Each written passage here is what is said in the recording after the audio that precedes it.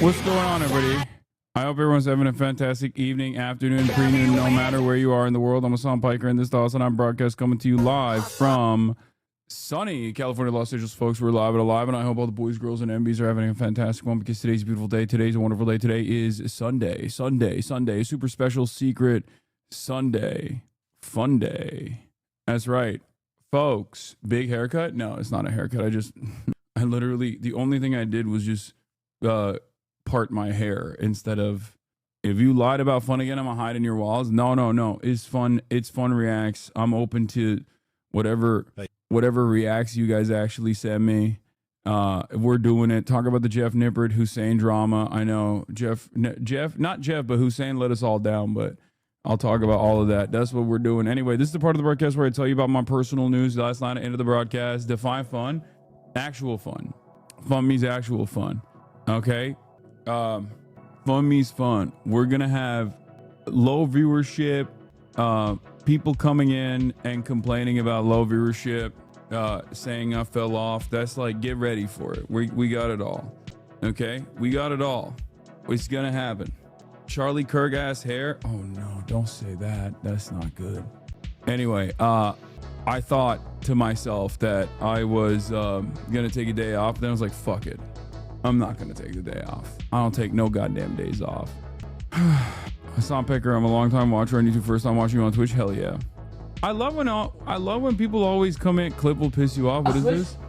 I love when people always come in here and say like, oh man, first time tuning into the Twitch stream. Like that happens every day, and it always blows my mind that like there's still people coming out of the platform to be like, I'm gonna make the jump here. I'm gonna actually see what this dude is all about directly, live and alive. See it. I'm gonna go right to it. I'm gonna go right to the source. But in any case, what was I gonna say? Oh yeah, last night ended the broadcast, and I went and I got KBBQ with some friends. Went and got some Korean barbecue with some friends. It was crazy though. There was like, we were surrounded by Hasanabi. It was wild. After I was done putting down some KBBQ, played some Expedition 33, went to sleep, woke up, and that's it. Went outside, went to sleep, woke up, played some basketball. It is what it is, Won some games, lost some games. I played really well. I was unafraid to play big, which was good, I played like a big man.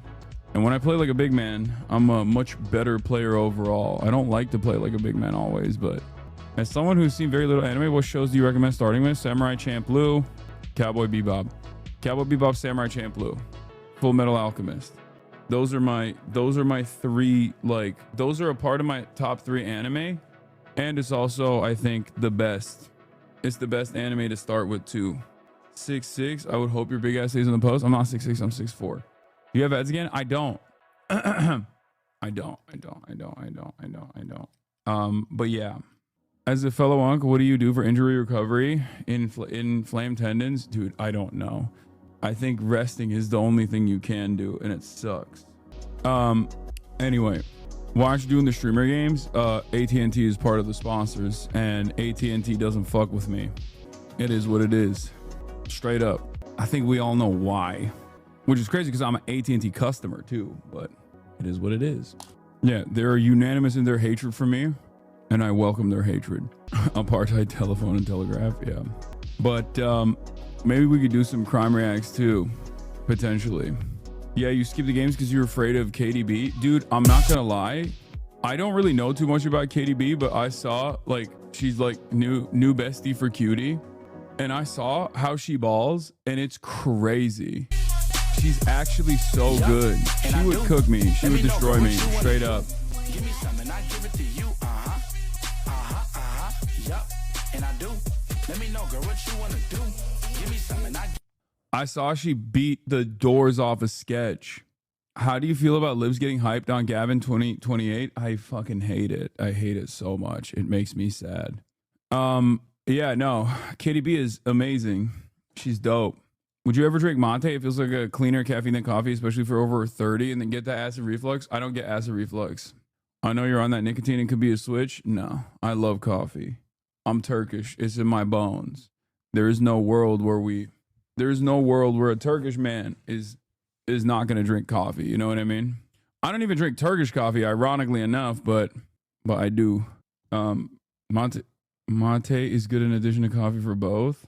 How bad is Newsom law? Let me tell you, as someone who lives under the gruesome Governor Newsom's oblast rulership, he runs it like an iron fist. He runs this state with an iron fist, with a devastating veto pen. Not a good guy. But yeah. How long should Zoran be mayor before running for president? No one who's ever run for mayor of New York has ever elevated to a higher office after that point, I think, or successfully run for president. That's number one. Number two, Zoran is not a born American citizen, so he can never actually run for office, which is fine. It is what it is, you know. Egghead Island is the most peak arc in One Piece. I haven't been keeping up with Egghead Island. This video is because I wanna bank it. I want to bank as much.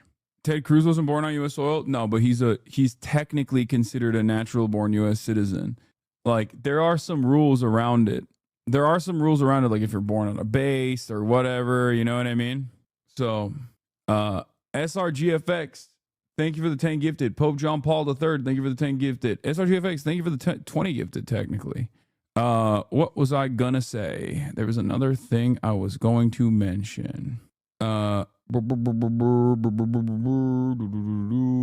Nice shirt, home, skillet, dapper. Thank you. White guys get to bend the rules. I mean, low key, yes. That is, I think it was George Romney, Mitt Romney's dad, who was the white boy that actually bent the rules, because he literally was not allowed to run for president, and he did. Well, I mean, I guess you can try to run for president, you just can't be president. Mitt Romney's dad, George Romney, famously was born in Mexico, and with none of those oh, you were born on a military base exemptions or anything like that. I'm pretty sure he could not have become president even if he won, because he's from the side of the Romney family that escaped to Mexico when polygamy was made illegal.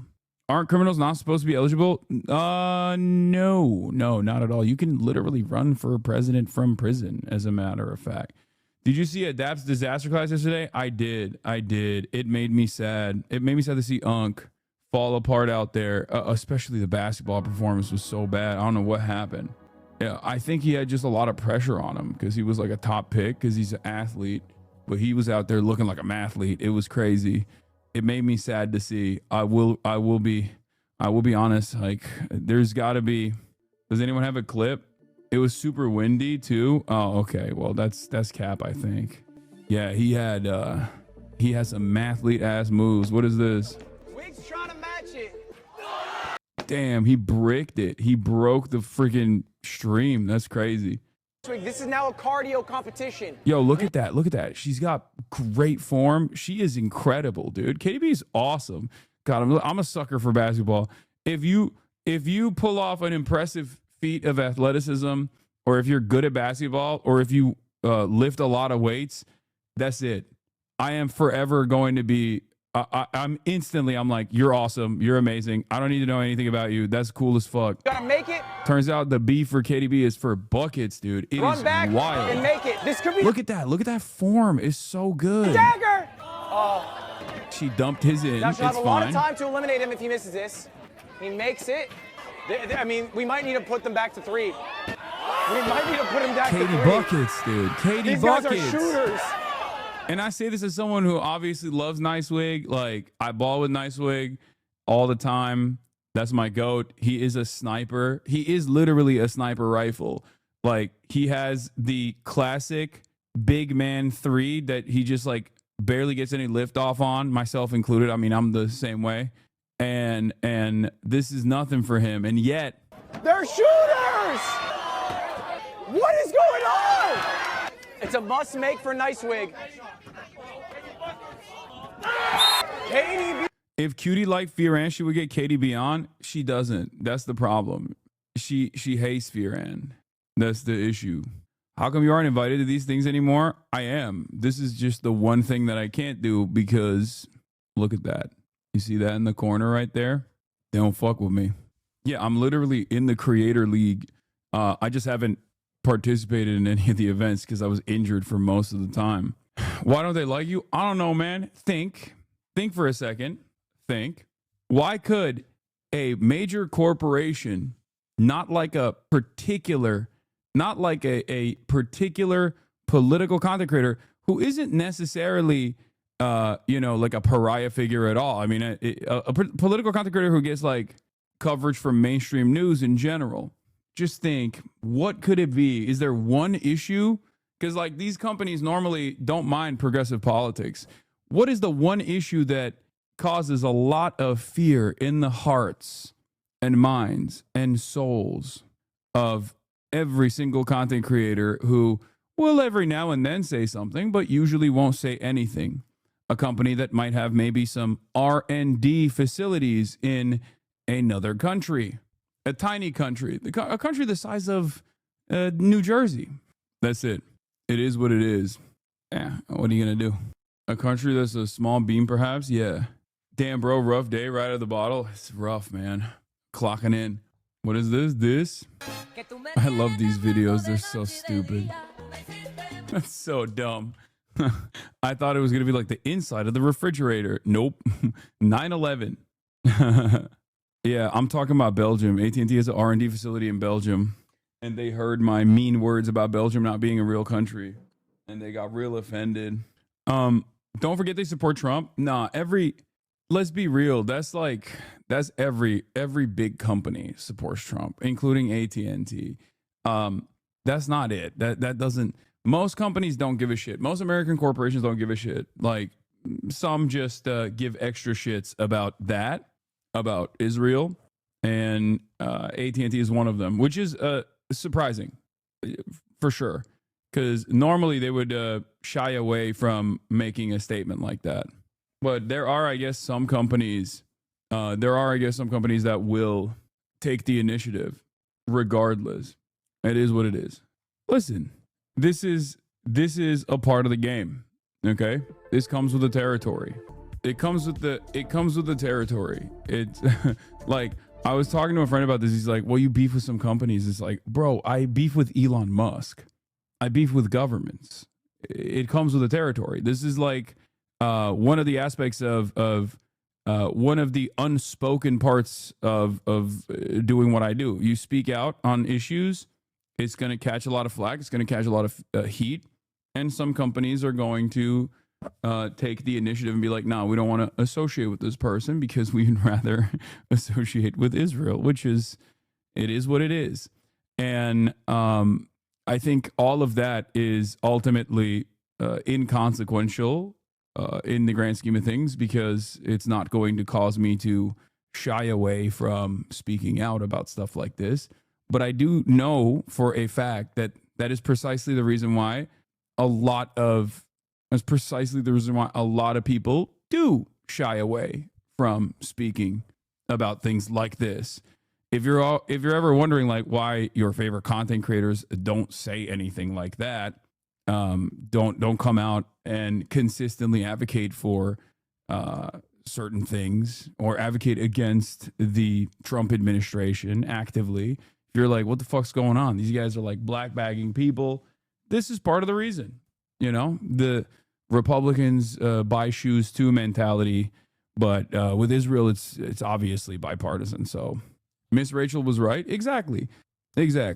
And also, this is completely inconsequential, especially because like the issues that I'm speaking on, the issues that I get to speak on every single day is far more important. Like losing opportunities here and there is nothing in comparison to the death and destruction that Palestinian people experience on a daily fucking basis. So of course this kind of stuff, or being called a fucking Nazi, being called a terrorist, or whatever the fuck, like all the racialized hatred that I receive on a daily basis is ultimately nothing. It's nothing. It is what it is. It's just a part of the process. I am eternally grateful for being able to still even have a platform. And I'm happy that I get to have a large community of like-minded people. Hope you're doing okay, bro. Yeah, I'm doing great. I don't have any issues. Do you think Trump is going to pull out the equation tomorrow and say in Trump voice, we're going to let them fight it out till the end and scold Zelensky again? I don't know. Did you see Trump's team left papers in a printer at the meeting the other day? I did. I heard that. That's so funny. The other day, I was pretty blown away to discover that my home state of South Dakota had completely blue representation in the 70s. It was represented by a Democratic Arab senator for 9 years. He advocated for indigenous rights and was mostly a pretty solid figure. What the fuck happened in my state? His name was James Aburezk. Pretty cool, but also bummed to see how lame this place got. Yeah. I think a lot of people forget, bro, you're always talking about Israel so much that I tune out. You're the most active person I know that's always bringing out the genocide to the forefront. Keep doing the thing, brother. Yeah. I haven't blasted off yet. I'm going to do it right now. What was I going to say? God damn it.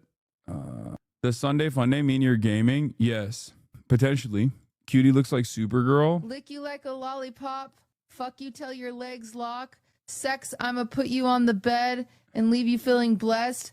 I'ma kiss you, tease you, make you feel all obsessed. What take the away fuck all the is stress. this, bro? Not a hashtag ad, bro. Not a hashtag ad. It's not on some hashtag ad shit. This is worse than Ben Shapee word. Wet ass P word. Yeah. Okay. Sunday fun day, fun imminent. If I do no fun, you can yell at me. Get it now. Do we have a blast off meme or not? Have you covered any of the Gavin Newsom lip shit? What do you think of it? I have briefly. You see Cutie kissing all the ladies yesterday? I saw Like, Senna kissing Cutie. that's one What less is this? edit. No. Take it off now. The 10, that's a slut. The type of girl that already before you touch. She love This is at 56,000 likes, bro, in 3 days. God damn. my Yo, chains. I gotta be a slut more. What am I doing? What am I doing? Face when we fuck. I love me a slut that got a taste for that. You know this is gonna make it to Austin's mom's For You page. I notice you repost a lot of your thirst edits. I repost everything. And yes, I repost the thirst edits too, because you gotta do what you gotta do, man. What do you mean? It's just, what do my haters always say? He wouldn't have a single fan. He wouldn't have a single fan if he wasn't hot. And it's like, okay, sure. Thank you for saying I'm hot. Sexy Asana's coming back with a vengeance. Damn, I'm gonna get back in the gym. Now I can get the geriatric one up there. Shirtless stream when? No. That's lyrics to Jason and Ron's song. I have not heard it. Have you listened to it? No, I have not. What is this? Do you think it'll fit? Think it'll fit? What? Yeah. Bro, these guys should stop making music, I think. What the hell? What the hell? Think it'll fit? Yeah? What? Okay. You got Raya on the phone yet? What do you mean? What's Raya on the phone? What? Tell me, do you love me, baby? Tell me, do you love me, baby? Flip you over, turn around, baby. Let me put it in you, drive you crazy. Look you like Okay, this is like not bad. It's actually not bad. a lollipop. Fuck you Oh, till do we your have legs a blast off meme is what I was asking for, and no one gave me one. So I just kind of didn't blast off at all. This song makes me uncomfortable. Yeah, I thought Zoomers hated Sexo. I thought that was like a thing that like Zoomers are like repulsed by Sexo. What happened? Are they not? Are Zoomers back on sex? Are Zoomers pro sex now? Here's a fun 20-minute video games that got 1 million. Here's a fun 20-minute video games that got 1.5 million by In a this creator. video, I'll be discussing views by a creator that follows you. Why no black people in video games? Wait, I think I see this dude's TikToks. IRL sex, no, but only in emotes and D songs. Okay, I'm just gonna use this one. All right, let's do it. Let's go. the We blasted controversial off. topic We of freaking blasted race. off. in video games, a topic that I'm not an expert on, but I Roblox is CNDing this creator for exposing pedos on the platform. Wait, what? Bro, this is crazy. This is so much. What the hell? I got groomed on Roblox to catch a Robloxian finding Roblox predators. I caught Roblox the most dangerous predator. What the hell? Dude, what the hell is going on Roblox, bro? Dude, predators are so fucking insane. I mean, look, obviously they are insane. They're fucking predators. They're child predators, right? But like, they just use any and every outlet they can. Brother, what do you mean you're on Roblox? What do you mean you're in Roblox lobbies? That is insane. I guess that's where the kids are. Is that what it is? I don't know. I've never played Roblox. To this day, I have never downloaded Roblox and never played Roblox. Everybody always is yelling at me to play Roblox. I don't even know where you download it and where you play it because I am 34 years old. I mean, eventually I probably will at some point because like I said, I was going to play Dress to Impress, for example, but I don't understand it. Like my old ass doesn't even understand what Roblox is because it looks like busted Minecraft, but also at the same time, there's like every time I see something that people say is Roblox is like, there's so many different versions of it. So from the outside, I've always like tried to comprehend what it is, but it like doesn't make any sense to me because there's like shooting games in it. There are, you know, Dress to Impress is like in Roblox, right? Isn't that like they've made all of these like different games? So I don't even, in my mind, I don't even understand what the game is actually because I've seen so many different versions of it. I think it's like a Gen Alpha Gmod. Unfortunately, evangelical anti-porn organizations, Christian anti-porn organizations have been pointing out grooming for years. I mean, just because it's like an evangelical anti-Christian, evangelical Christian organization that's pointing it out doesn't mean it's not something that should immediately be put an end to. Roblox is a Like, what the fuck are we talking about? That's what do you mean? That's fine. I mean, they use stuff like that to obviously get a foothold and gain influence in these spaces and just open the door to like further censorship. But this is one of those things where it's like, I think, you know, the company should take initiative, except it feels like the company took initiative, but in the opposite direction, where instead of taking the initiative and like banning the pedophiles or trying to create a safer universe for the children that are primarily playing Roblox, they turned around and banned the people that were calling out the predators. Like, I don't know what the hell that was about. But then again, I don't know. I don't really fully understand what it is. The blast off link is not working. Wait, did I fuck it up? Did I write the wrong link? They banned a vigilante. Predators buy sneakers too.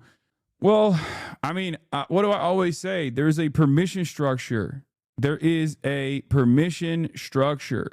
And the more that permission structure expands, the more these kinds of things become normalized, right? Whether it be predatory behavior, whether it be literally people advocating for pedophilia, which sounds fucking insane. When you say it out loud, you're like, what? What do you mean people are advocating for pedophilia? There are people who are doing that, right? So like, the more people don't push back against this, the less there is any sort of social stigma surrounding these sorts of things that are utterly criminal and should be immediately cast aside. The more people feel comfortable coming out and entertaining this notion. Did you see Hamzat win the fight last night? Yeah, a lot of people were saying it was an underwhelming fight and it was boring. But free Palestine. 5 rounds full of grab ass. I mean, Dagestan on top. I mean, he's not even Dagestani, he's Chechen. But right, he's Chechen, right? And I think he had to literally, because he's like besties. Because he's besties with Ramazan Kadyrov, he had to get a new passport. He had to get a Dubai. He had to go to Dubai, bro. And yeah, he's a UAE national. And I think like Donald Trump pushed to allow him to fight. Right? They finally got him in the U.S. this time. Yeah, Donald Trump will get anybody in here. He don't give a fuck, especially If Dana is asking for it, if Dana White is asking for it, it's good. It'll happen. 529 strikes compared to Unday 50 domination. Did you see this fatherless behavior? Are you even surprised? Oh, Destiny's Son coming out as a Nazi? No, I'm not surprised. And yes, I did see it. And I talked about it briefly yesterday. Like I said, guy who fucking presents himself as like, you know, the antidote to the alt-right, literally can't even be an antidote to the Nazis with his own child. So anyway, don't link me stuff like that. We're doing fun day. Trump let Paramount buy UFC after the bribes. His response is funny, bro. He literally said he'll just talk to him when he's 18. That's weird. Gavin Newsom has got to be stopped. Yeah, I see him like posting whack ass memes and shit. I just like, I don't know. I is this appealing to the libs? I feel like there's definitely libs that like Gavin Newsom now. They think he's like gruesome. They think he's gruesome. I don't even know what this is. Like, I guess he's like trying to copy Trump. He's trying to make fun of Trump, I assume. Right? That's what this is. This is like him being like, lol, this is the type of shit that you do, Trump. And it's just like, look, what do I always say? Put the policy in the bag, okay? Put the policy in the bag, little bro. Fix the housing market in the state that you are in, okay? Defend your constituents from ICE. I'm fine with the redistricting as long as it's not redistricting done specifically so that you can have 6 additional shit lib Democrats who are just not going to fight for their own constituents and fight for the corporate oligarchs to continue dominating the American nation. We're gonna get 6 of the worst like pro-Israel Raytheon libs out of California in the new redistricting attempts, and then I'm just gonna fucking move out of this goddamn country once and for all. You know, on his podcast. Ted Cruz, Gavin Newsom, and Dan Crenshaw are apparently the only successful podcasting politicians out there, per Kylie Wilson Tharp's newsletter. The verdict with Senator Ted Cruz is 1.4 million downloads. This is Gavin Newsom. I mean, wait, that's not bad. Why is everybody doing podcasts, man? Nobody ever listens to me. Jim Clyburn has a podcast called Clyburn Chronicles. Are we fucking for real? What the hell does he talk? Okay, I got to look this up now. What the hell could he be talking about? Podcast by Congressman James E. Clyburn. It has 0 episodes. It doesn't have any episodes. Someone find me Jim Clyburn's podcast, please. I need to hear it. I need to hear it. What is this? Reconnecting Communities. Steve Benjamin joins Clyburn podcast April episode. You can listen to the episode here. Hello, this is Congressman Jim Clyburn, and I would like to welcome you to my podcast, Clyburn Chronicles. I've always been a lover of history. I see this platform as a way to connect history with the politics of today. This is so important because, as George Santayana once said, those who cannot remember the past are condemned to repeat it. Each episode, my guest and I will have a conversation about the... Yeah, we're doing a Fear and collab. I fear. Fear and collab imminent, okay? Fear and Jim Clyburn. Sounds like a dude in 1973 who just got a tape recorder. I mean, he is a dude in 1973. Bro, this is so nutty to me. Once again, all these guys do is just sit around, collect cash, eat hot dogs, and never legislate at the behest of their constituents. What are we doing? Do your job, man, except his job requires him to fucking defend the corporate interests, you know? Like, what do you mean you have time to do podcasts? I do not want my legislators to have time to do podcasts. You just describe yourself. Yeah, exactly. I'm not a politician. What do you mean? Exactly. Why are you doing fuck shit? I'm supposed to be the one doing fuck shit. You're not. Do you understand? That's the point. Dude, this is so crazy because, like, if your CEO was doing this kind of stuff, you'd get mad. I mean, nothing would come out of it, obviously, because what are you going to do? Get mad at the CEO? Okay, fine. Who cares? But it's wild that it's like This is what legislators are doing. This is what they're busy with. Bro, compare fear and talking about stealing forced to politicians fucking around and not doing their job. Exactly. Gatekeeping influencer status is crazy. I like that we just have a perma influencer economy. That's it. We just don't have anything else. We just have influencers. Only influencing. Okay? If you're 85 years old, it doesn't matter. It's time to influence. Doesn't matter. It knows no age. For the longest time, people said, let's get the microphones away from people. And the Democratic politicians looked at that and was like, oh no, we should actually put more microphones in front of us, which is the opposite thing. Oh, it's not, you're woefully ignorant to the world of CEO podcast. My old CEO had a podcast. Ugh, gross. Why are you podcasting? Do your job. Do your fucking job. Your job is not to podcast. Do you ever take a rest day? Why is the left, right, and center mad at you? Can you break it down for those of us that do other stuff than listen to grown men complain about you? You're clearly doing something right. Yeah, it's all good. People just chirp. Don't worry about it. All right. Oh, you're right. I was going to make a statement. Mister, I know we're doing Fun Day, but you were responding. You were going to say about James Alvarez and South Dakota being represented by Arab Dem for a decade in the 70s, and now we suck and have Christy fucking Numb chatter distracted you. Yeah. I say this all the time. I said this at the DSA meetings too. If you remember, DSA National Convention took place in Chicago. I was there. There were a lot of delegates that came from all around the country in DSA chapters, all around the nation, right? Arkansas, Ohio, everywhere. And the thing is, a lot of these areas, a lot of these rural areas are deep red, not as a consequence of the political desires of the overwhelming majority or whatever, even though there are plenty of shitheads in these places. Shitheads that could still be convinced, mind you. But it's because the Democrats have completely stopped funding any initiatives in these areas whatsoever. They just see it as a lost cause. They see it as impossible to break through. That's it. And I think for that very reason, these areas are ripe. These areas are ripe for the picking. I think like with a decent door knocking operation and like a somewhat charismatic figure that advocates for policies that directly improve the living conditions of people in these rural areas, I think that you could really push for a solid progressive base from the countryside. I mean, look, like him, hate him, you can get mad at him over Israel, but like Bernie Sanders kind of shows that reality. This whole thing with the Fight the Oligarchy tour is proof in the pudding. It's not just places like New York City that are desperate for a fighter that is dynamic like Zoran, a left candidate like Zoran.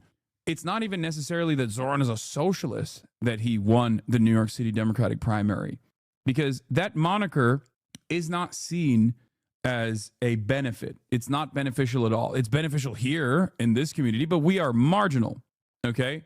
We're inconsequential in the grand scheme of things in American politics. We are far more inconsequential than Nazis are, I would say, because Nazis make their way into the top of the Republican Party because the Nazis are aligned with Republican politics in general. They might have disagreements on certain issues, but overall they're like completely aligned on the broader swaths of policy, whereas socialists and the left are unfortunately only aligned with the Democratic base, but the Democratic politicians themselves are not aligned with actual implementation of progressive politics. So that's the reason why I always say, like, just, you know, advocate for good things, advocate for policies in an earnest way, and you will be able to organize no matter where you go. Bernie went to West Virginia towns that no one has ever heard of to talk to people who 2 years ago would just wish death upon him for all his faults. He's one of the only national politicians talking to and about real people. Yeah, I agree. Do you have any worries about Zoran switching up and caving to neoliberal politics? I mean, there's always a potential. There's always a potential for that. You know, I don't think it's going to happen. I hope it doesn't happen. But you know, you just gotta wait and see. That's it. All right, let's see this. Roblox predator problems getting worse. Platform that needs no introduction, yet every time I talk about it, I feel compelled to remind people that this is like one of the most profitable things on the planet. This game has become more popular than oxygen, but I'm sure all of you already know that. There's not a soul on this planet that hasn't at least heard the name Roblox. You could live underground just feeding off dirt, and somehow I'm sure the name Roblox made it down to the subterranean culture. Like, it is actually that big. But for some parents that stay in the know about the happenings on the online space, Roblox is a name that might send some shivers down your spine, because there is a big problem in the community that has existed for a while, one that the Roblox headquarters plugs its ears to and even actively tries to bury or dissuade people from trying to solve the problem themselves. That problem being predators. There have been innumerable cases of Roblox predators preying on children through the platform. It's led to so many national headlines about this issue, and it's gotten so bad that there are YouTubers and like vigilante groups on the game that have taken matters into their own hands to try and catch and get these predators arrested so they can make the platform safer for children. Roblox themselves don't do enough to keep the platform safe, so the community has taken it upon themselves to do it themselves.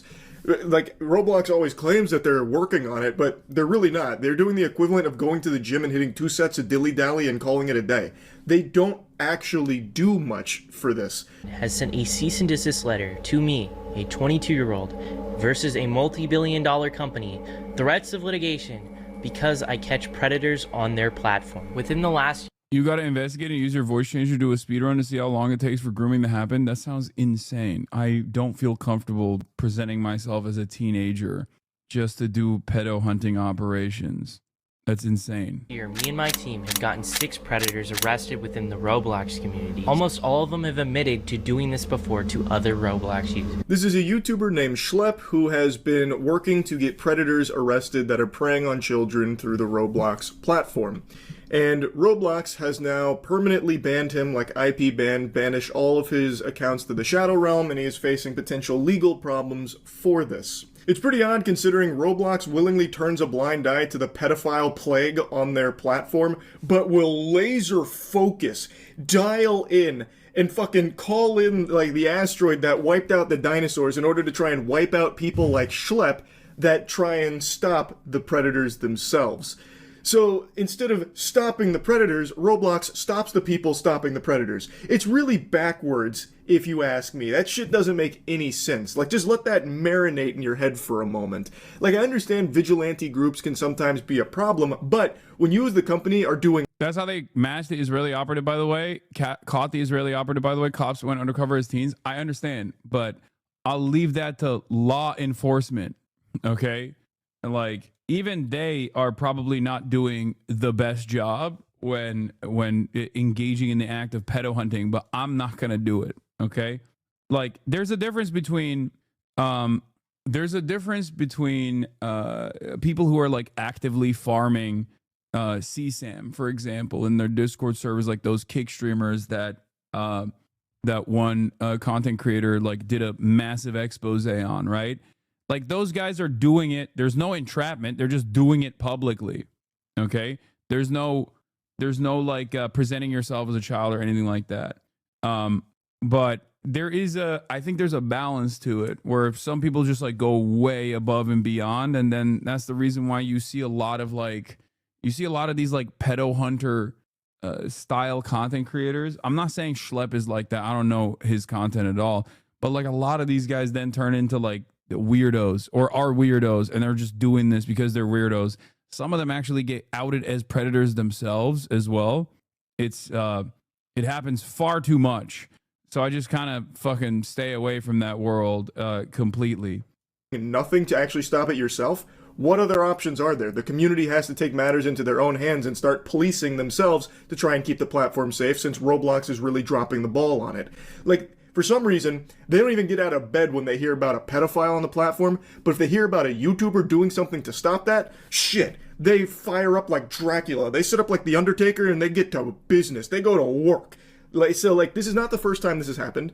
They have come after people like Schlepp before, the people that are actively trying to make the platform safer, and it just doesn't make any sense. The CEO seems to be too busy trying to pitch Roblox as a dating platform in addition to being for gaming. I already made a video talking about the lunacy of this idea, but it is like chumming the waters for sharks. The sharks in this case being pedophiles. Anyone who knows anything about Roblox and has a functioning frontal lobe should tell you what— Bro, is the CEO a pedophile? What's going on? What the hell? The CEO was like, oh, this seems like a fantastic opportunity to get some teenagers to meet some eligible battlers. That's crazy. That's insane. This is just, you know, let's dump some meat in the water where the sharks are circling. What the hell? This is the type of stuff that like parents in my generation were worried about, and therefore would, like, my parents did not want me playing any online video games or even have like MSN Messenger. You guys had AIM here in America. We had MSN Messenger in Turkey, and they didn't let me have it. Like, they didn't let me use it because they saw like one news article about like a predator or a pedophile doing predator stuff to children or whatever, right? And that was a little ridiculous because like MSN Messenger was not even, you could not really communicate with strangers, you know? It's just a way to communicate with your friends as long as you had their like usernames and stuff like that, right? I'm sure it probably happened, but you know, you could, the proper way to do that would probably be to educate your child on best practices, like understand how this works, understand how this like communication platform works, and educate your child in the same way that you would about like going out and not talking to strangers, stranger danger in public, right? Because nowadays the internet is basically the only public space that we exist in. So, of course, my parents were too old, didn't understand it, and were instead like, you're not allowed to use it. And obviously I still used it. I had to learn a bunch of different like privacy apps that would, if I hit like a couple different keystrokes, would automatically close down Dota or MSN Messenger. You know, the ones that people use in like their workplace when they're watching me, Hassan Abi Piker, while they're on the company time. You know, I used all of that. So I found a workaround around it. But the point is, this is a real fear. This is an understandable fear, especially if you're like in a large server and it's basically the equivalent of walking around as a child in public, and there's dudes with white vans holding out candy. But instead, because it's online, you just kind of feel like you're safe, but you're not safe at all. You know what I mean? There are nearly 82 million active users on Roblox and more than 6.4 million experiences within the system. More than 40% of their user base is under the age of 12. Because there's no age minimum requirement to verify age or parental permission once you sign up, users can easily say you are younger or older than their actual age, allowing child predators to pose as children and for children to bypass any age requirement. I just don't also know what the proper mechanism of protection is, because like I know that a lot of these people will use this as an opportunity to put like the identification, like the ID verification stuff, and I feel like that's also incredibly worrisome because it increases surveillance.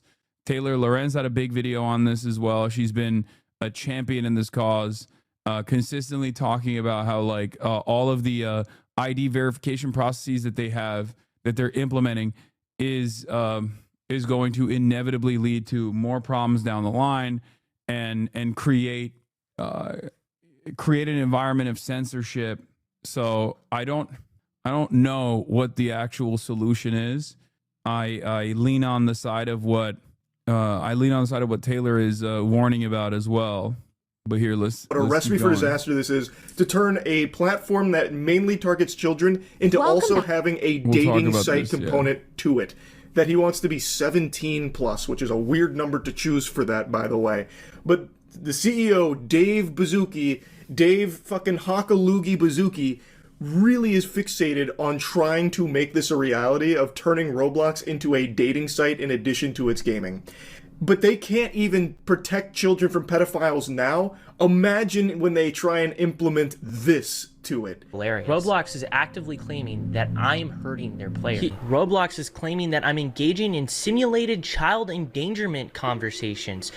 What? So one of the fundamental bases of predator catching is that you cannot talk sexually to predators. Predators are supposed to be the ones talking sexually to you. If you talk sexually to predators, like straight off the get-go, that's entrapment. That is literally what entrapment is. We almost always play a naive kid who doesn't know anything about this stuff, so they teach us about this stuff. If you watch these videos, you know how the chats are going, and they're not even on Roblox. Most of the chat logs are on Discord, and they're accusing me of getting people off of platform onto Kind of glad you're down for that stuff. This can make something interesting. Oh, what the fuck?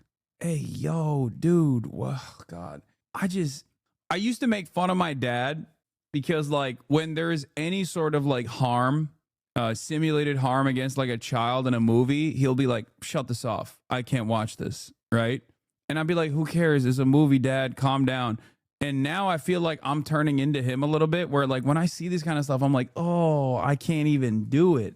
But then again, this isn't even simulated harm. This is like real shit. So this is like a real ass active predator out there existing in the same universe as myself, you, your loved ones, and your young relatives, your minor relatives. It's just so gross. Different social media sites. Let's take a peek at this real quick. While Roblox acknowledges that your stated intentions may be to protect children, and while it recognizes the serious nature of online predatory behavior, your methods, including failing to immediately report suspicious activity to Roblox through proper channels, are actively interfering with Roblox's established safety protocols and critically are exposing Roblox's users to increased risk. If that isn't the fattest load of barnacles you've ever tried to swallow, I don't know what is. The big thing with everyone that is actively trying to keep the platform safer, like people like Schlepp trying to catch predators, they report them immediately. That is the number one thing they do. The problem is, and you can look this up there yourself, there are so many articles that detail how nonchalant Roblox is when it comes to these reports. The problem is, Roblox doesn't act on it. So as far as I know, in all of these predator catching groups, Bro, this should be like instant IP ban, not for Schlepp, of course, but for the person, and then also instantly report them to the authorities. Like, it should be auto. It should be an automatic system where it's like, okay, we look through it. Obviously, this person is actively trying to go after children on our platform. Child safety and child endangerment is the number one priority for us, with an active user base of 40% that's under the age of 13. How do you prevent abuse of that? You have to hire people. What do you mean? You have to hire human beings who scour through the information and then send it over to the authorities. That's how you work with it. And I know nobody wants to do that because they go, it's too expensive. So the only way that you can do that if companies don't take this action on their own is legislation, punishments from regulatory agencies, punishments from authorities. Now, of course, we're talking about the United States of America, which means, which is a massive market, obviously, for a lot of tech initiatives. That's not going to happen here in the United States of America because our regulatory agencies have been gutted from within by the likes of Doge, and our politicians are not invested in anything unless it's to give more money to Israel or if it's to give more money to the military-industrial complex in general. So if the children, including the children of politicians, were not children on Roblox getting predated on, but instead, I don't know, the latest Boeing missile system that they're developing being predated on, only then the politicians take action. So I have a brilliant idea. We fake it like the kids are actually missile systems. Hear me out, okay? We convince, they're old, they don't understand it, they don't understand how the world works. We convince the politicians that this is actually an Hellfire missile that's being predated on. Not a child, not an American child, because children are whack. Nobody cares about them, obviously. Duh. Children are not productive, okay? They don't even work. They don't generate value. Who gives a shit? You know what I mean? They're not a lobbyist. They're not in the fucking halls of Congress. They're not working for Raytheon. Obviously, no one cares. So how do we make the politicians care? We say the kids are actually missiles. Okay? Child, also kind of missile shaped. Child, also oftentimes in the crosshairs of a missile. Think about it. Think about it. Every child that is actively attacked and predated on by a child predator online is actually a missile that could go to Israel. They're kidnapping our missiles. They're kidnapping our missiles. We have to put a stop to it. And then, boom, tomorrow there will be a solution. First thing they do is report it through the proper channels on Roblox, but the issue is that report just makes it directly to the shitter at Roblox HQ for them to flush it. I don't know where it goes, but I guess it just goes somewhere to collect dust at Roblox. It falls into the goddamn back rooms. So they never actually act on any of the reports. So the proper channels are fucking useless. It's baffling. And in a lot of cases, Schlepp's about to give you an example, even when a predator is arrested, like a Roblox predator is arrested, they don't even ban that account that is associated with them a lot of times. It's craziness. To say like he's not doing this the right way because he's not reporting it through Roblox is just incorrect, and also laughable for them to claim that by not doing that, he's putting users at more risk. How does that make any sense? How is him trying to catch these predators somehow putting children in harm's way? Like, more so than Roblox doing nothing except sitting on these reports forever, maybe using them as, like, scribbling paper at the office, like a coloring book.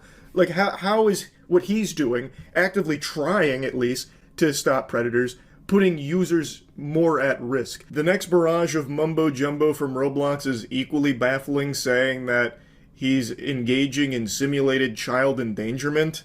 Well, I guess kind of, because there are predators on your platform that are talking sexually to him and his group that are pretending to be kids. And according to Schlepp, they're not initiating those inappropriate conversations. The predators are just there. The call's coming from inside the house on Roblox. He is not going out of his way to create pedophiles to catch. They are there. So the conversations do happen because the predators are there having them. And you have to imagine that in most cases, they're not having them with a vigilante group trying to catch them. They're having them with real children that are in real danger from these pedophiles that are running rampant on the platform. Now, the next thing they talk about, moving them to a new platform? What the fuck? As Schlepp mentions, a lot of the conversations do end up off the Roblox service on things like Discord. And apparently that's an issue with Roblox too, that they've taken users from Roblox and brought them to Discord. It's almost like they were upset that they lost a user there to somewhere else. Like, no, bring them back. You're not allowed to. You're trying to poach our community. Yeah. Roblox makes peer-to-peer encrypted chatting so that pedophiles can easily communicate with children, and they don't have to go to a third-party application to continue these conversations. That's the meta. Make it easier. I mean, the dating app shit is literally moving in that direction. Roblox was like, "Oh, we're joining the war. We're joining the war on pedophilia on the side of the pedophiles." Unity. We're gonna lose pedophiles if you keep catching them, and we need that to pump up our numbers. Are you kidding me? No. That's a big problem. I guess that's worth a cease and desist and an IP ban of every single account that I own. That's just crazy. I can't even fathom that. They also say sharing or soliciting personally identifiable information. I have no idea. With the police? Is that what they mean? They're like, Roblox was like, you're doxing our pedophiles by giving their information to the police? That's crazy. Why would you dox our big, brave pedophiles? Big, beautiful. Why would you dox our big, beautiful pedophiles? It's like you're a predator trying to hunt down pedophiles. This is messed up. What they're referring to this, I would love to know what they're talking about. Are they referring to the fact that I give the information of the predators that we find to the police? Like, the people we're talking to are predators. Another weird one here from the slimy suits at Roblox Corp. What do you mean personally identifiable information? It almost sounds like they care more about the privacy of the predators than the act of actually stopping them. It's like, whoa, you just shared some of our users' data without our permission. Are you kidding me? You're fucking. Imagine being a special victims officer and being assigned to play Roblox all day to catch predators. I mean, I think that's cool. You get to play video games all day. And also simultaneously, you're literally doing one of the functions of law enforcement that is actually good. You know what I mean? It's like it's one of the decent functions of law enforcement that virtually no one would actively argue against. Fucking doxing a pedophile on our platform? Nope. That is not permissible. We do not support that at all. Like, what the fuck? Like, it'd be entirely unnecessary if you would just do your job and give that personal information to the authorities so that way the predators could get arrested, but you're not doing it. So people like Schlepp have to. Like, The most insulting thing is that they told me I'm not reporting people quick enough and I'm not reporting them through the right outlets. Tell me the right outlets. I have been trying to figure this out for like a year now. This here is Nepali Incel. This person actually made credible threats to the Las Vegas sphere in a Roblox game. And I saw this with my own two eyes. And the reason why it's a credible threat, it is because the FBI went ahead and arrested someone for making threats within that same game. I made a moderation ticket about it, and I even actually made a report to the FBI about this. Where is the cease and desist letter for him? Where is the IP ban for him? Are you gonna ban all of this dude's accounts? Roblox uses the proper channels as like kind of this shield, but it's really a myth. It doesn't seem to actually exist because nobody knows the proper channels. They're doing all of like the reporting that they can to Roblox through everything they think is the proper channels. But Roblox, I guess, isn't very clear with what they are because they keep saying, nope, still not using the right channels. Well, what the fuck are they? Nobody seems to know how to access the proper channels. It's like a fucking Call of Duty Zombies Easter egg. How do you get there? Why don't you explain it then? Why don't you make it more clear? Because as of now, everyone is reporting it through what they believe is the right.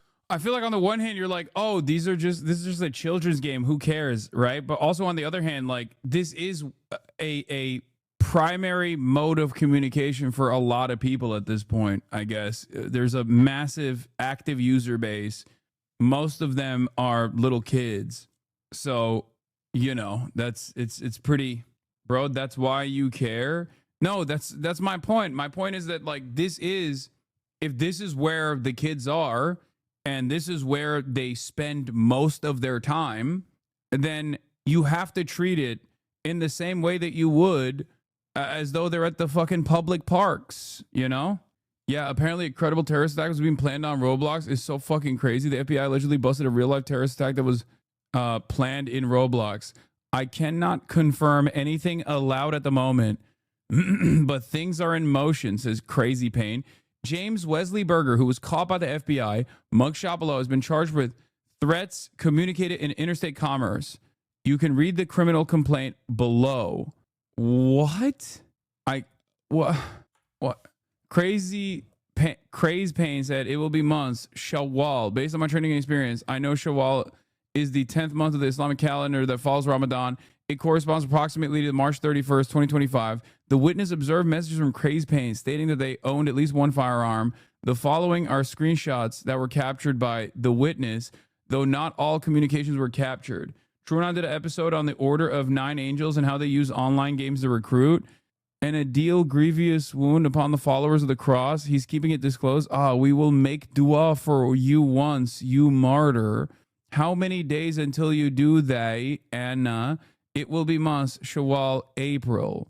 Wait, this guy's name is James W. Berger, and he wanted to do like Islamic style terror, Islamic Caliphate, Islamic State style terror. What the fuck? What is happening, bro? When we say Al-Qaeda, I didn't mean like they were literally becoming Al-Qaeda. How the fuck does a guy with the last name James W. Berger sounds like something I made up? Okay, like white boy named James W. Berger doing jihad. What? This would have been the second time a dude with the last name Berger has committed, a white dude with the last name Berger has committed an act of terror on U.S. soil, domestic terror on U.S. soil. It's like, it reminds me of the first one this year, which is Life is Burger, right? Wasn't that guy's name Life is Burger, like Mr. Hamburger? Whether I've seen right-wing militias with up-armored Land Cruisers in Oregon. Of course, they are the U.S. Taliban. Far Cry 4 for real. Americans planning a terrorist attack. Imagine a burger. I mean, none of this makes sense. Like, how did this guy Carletta Carter, Special Agent, Federal Bureau of Investigation, Austin, Texas, being duly sworn, deposed, state the following. Based upon the facts set forth below, I submit there's probable cause to believe that on or about January 23rd, 2025, with the Western District of Texas and elsewhere, defendant James Wesley Berger did violate transmitting an interstate commerce and any communication threat to injure the persons of another. United States investigating Berger for making threats via the Roblox gaming platform to attack a Christian concert or event. This also sounds sus. Or on or about January 23rd, the FBI received a report from an individual located in the state of Nevada of a possible domestic terrorist incident being discussed on Roblox user by Crazy Payne. Witness observed the Crazy Payne saying they're willing to kill Shia Muslims at their mosque. A guy named James W. Berger became like a ultra Salafist. How is that even? How does that happen? Where are even Shia Muslims in his vicinity? What the fuck? This has to be fake, right? No, I mean, he was apparently saying shit like this. They brainwashed the kid, bro. I just don't know who and how. It's not about people in the Order of Nine Angels and groups worship. It's not about that. People in the Order of Nine Angles or angels and groups worship ISIS. So these guys are like radicalizing themselves into being pro-ISIS. How is that even fucking possible? Why is it always us? Why do they hate the Shia so much? It's ISIS, dude. It's ISIS. That's what it is. It's like ISIS shit. No normal Muslim is invested in this kind of like, oh, we got to take out the Shias. Like, that's not real. It's like I don't know. It's like being a Muslim and then like converting to Catholicism to hunt down Protestants or something, or converting to Protestant Christianity to hunt down Catholics. It doesn't make any sense. Do you understand? Like that's an insane thing. That's not something that happens. User one replied on Roblox should delete the photograph of firearms within the unknown Discord chat in case it was flagged as suspicious. The firearm should be kept hidden. Crazy Payne continued to speak on Roblox about their desire to commit martyrdom at a Christian event, that he wanted to bring humiliation to the worshippers of the cross. See, this is the other thing.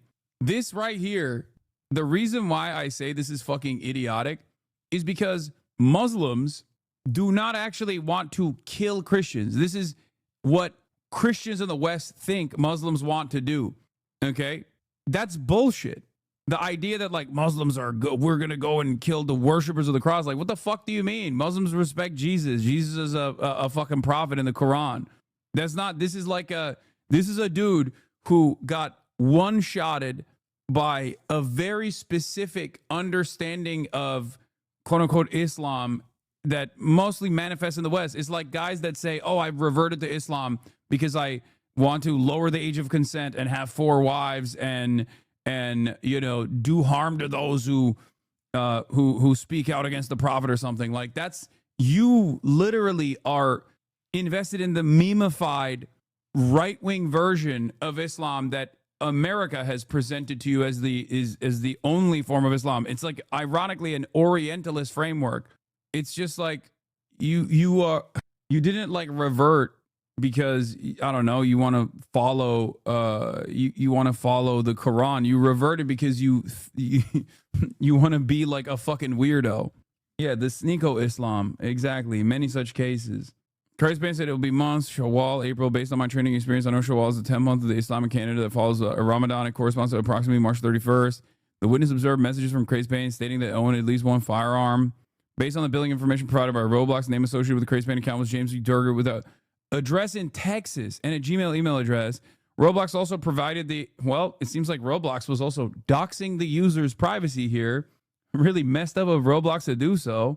This corroborates Berger within the Western District of Texas at the time he made the threatening statements as Roblox user Crazy Payne. On or about February 28th, investigators executed a search warrant at Berger's residence. What? There's thus probable cause to believe he was the user. Berger typed the Ibn Isa backspace. Assalamu alaikum. I've come to conclude it will befall the 12 of Shawwal, and it will be a music festival attracting bounties of Christians. Inshallah, we will attain martyrdom and deal a grievous wound upon the followers of the cross. Pray for me and enjoin yourself to martyrdom. How does a white dude named James Berger arrive at ISIS? Like, this is not, I don't even understand. I genuinely don't understand how this happens Order of the Nine Angels. Angles are a bunch of edgy troll Nazi Satanists. They are not Muslims. They just love edgy violence wherever it comes. This is not normal. Red pill Islam brainwashing. Is that like a new meta? I didn't even know about this. Like, so the Nazis have decided, is it angels or angles? The Nazis have decided like, oh, the regular like white supremacist stuff that we were doing is not popping. We need to just be like, we need to do the we must kill the Shia version of like ISIS style, Al Qaeda style fucking psychotic nonsense. I guess it's like two birds, one stone because they don't fuck with Muslims anyway. I just don't get it. I don't get it. Yes, angles açı. Oh, left hand büyücü evet ISIS eci diye seviyorlar Telegram'dan örgütleniyorlar. It's angels. The other dude can't spell. No, other people are saying angles. Some people are saying angles. Some people are saying angels. I don't know. I really think it's just too many psyops on a chaotic internet swirling in the madness. There's going to be a split in the American Nazi movement where the pure Christo-fascist crusade against the Islamo-fascist Nazis. I don't think there's any real meta here, but maybe I'm wrong. I don't know. I think these guys are just like, entirely invested in, like they're just invested in chaos, and it's a win-win. The Order of Nine Angles, ONA, is a satanic left-hand path and terrorist network that originated in the UK, but has since branched out to other parts of the world. Claiming to have been established in the 1960s, it rose to public recognition in its early 80s, attracting attention for its neo-Nazi ideology and activism. Describing its approach as traditional Satanism, it also exhibits hermetic and modern pagan elements in its beliefs. According to the Order's own claims, it was established in the Welsh marches of Western England during the late 1960s by a woman previously involved in a secretive pre-Christian tradition. This account adds that in 1973, a man named Anton Long was initiated into the group, subsequently becoming its Grand Master. Several academics who have studied the ONA believe that Anton Long is probably a pseudonym for the British neo-Nazi activist David Myatt, although Myatt has denied that this is the case. From the late 1970s onward, Long wrote books and articles which propagated the Order's ideas. In 1988, the organization launched its own journal, Fenrir. Through these ventures, it established links with other neo-Nazi Satanist groups around the world, among them the Temple of Blood in the United States and the Black Order in New Zealand. You know what's really crazy about this? There's like left groups as well, right? But they're mostly invested in like political organizing. They're mostly invested in doing like, community charity and fixing people's like busted taillights and stuff like that. What the fuck is the far right doing? This is what they're invested in. Like, just get invested in Dungeons and Dragons, man. What is this fucking fake lore about like satanic neo-Nazi shit? Like, I don't understand. Just watch anime, dude. Why are you doing this? It doesn't make any sense. They're like, they can't even be like regular run-of-the-mill Republicans. They have to be like run-of-the-mill Republicans, but with witchcraft associated with it. By the 2010s, it was attracting further attention for its influence over neo-Nazi militant groups such as Atomwaffen, which is one that primarily recruits from the military. Atomwaffen is like the neo-Nazi group that goes to like military veterans and active duty service members, and they actually have done a bunch of domestic terror in the United States and all around the world as well, where they'll like steal actual explosive ordnance from military bases and then we'll go and like blow shit up. National Action, as well as broader extremist networks like 764. How many of these fucking things exist? What the hell? The ONA promotes the idea that human history can be divided into a series of aeons, each of which, okay, I don't care about any of this. This is so fucking stupid. The ONA eschews any central authority or structure. Instead, it operates as a broad network of associates termed the Collective, who are inspired by the texts, which were originally authored by Long and other members of the inner ONA. The group is composed largely of clandestine cells, which are called Nexions. Some academic estimates suggest that the number of individuals who are broadly associated with the order falls in the low thousands. Various rapes, killings, and acts of terrorism have been perpetrated by far-right individuals influenced by the ONA, with various British politicians and activists calling for the ONA to be prescribed as a terrorist group. Nah, they're too busy prescribing Palestine Action as a terrorist group. Sorry. Sorry, can't do that. Best we can do is Palestine Action. If you're an 84-year-old lady who's like blind and can't walk, we're going to put you in jail if you put up a placard that says, I support Palestine Action. That's what England is worried about currently. The ONA has been characterized as a new religious movement. Group presents its teachings as traditional Satanism. Other scholars have portrayed it principally an overlap between Satanism and Nazism, and the historian of religion, Nicholas Goodrick Clark, called it a satanic Nazi cult, while the specialist in far-right politics, Jeffrey Kaplan, and Leonard Weinberg characterized it as a National Socialist-oriented satanic group. Further academic descriptions have highlighted other links. The religious studies scholar Connell R. Mollett called it a blend of Satanism with Hermeticism and some pagan elements. I'm telling you, like, left groups organize on the boundaries of just like doing charity drives.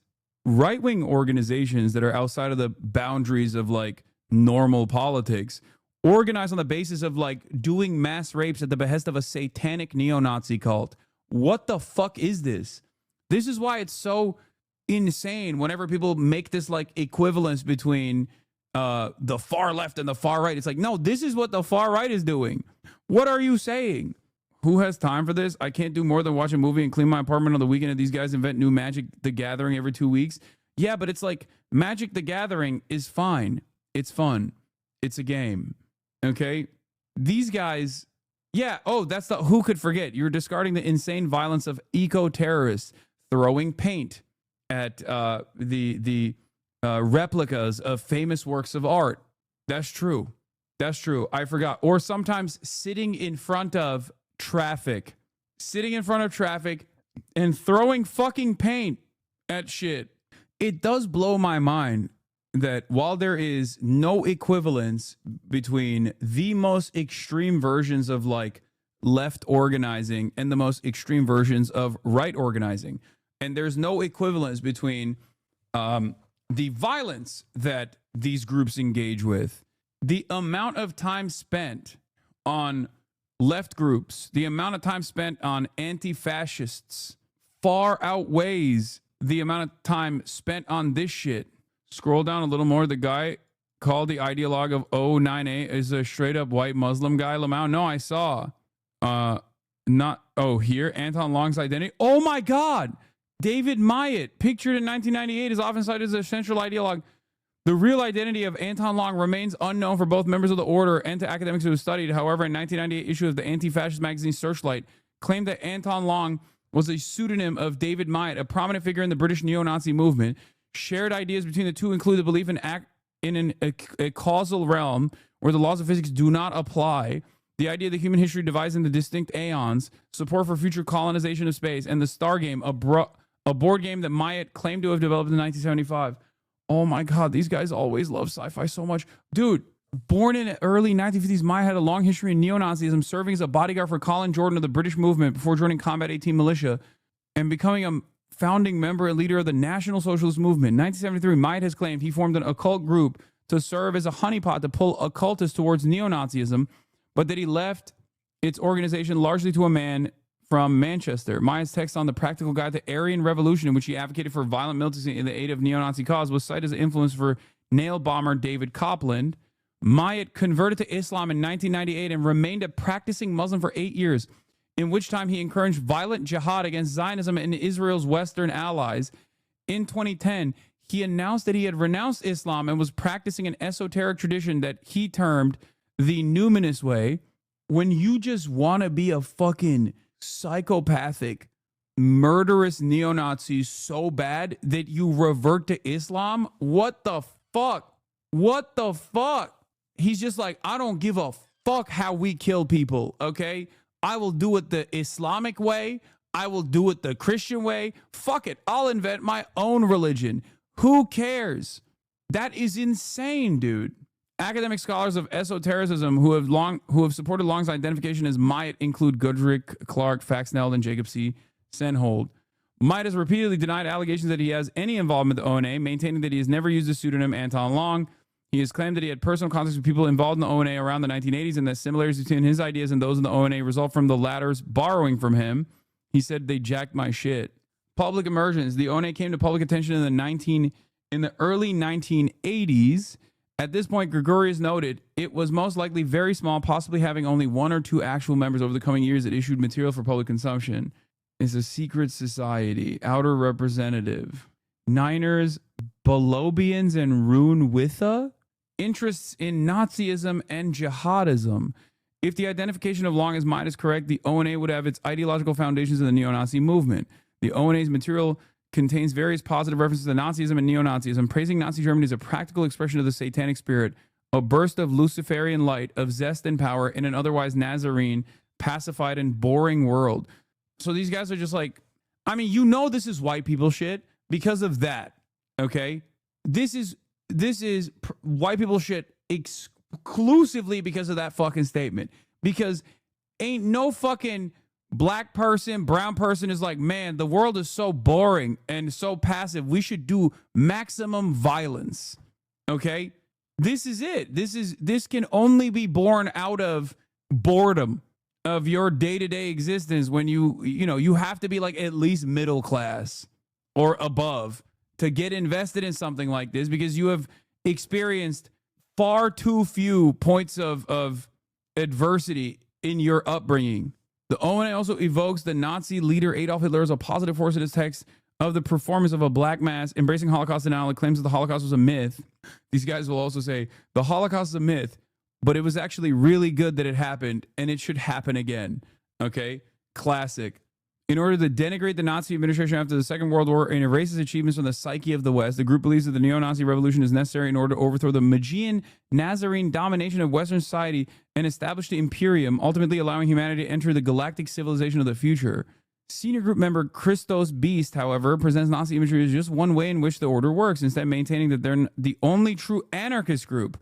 While the group's black mass commonly invoked Hitler, another version produced by the Austrian ONA group, the Temple of Them, replaces the Nazi leader with the Salafi jihadist Osama bin Laden. What? The group frames neo-Nazism and Salafi jihadism as causal forms, which help to bring down the old order and facilitate the coming of a new aeon. I mean, I guess there is like a little bit of honesty there in terms of the markers. Ultra-violence, complete domination of outgroups. Like, technically, it is almost the same as like the white guy's understanding of Salafi jihadism. Like, it is kind of funny because this still somewhat loops back.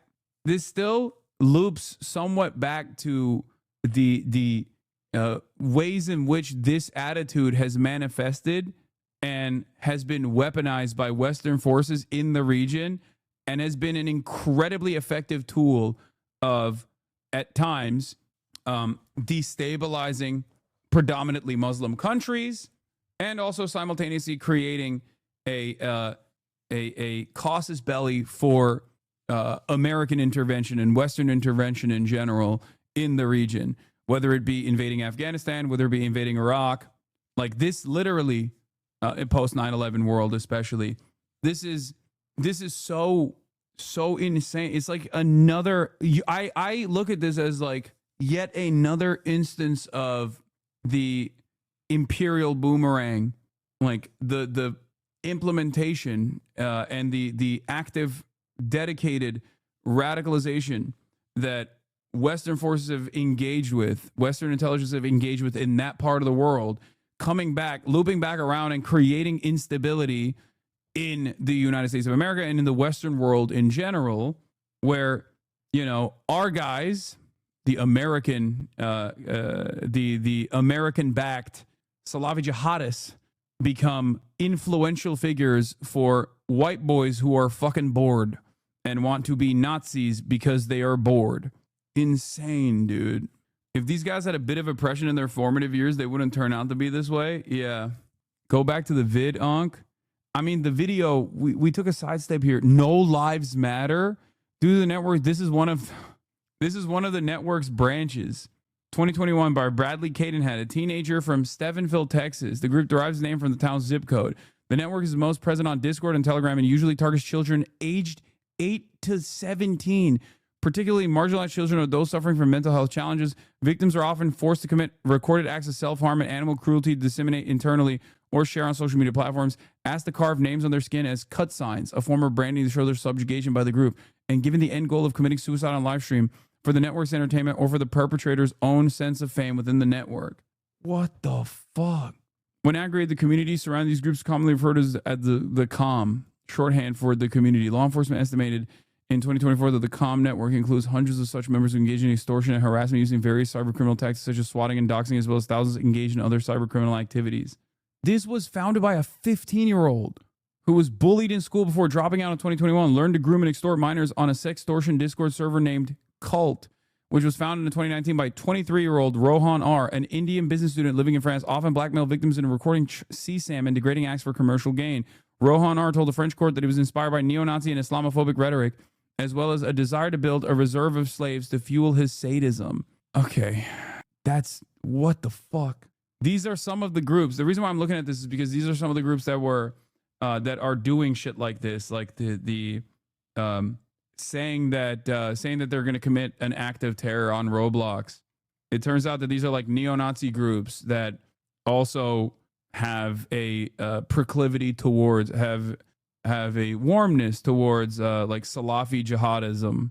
Right channels, the ones that are readily available and accessible to people to report through, but those, I guess, aren't the right ones. So where the fuck are they, and how can they access them? It's ridiculous. It is absolutely absurd. Big Balls was in COM. Check it out. Wait, what?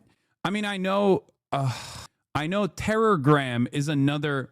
Terrorgram, which operates on Telegram, is another version of this this type of thing, and that black white supremacist school shooter and the femcel school shooter were both part of that Terrorgram group, and they do similar things where they just like actively recruit children who are being bullied, who are like mentally ill, and try to get them to commit mass shootings, and there's like a value system associated with like being martyred at the behest of you know, for their enjoyment, basically. And then he makes a mention here of how, like, this one guy who did get arrested for credible terrorist threats still has his account active on Roblox. And there are predators that have been arrested and are currently in jail that still have their accounts active on Roblox. Like, they do not act on this shit, but they will act immediately if they catch a whiff of somebody trying to take matters into their own hands to stop it themselves to make the platform safer. They're instantaneously right there at their door, ready to slap them with some legal paperwork here. It's just craziness. This is literally how it goes. We go to roblox.com/support, submit a moderation ticket, and then fill out the prompt with all the information regarding our arrest. Bro, when I see stuff like this, I'm like, I don't want to have children anymore. And if I do, by accident or deliberately, I am not letting them have a telephone, a landline. That's like, I'm talking Steve Jobs, late stage cancer, no electronic equipment in the home. Okay. I'm talking, you are using, if I catch you using smoke signals to communicate with the outside world, okay, we're banning fire. Do you understand? No pigeons. You know what? Fuck it. Only pigeons. Okay. Only pigeons. Who would have thought that the Amish were actually doing the right thing as opposed to whatever the fuck this is? Come on, dude. This is tiny, tiny niche. My daughter don't even know this stuff exists. Granted, she's Japanese. There's pretty horrible stuff in Japan as well. I mean, yeah, this is the kind of shit that really banged in Japan. What are you talking about? In the 90s? And even to this day, Japan is a massive cult problem. There's an official spec for the TCP IP protocol for carrier pigeons. Oh, here we go.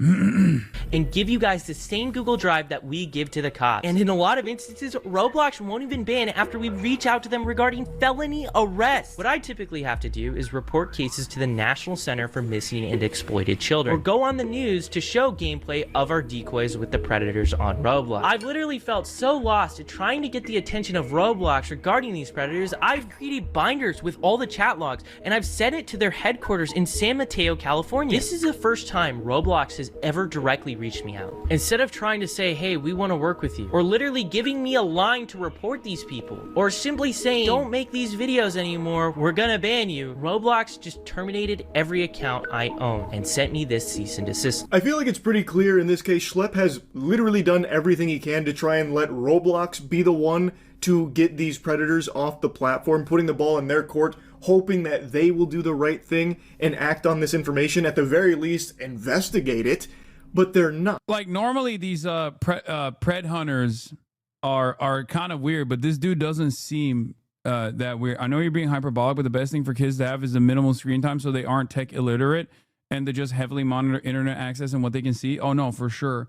Wild take from that chatter when the last prime minister was assassinated because of how invasive a cult that managed to acquire so much power that it was able to evade regulation from the government. Yeah, that's true. Shinzo Abe's assassination came from yet another CIA-backed cult that is incredibly influential in Korea and also in Japan.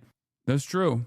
Which is why there are groups that are doing it themselves. That's the issue. He has literally exhausted every possible avenue and I guess still hasn't found the proper channel, even though he even sent like physical evidence to their actual brick and mortar location and still got nothing. Like, it's very clear that there is no real proper channels, but they really don't like people trying to stop the predator problem themselves. But Roblox also doesn't want to do it either. So, I mean, what options are left? Just let that continue, let that fester, let Roblox be a platform where children are just completely unsafe? I don't think that's exactly a bright future. This is a platform. I've heard of this nonsense out in China. That sounds crazy. The reason why I say that sounds crazy is because, like, the Chinese government is so fucking hands-on, too hands-on, with actively monitoring things exactly like this with the hopes that this doesn't happen. So that is actually surprising. I mean, it's not surprising that there are cults in China as well. Obviously, Falun Gong is one of them. Again, also aligned with the CIA. I know, it's crazy. But why do so many of these cults all around the world always have some level of involvement with the American State Department? I don't know. But this is interesting because, like, it's that kind of cultish, ultra violent attitude that manifests in the heart of empire as well. The Chinese firewall is good, actually. Oh, this is another Hasanabe head. No way, no how. Yes, Falun Gong is the same people that produce Shenyun. Yes. The FBI has opened 250 investigations concerning 764 spanning all 55 field offices of May 2025 and September 2022. The FBI published their first bulletin warning of the public network. Man, it's crazy because, like, for me, I'm over here worried about, like, regular right-wing to far-right radicalization. And I can't believe that there is, like, another flavor of this that even goes beyond, you know, the through line between Asmongold and, like, Nick Fuentes. I'm over here worried about, like, Fox News to Asmongold to Nick Fuentes as the pipeline, okay? Or more so just the Asmongold to Nick Fuentes pipeline. Meanwhile, there are even layers beyond that that contain multitudes and are even more violent and even more indecipherable in their goals. Holy fuck.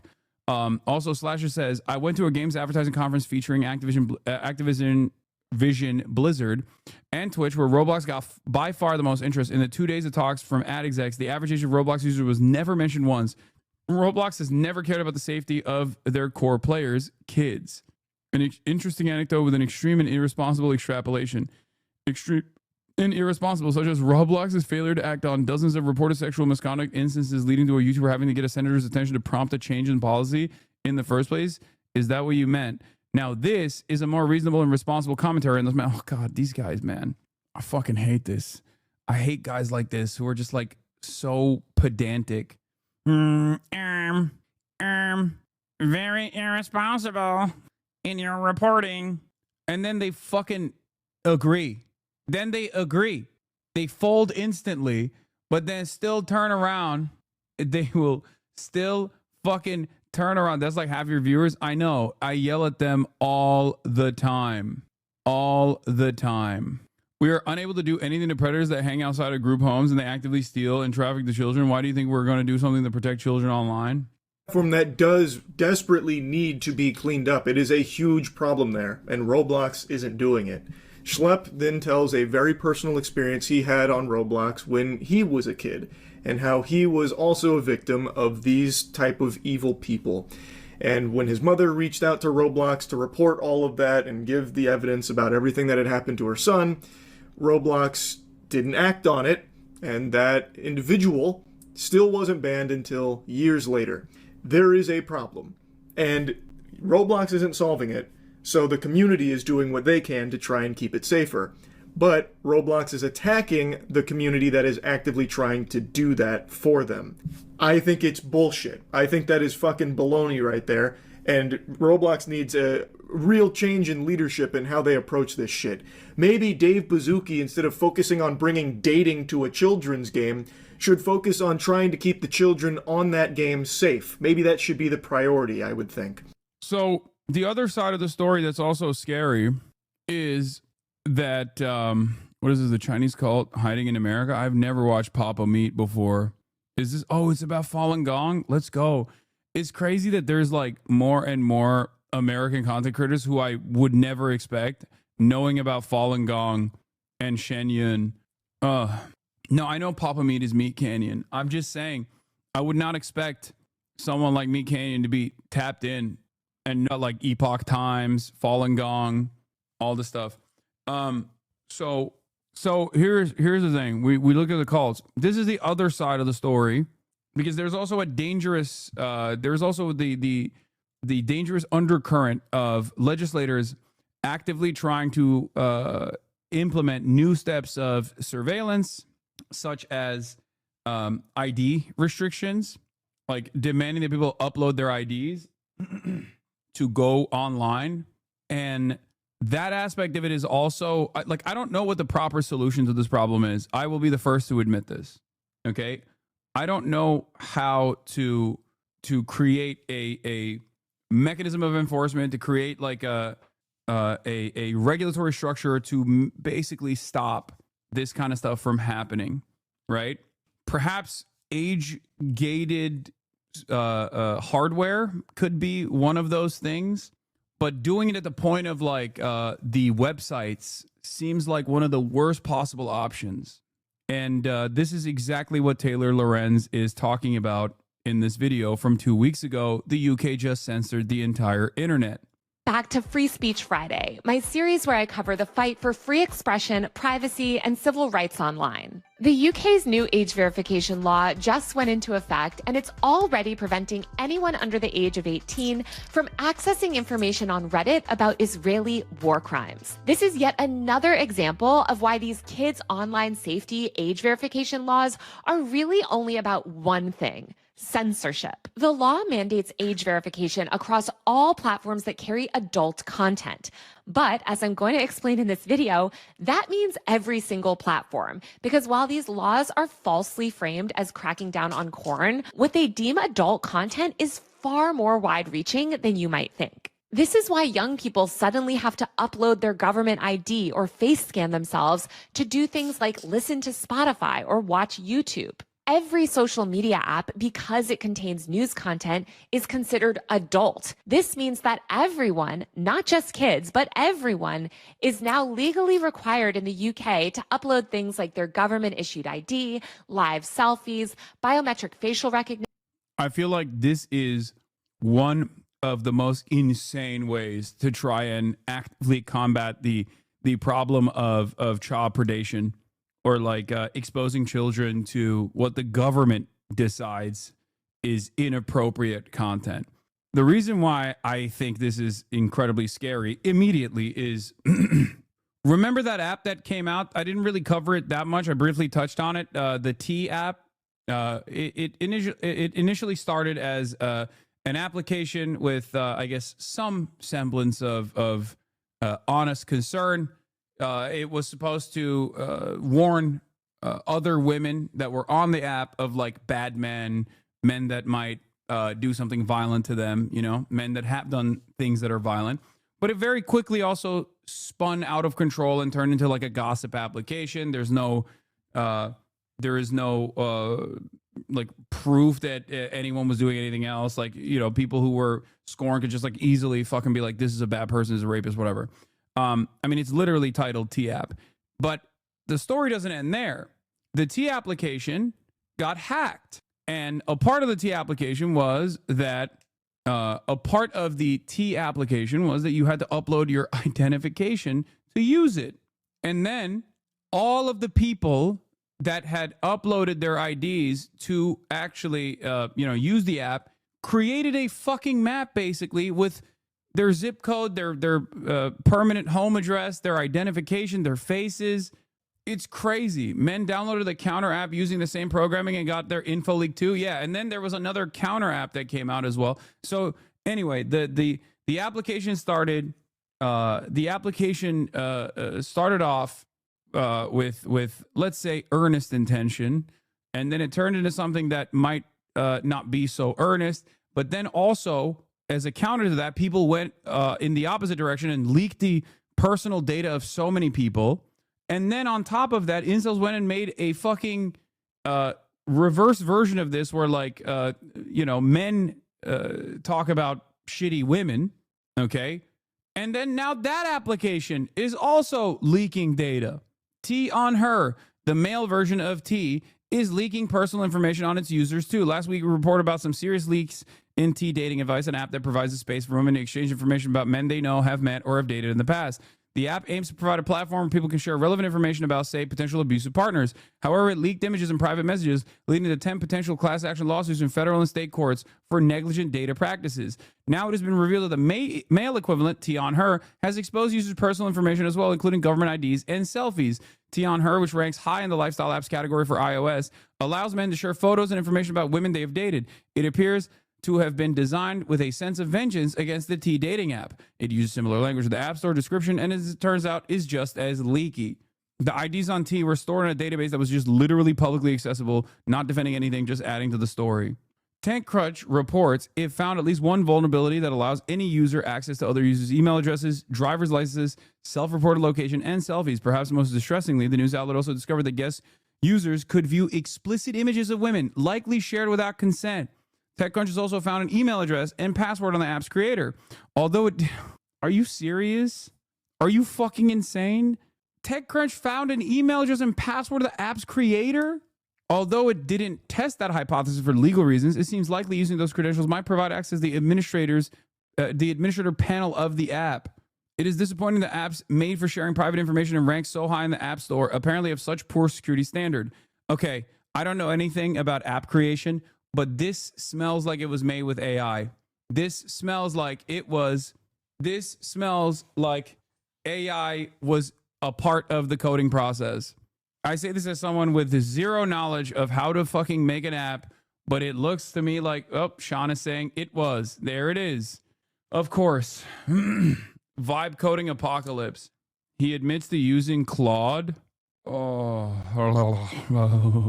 It's really cool that a lot of these companies are actually moving in the direction of using AI instead of real humans too, by the way. You know? I'm sure that won't lead to additional fucking problems. Amazing. Amazing. This is what TechCrunch found. Bro left his email and pass in the API documentation. No way. Okay, that has to be a honeypot then. No way. That seems like that was done deliberately then to get like a bunch of men who wanted to get on the Vengeance app. Oh my God, his password was password 1. I'm seeing it in front of me. In the document cloud, it's the back end page. It has it all. Are you fucking kidding me? His password is password 1 exclamation mark. Are you fucking joking? Why is that in the T on Her API backend page? Not even password 2? Password 1 is like the 1, 2, 3, 4, 5 of passwords. At least you got to trick him a little bit. Make him use, do password 2 or something. At least make him do 2 tries. Password 1 is actually very secure because nobody would try something that simple. Placing this here so people have a rundown. T-App hosts all non-code assets, UI images, customer uploads, messages in a public cloud bucket that anyone with a browser can access without a password. Some guy finds it and posted on 4chan yesterday morning. Turns out there are 1,000 women's driver's licenses on there. Within minutes, the licenses are scanned, probably with a vision model, for addresses, and map pins are created that link the UUID of the images in the data set, thereby doxing thousands of women. The pins are not geos, they're home addresses, which is kind of worse. The moral of the story is security is job 1. Both the customers and the company did dumb things, and now there's going to be massive fallout. Yeah, they literally they call it the roasties, which is 4chan incel speak for women, and they're saying like to say is an incel gross word to say women. It comes from roast beef. They say women have incels believe that women who have a lot of sex, they don't know anything about the biology. They think that like women have a lot of sex have big labias and their labia keeps growing. Don't explain it. I'm explaining it because it's fucking idiotic. It's my job. Why do you know this lore? I don't know, because I've been fucking duking it out with incels and brain rot for as long as I've been a professional political commentator, because I do it online. Also, explaining it is good because then you know when you see it in the wild.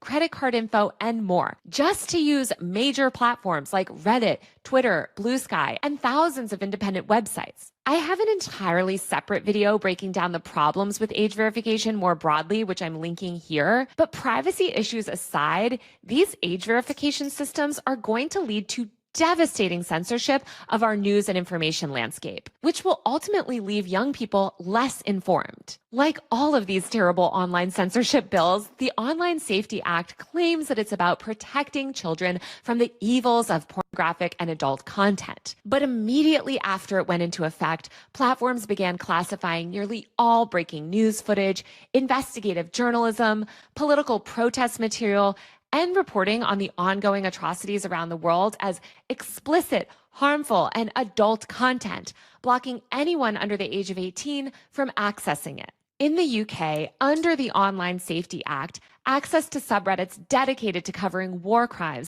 Am I crazy, or is this UK digital panopticon law the latest iteration of Gaza is the trial run for what Western governments can get away with doing to their own citizens? Yes. No, it is absolutely that. The prescription of Palestine action is another one. Dude, there's still people coming in here to be like, you're a fucking terrorist piece of shit. It's like, dude, give it up. We're fucking cooked. All of us are, whether you hate me or not, all of us are in this together. And the quicker you recognize that, the easier things will go for you. Or else you're just going to be angrily posturing all up and down the internet in perpetuity, not realizing why things just suck. Why there is mass surveillance, for example. The genocide in Gaza, or providing crucial information on reproductive health or sex education now require age verification. As The Verge reported, quote, effectively, web platforms must either set up an age verification system that poses potential privacy risks or default to blocking. They're trying to get you banned for violent threats again? What violent threat did I make this time? Ugh, what happened now? Okay, don't say what is it? God damn it, man. Okay, calm down. I want to know what it is. Now I want to know what it is. Is it ban that chatter? They're saying you called H a valid military target. I mean, if someone is participating in a raid in the West Bank, if someone of the Israeli occupying force is participating in a raid in the West Bank, in the process of participating in that raid, just in the process of participating in that raid, yeah, they are a valid military target. This is just the international law. It's not me that is threatening anybody. It's, take it up with the United Nations. It's also something that supposedly Ethan Klein himself believes. So I'm confused. They're saying you currently think she's a valid target? No, of course not. That's fucking idiotic. I've never said that, and I don't believe that. And they're lying. It's the way it's clipped. No, that's fucking bullshit. Reddit seems more obsessed with you than usual lately. I know. D is literally saying someone should kill you, not trying to bring your mood down or anything, but this is going way too far at this point. You should totally get the police involved. This. So if I started saying shit like Hassan is Hamas propagandist and therefore a legit military target, which, by the way, he does say that. What? He says that every day, which I do not believe. Everyone is going to be okay with that. This is the fourth time a leftist Twitch streamer has explicitly called for me or Hila's death. Nobody has been reprehended for these death threats by Twitch, not once. I've never called for a death threat against Ethan Klein or Hila Klein. That is insane. That's bullshit. And he knows that that's bullshit. He's just actively trying to victimize himself. For comparison on YouTube, Bad Empanada played an FPS game where he played Hamas and murder Israelis. He simulated murdering Hila in a game, resulting in a week-long suspension. I don't even think that happened. It's not something that I believe. It's complete and utter nonsense. You're literally getting drama farmed. Holy fuck, no one cares about these losers. Stop giving them time. I mean, if they're trying to actively try to get me banned, I think it's important to address that. That's completely made up. It's utterly delusional. It's ironically something that Ethan himself has said he believes. You were saying that if the journalist had a picture with Sinmar was a military target, then anyone could be considered a valid military target. What is going on?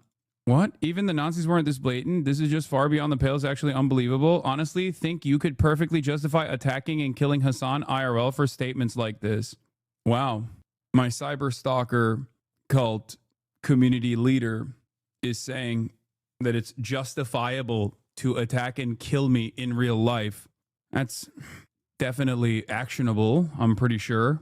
It's also weird that this guy gets to have a YouTube account. He said that today. Wait, that's today. If we're going to talk about this, the full context and the clip itself, you literally say if it were a part of an active raid in the West Bank or Gaza, that'd be a valid military target is so dumb. Yeah, it was linked in the mod chat. Okay, now you're calling for his deplatforming? I'm memeing. He committed a crime, by the way. Yeah, what? What the fuck? One of his fucking active cyber stalking sex cult members literally approached me in public, if you recall, when I was at the DNC. And he actually celebrated that in his community. So in the past, he has legitimately celebrated people coming up to me and harassing me in the real world. So now he's amplifying that to his own audience, to his own community. And not only is he's just increasing the intensity and saying that it's justifiable to attack and kill me in real life. I think this goes maybe a step beyond drama at that point. Like, you get to stay on Twitch-a-thon, you got laughed out of the DNC. That's crazy that you're watching your favorite content creator issue a death threat to me and you're in here at his behest and you're talking about, I got laughed out of the DNC. This doesn't seem like a clip chimp. This seems like something that is actionable. What will it take? Yeah, this was the average Destiny fan interaction. So this weirdo really went there just for Hassan. I'm shaking. And this was what we found out. And we found out that he was a racist too. I found him. Shouted on a stream. I'm going to tell Hassan, Destiny made you. Y'all need someone to find Hassan's location at the DNC. I'm here. What's this about? Y'all, I'm at the DNC. I'm going to find Hassan. What should I say? Did it. I want to troll, lol. It's Hassan. He's right there. I'm shaking. This was in that same community, Destiny's community, where he's calling for my death. At what point do we stop? At what point do people in his orbit say, hey man, I think you've gone too far? There were certain things that I think people would do back in the day that like all content creators would just like stay away from. One of those things was, it's a long time ago now, but like if you went after someone's sponsors, no matter how fucking gross someone was, no matter how gross a content creator was or how evil they were, many other content creators in the periphery would immediately pounce on that person. Okay. Then the next line that was crossed was doxing. Okay. Doxing content creators. Now the next line that is crossed is, I guess, issuing direct death threats to content creators. You don't mess with sponsors, Lamont? No, I'm not saying I give a shit about that. I'm saying that was like the attitude amongst like YouTube content creators, where there was like almost like a golden rule that they would not let you violate. People would yell at you. You would have repercussions. So where is the original clip? Like, I know this is the original clip, but where is the clip that was clipped out of context to demand my banning? Because this is I know this was like a couple days ago. In the West Bank, doesn't matter if it's your favorite podcasters like Wife that participate in these raids, the violence that the Palestinians engage in an act of resistance against this illegal occupying force is literally legal, definitionally legal. Okay? It's just the truth. Straight up. Yeah, this is international law. It could be everyone's favorite content creator. It could be anybody.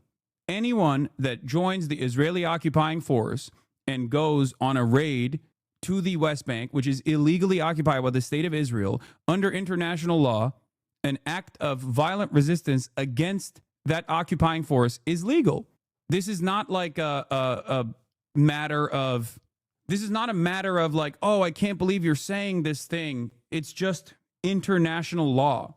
It doesn't matter that they look to be in garb that makes you think that they're in the right. Okay? This is not my opinion. This is not a matter of my own personal opinion. This is me saying this is the law. Okay? It would be a mistake not to be alarmed about this. What do you think is going to happen if you talk to him directly at this point? I'm not saying it's a good idea, but he's crossing a line. I think he has lost his mind a long time ago.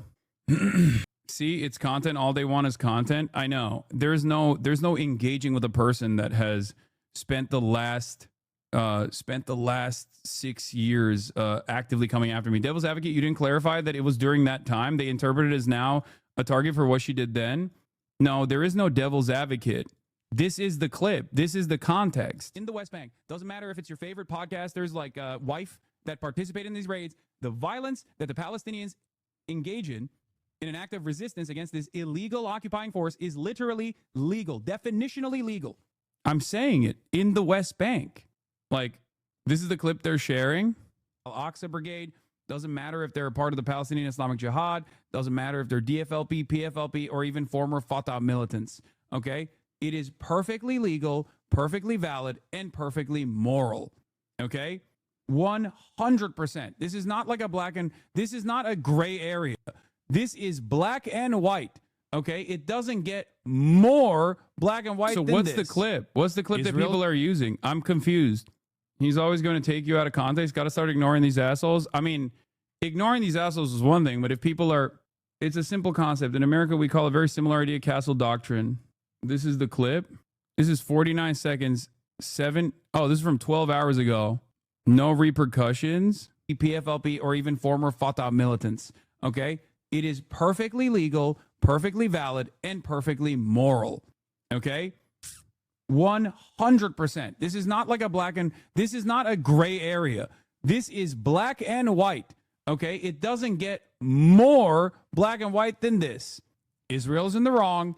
Israel is actually engaging in an apartheid, which is a crime in and of itself. Israel's doing a genocide in Gaza and an apartheid in the West Bank.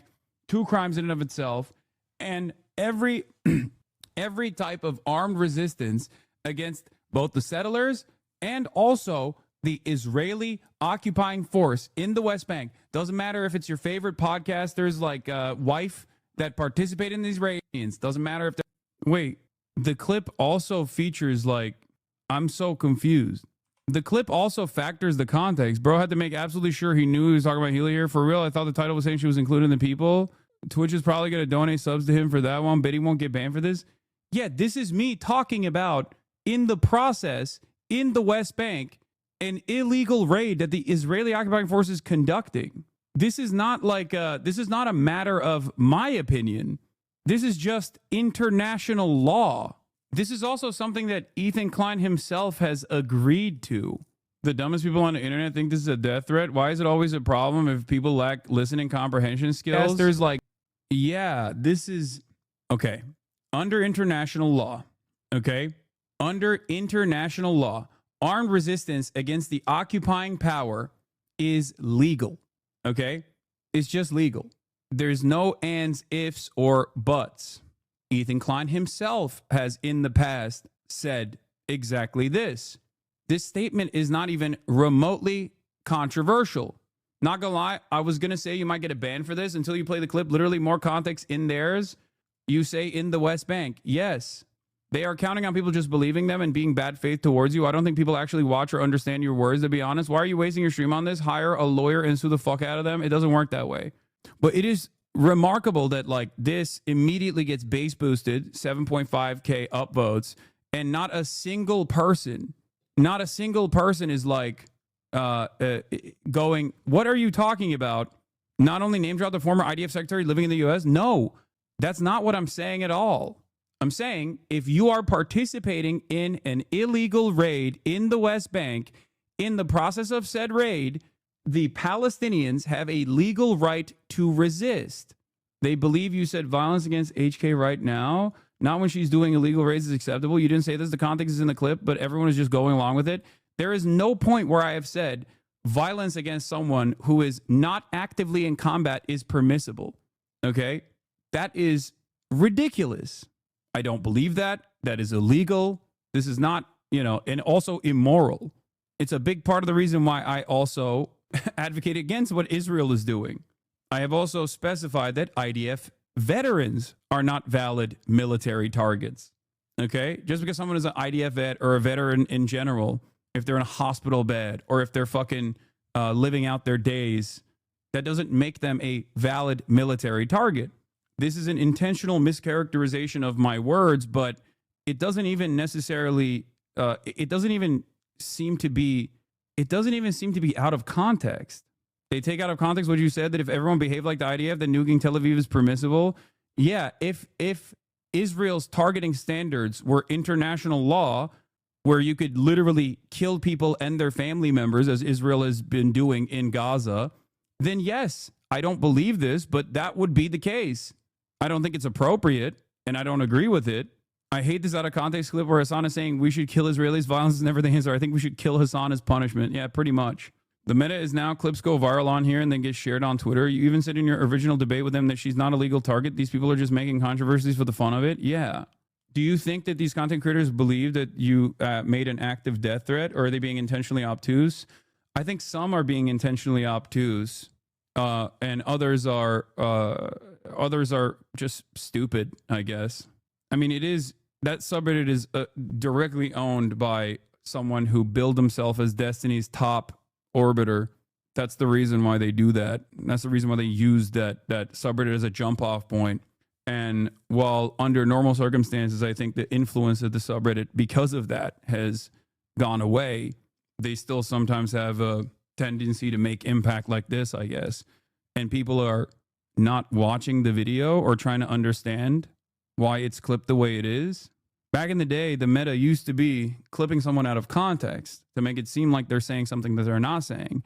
Nowadays, they don't even, yeah, this is the guy who owns the subreddit now. This guy on the right. Former Twitch staff, by the way. I've been in here for all the clip streams of the last 4 years, and so, dude, this is the most pathetic one. They just clip something they disagree with. You aren't saying anything wrong here. Yeah, it's very strange. Every time there's an article on you on major media, I know. So weird, man. It's just fucking weirdo shit. Where is the asserting the internationally recognized right of occupied people to resist their occupation, including with armed force, isn't even an implicit call. Yeah, I saw this. This is okay. I'm liking this.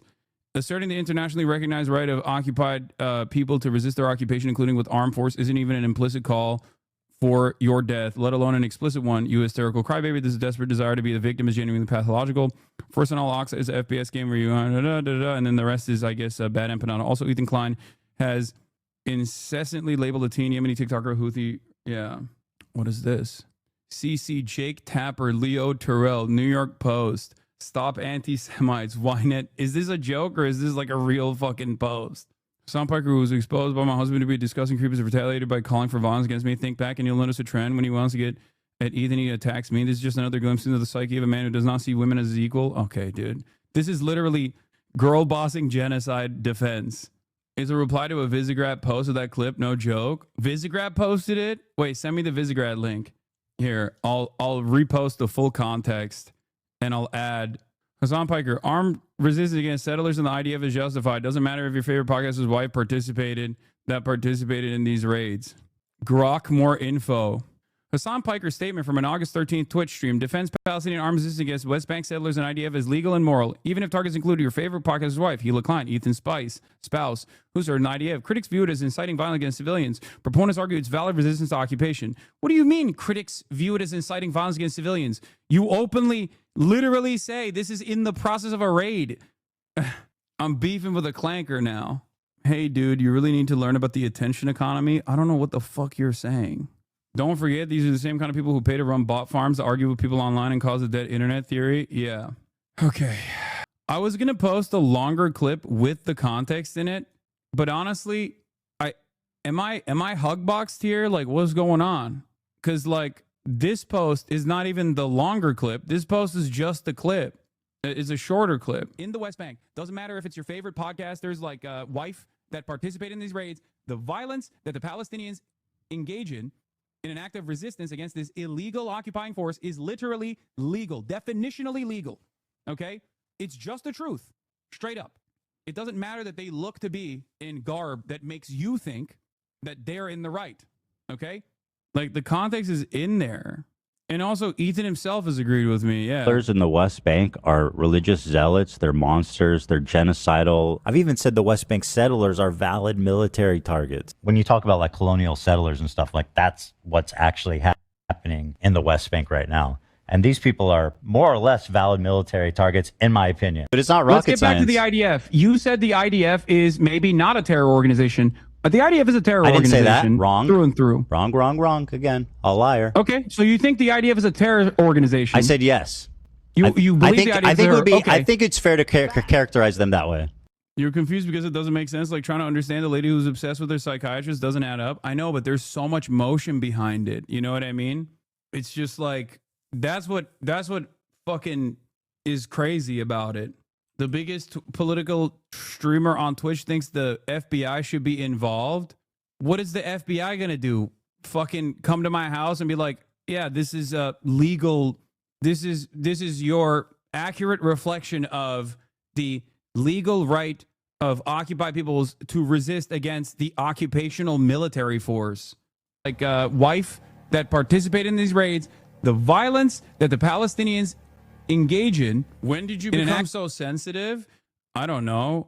Maybe a lot of these people are running around and demanding that I get shot in the fucking street for saying that this is the international law. Like, my number one cyber stalker over the course of the past fucking 7 years now is openly telling his community that clips like this, me saying what international law is about an occupied people's legal right to resist against the occupational military force, justifies people attacking and killing me in real life. It is literally in the UN resolution. The General Assembly reaffirming its faith in the importance of implementation of the Declaration of Granting Independence to Colonial Countries and Peoples, continued in its Resolution 1514 of December 14th, 1960. This is the importance of the universal realization of the right of peoples to self-determination, the speedy granting of independence of colonial countries and peoples for the effective guarantee and observance of human rights. Wait, this doesn't have the resistance, I don't think. Like, that is a real death threat. What I'm saying is not a death threat at all. What I'm saying is just what the law is right now.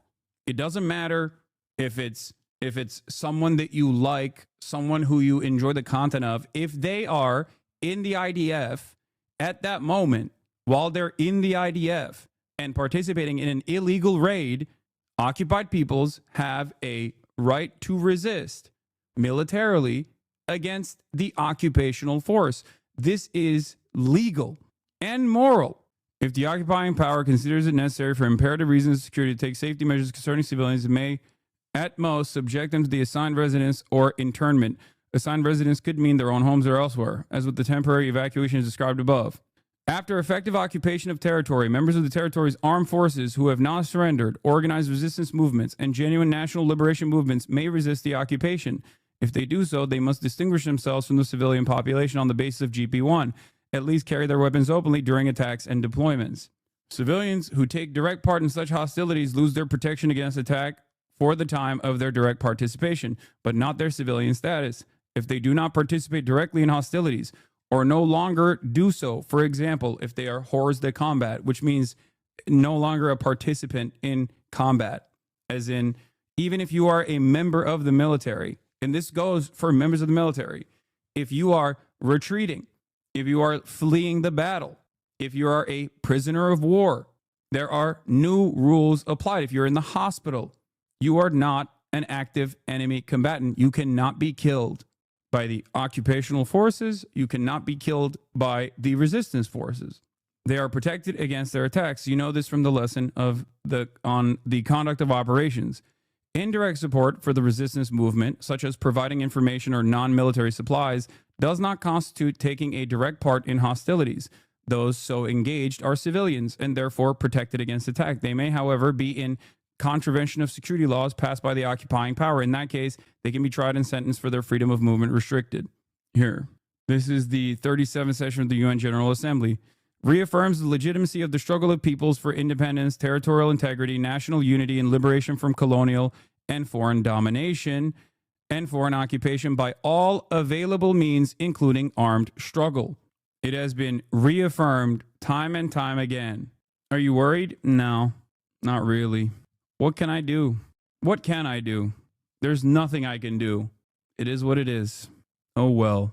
I do think that it's gotten worse over time and will only continue to be elevated by Asmongold and many other people like this who are just like awful, monstrous sociopaths. But that's crazy. It is what it is, I guess. The resistance against this illegal occupying force is literally legal, definitionally legal. Okay? It's just the truth. And no, it's not. If somebody attacks Hila Klein, they're gonna go to jail. Yeah, no shit, you fucking moron. I'm talking about in her participation in an illegal raid in the West Bank. Oh, God. No, it's not. Yeah, of course if someone were to attack Hila Klein right now, of course they should go to jail. What kind of fucking idiocy is this? Oh, my God. Why is he telling people this? Oh. Why would he be what is wrong with you? Do you think he'll get banned for this? At this point, I don't think so. I think that Twitch just doesn't care. I do. I think that Twitch they're so ideologically captured by... Yeah, Twitch is so woke. That's why they fucking never ban your bitch ass, dude. I don't know if they're actually intentionally obtuse or they're this stupid. Hassan, he's not misreading you by mistake. He's moving the conversation to something that makes you look bad. Yeah, of course. I know. I understand. I mean, or maybe he's that stupid. I don't know. He's definitely that stupid. It's a bit of both, I think. But again, it's no holds barred for these people. Okay? What is this? They're simultaneously too stupid and they're hate farming this? I know. All right. Still dealing with the drama? Damn, sorry to hear. Both sides egg each other on. It's not a both sides situation. It's not. It's not a both sides situation at all. This is just one side actively choosing to lie about what the contents of the video openly states. Like, at this point, it is turned into, like, back in the day, at least there was an attempt to clip something out of context, okay? Now it's turned into clipping things in context, but just seemingly lying about what the video is, and people's attention spans have shortened to such a degree that they don't even watch the video and try to understand it. It's so strange. But what's strange is that it works to a certain degree. To the dumbest guy out there, they hear that and they go, oh, I guess that, like, this Hassan guy is really fucking violent and scary. He wants, like, death threats against random content creators and their wives and shit. It's like, no, that's not what I'm saying at all. Yeah, it's just every time I get, like, positive press or something, these guys go gung-ho and try to find any way to, like, actively get the internet communities to stir up some panic with the most ridiculous, intentionally obtuse, malicious smears. But I mean, the death threat thing, like actively demanding that I get killed is actually a bridge too far, I think. Like, I don't know what to do. I don't. He wants in on the lawsuit? I guess so. I mean, like, he's making a direct call for violence. A direct and immediate call for violence against people that are American citizens. That's insane. Oh my God. Yeah, now you come to that conclusion. Well, I mean, no, I've said that before. I mean, I have. And so, yeah, make a post like with Alpha Mike. Let's share it. Yeah, I think that's something Ethan should report to the FBI. Honestly, yeah. Bro, this fucker has the most whiny way of speaking. It's so blatantly fake. Why does it matter being against American citizens? Am I missing something? Yeah, I don't know. I don't know what he's even trying to imply there. It is pretty crazy, though. It's going to get you even more lost souls to convince the more jingoistic they go. Don't give them the satisfaction or even being seemingly worked up. They get even more feral. You've done nothing wrong. No, I know. I think he's just trying to throw shit at a wall to see what sticks. Like, I'm gonna be real. Like, I think that, like, I mean, at this point, like, you have, like, it's domestic terror. Yeah, I mean, report what?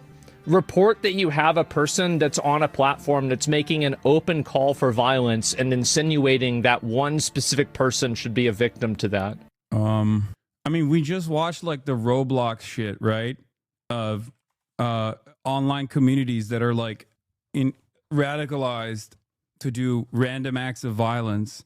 And here you have Destiny's community actively pushing, like Destiny using his community to actively come after me in a violent way.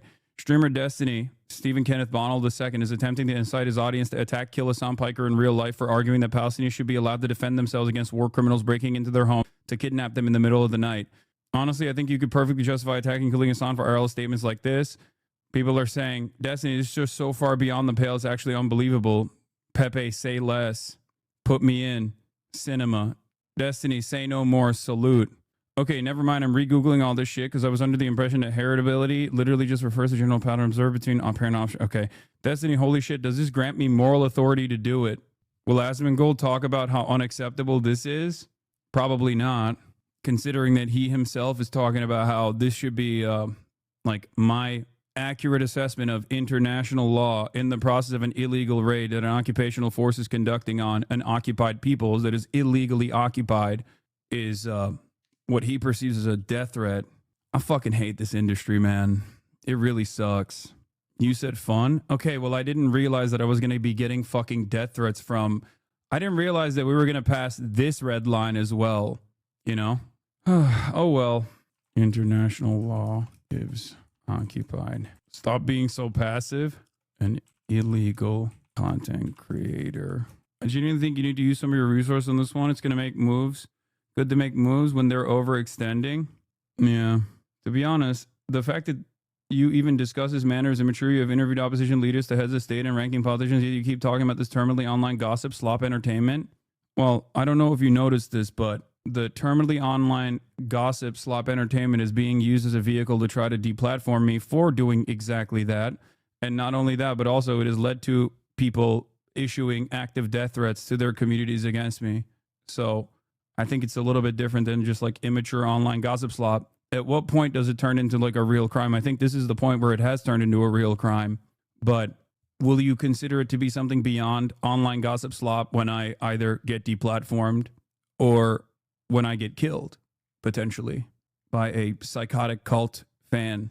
I mean, that's a death threat. If I can't be upset about an active death threat, what can I be upset about? If an active death threat is considered gossip slop online, I don't know. This might surprise some people, but ignoring problems doesn't make them go away. Yeah, I mean, I wish it was the case. I wish it did. I have ignored it quite a bit. I've ignored it for the longest time, hoping that it does go away, but it seemingly does not, you know? Instead of taking care of his son, who is now turned into a Nazi, the sociopathic cult leader is actively telling his audience that it's moral to kill me in real life because I said Palestinians have a legal right to resist against an illegal occupying force conducting a night raid. Anyway, that's insane, man. Yeah, this is a solicitation to kill me from the guy who yesterday, I guess, admitted that he likes 15-year-old girls too.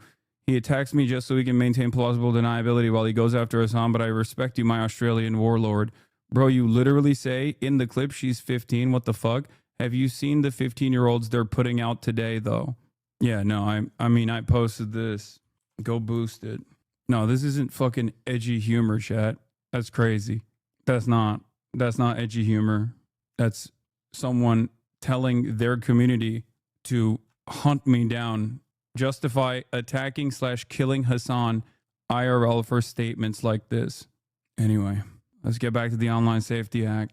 Huge swaths of potentially questionable content, or entirely pull out of the UK. Residents are finding themselves locked out of anything from period-related subreddits to hobbyist forums. 4 out of the top 5 free apps on the UK Apple Store right now are VPN services, as people are desperately trying to circumvent these filters and access crucial news information. But many systems have ways to detect VPNs, and the government will likely crack down on VPN use as well. Users on Reddit are reporting entire subreddits are now blocked in the UK. A post on one tech support subreddit shows the message, quote, "Due to local laws, we are temporarily restricting access to this content until we can estimate your age." Users on r/UK politics encountered a message reading, quote, "If you have a standard X account in the UK, presumably the vast majority of British users, you cannot see any protest footage that contains any violence tonight because of the Online Safety Act." Reddit has also blocked access to specific subreddits that contain crucial public health related information like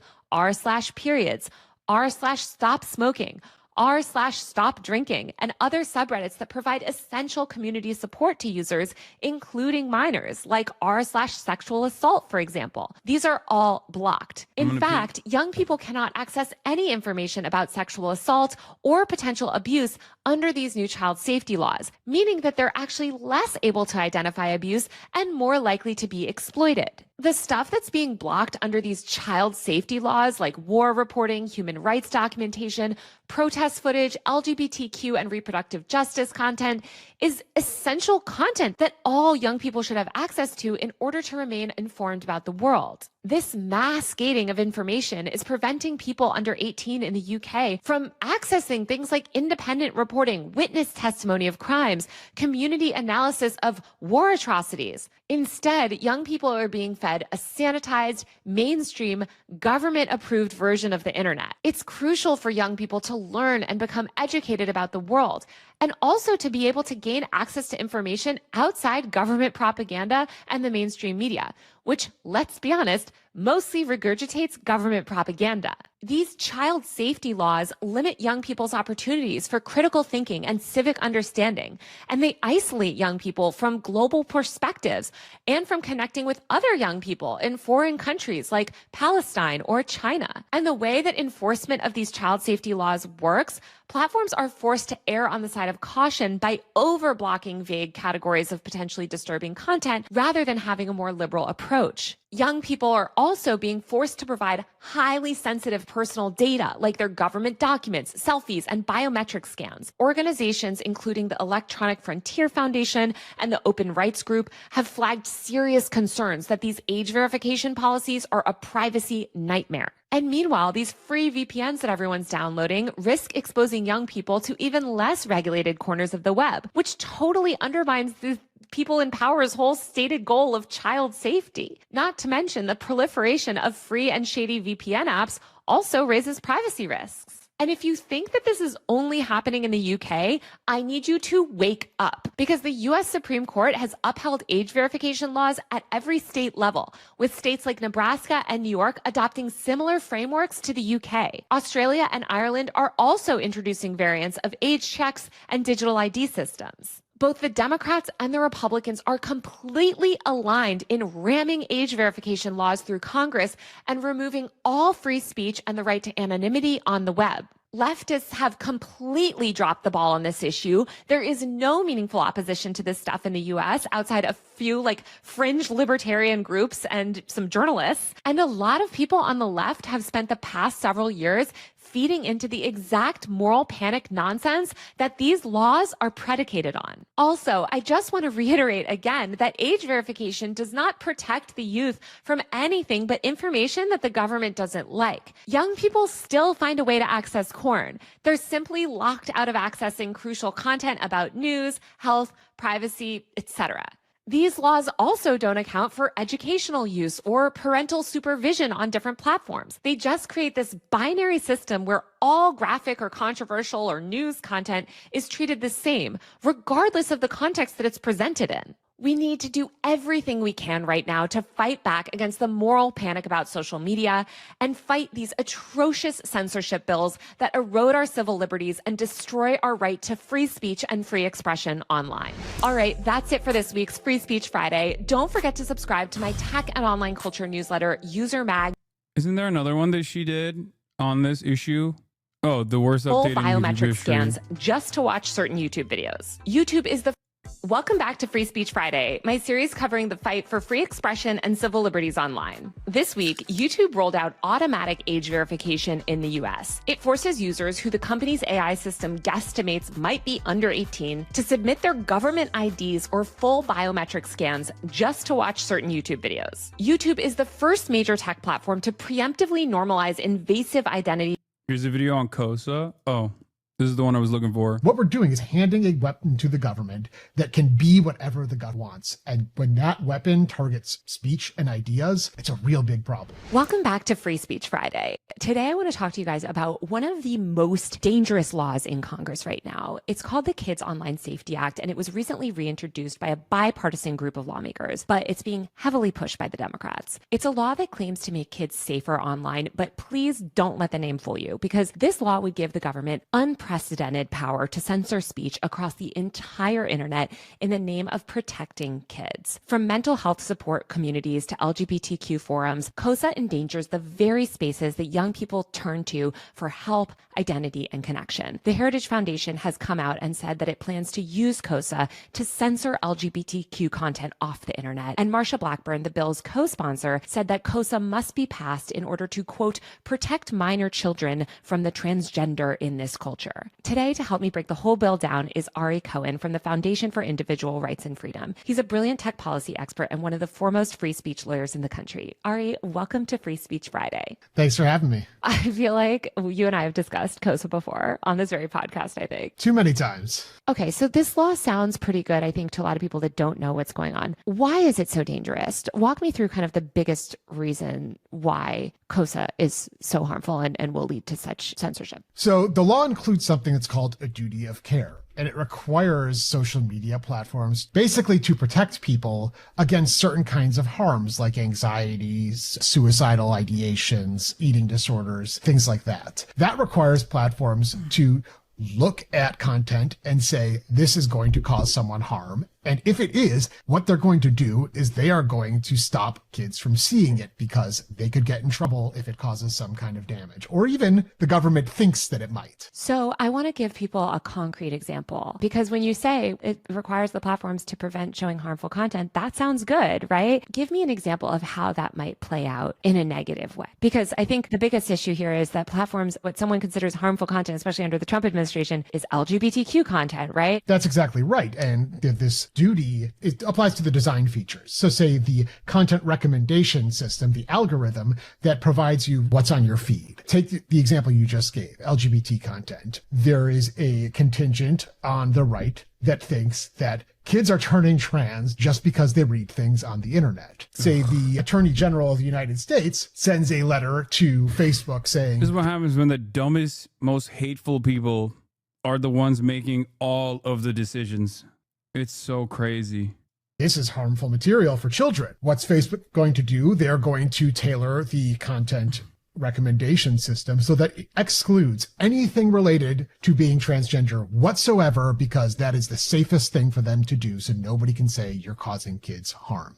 Which means you're not going to see any trans-related content if you're a minor. Which means if you are trans, you might think you are all alone. You are not going to be able to find support, community, resources, or anything like that in the way Tea Leaf, Free Leaf. Thank you for the 50 gifted subs. That I, as a little gay kid in a religious Jewish community who had never even heard of the fact there were other gay people, was able to find support and community on the internet when I was a kid. We're basically going backwards. Yeah. And especially, I think, to do it at this time when we know other stuff that's considered harmful content is reproductive justice content, information about women's health care, anything about women's issues, civil liberties, social justice issues. These are all considered sort of harmful content, anxiety inducing. And what's harmful content will grow and change and morph with whatever the subjective values of the person doing the determination is at any given time. And Republicans should probably beware as well, because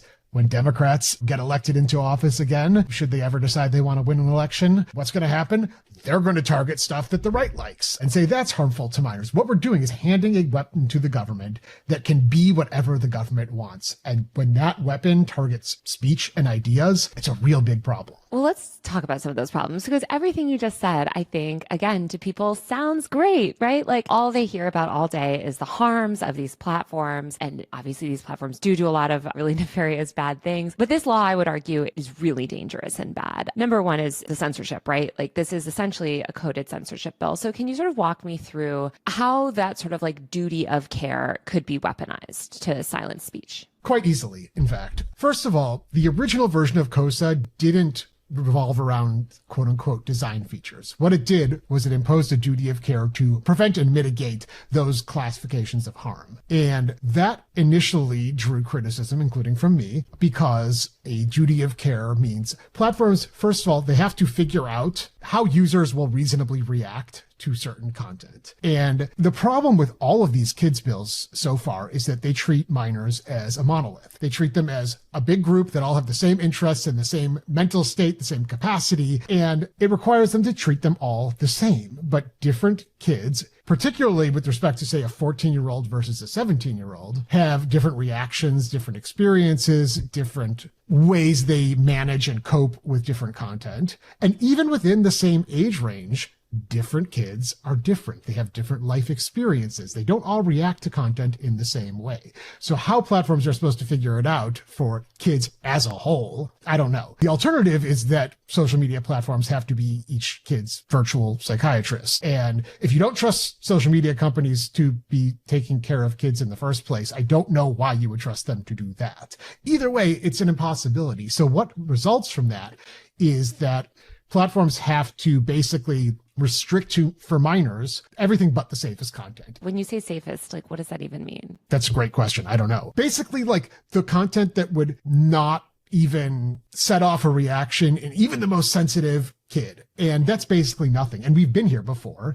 Parents have tried to sue broadcasters, video game makers, the makers of Dungeons and Dragons for quote unquote harming kids, and the courts have all rejected the duty of care on First Amendment grounds because they've said that would basically restrict allowable speech to the most sensitive members of society. So what did the KOSA sponsors decide to do? They made it, instead of directly about the content, they said, okay, this is only about design features. And to some people, that would seem to make sense. But let me read you again. Take reasonable care in the creation and implementation of any design feature to prevent and mitigate, say, mental health disorders, including anxiety, depression, eating disorders, substance use disorders, and suicidal behavior. So take infinite scroll, because that's usually cited as one of these design features. And just infinite scroll means basically a feed that continues to refresh. Right. So I'm not sure how infinite scroll, if you don't consider the content at all, could possibly cause an eating disorder. It would always have to do with the content that is displayed. And also, the fact of the matter is, Twitter's feed, Facebook's wall, what have you, those are all also design features. There is no way to mitigate against these harms, that they're very content-based harms, without considering the content, because features don't do anything to kids at all. They're just there. Let's like kind of put this a lot more in like layman's terms. What you're saying, and correct me if I'm wrong, is they've tried to sort of reform this bill, which was essentially, it sort of fell off the map initially because it was very obviously a censorship bill. Now they're back saying like, we're not regulating the content, we're regulating these dangerous features, like keeping kids scrolling forever and these dangerous design features. And this is what you hear also from these groups that I deeply disagree with, like design it for us. And they're like, it's the features that are the problem, not the content. But as you're saying, you can't really decouple the two, because a feature in itself isn't inherently harmful. It's the content that it's delivering that is being litigated. I always tell people, if we were in a situation where social media presented nothing but educational content and funny cat videos, and kids were like staying up late at night under their comforter, like unable to sleep because they're too busy learning from social media, and they were sleeping too much during class because they were up late all night learning, would we have this same panic? No. No, we wouldn't. It is all about the content, and they barely try to hide it, and now they're like trying just a little bit, and it's still completely insufficient, because really what they're going after is the content. And if there's Teely, one Freely, thing thank you for another that the First 50 Amendment doesn't bomb. allow, it is the suppression of content just because the government finds it objectionable or harmful. And that's what this bill does. And it gives the government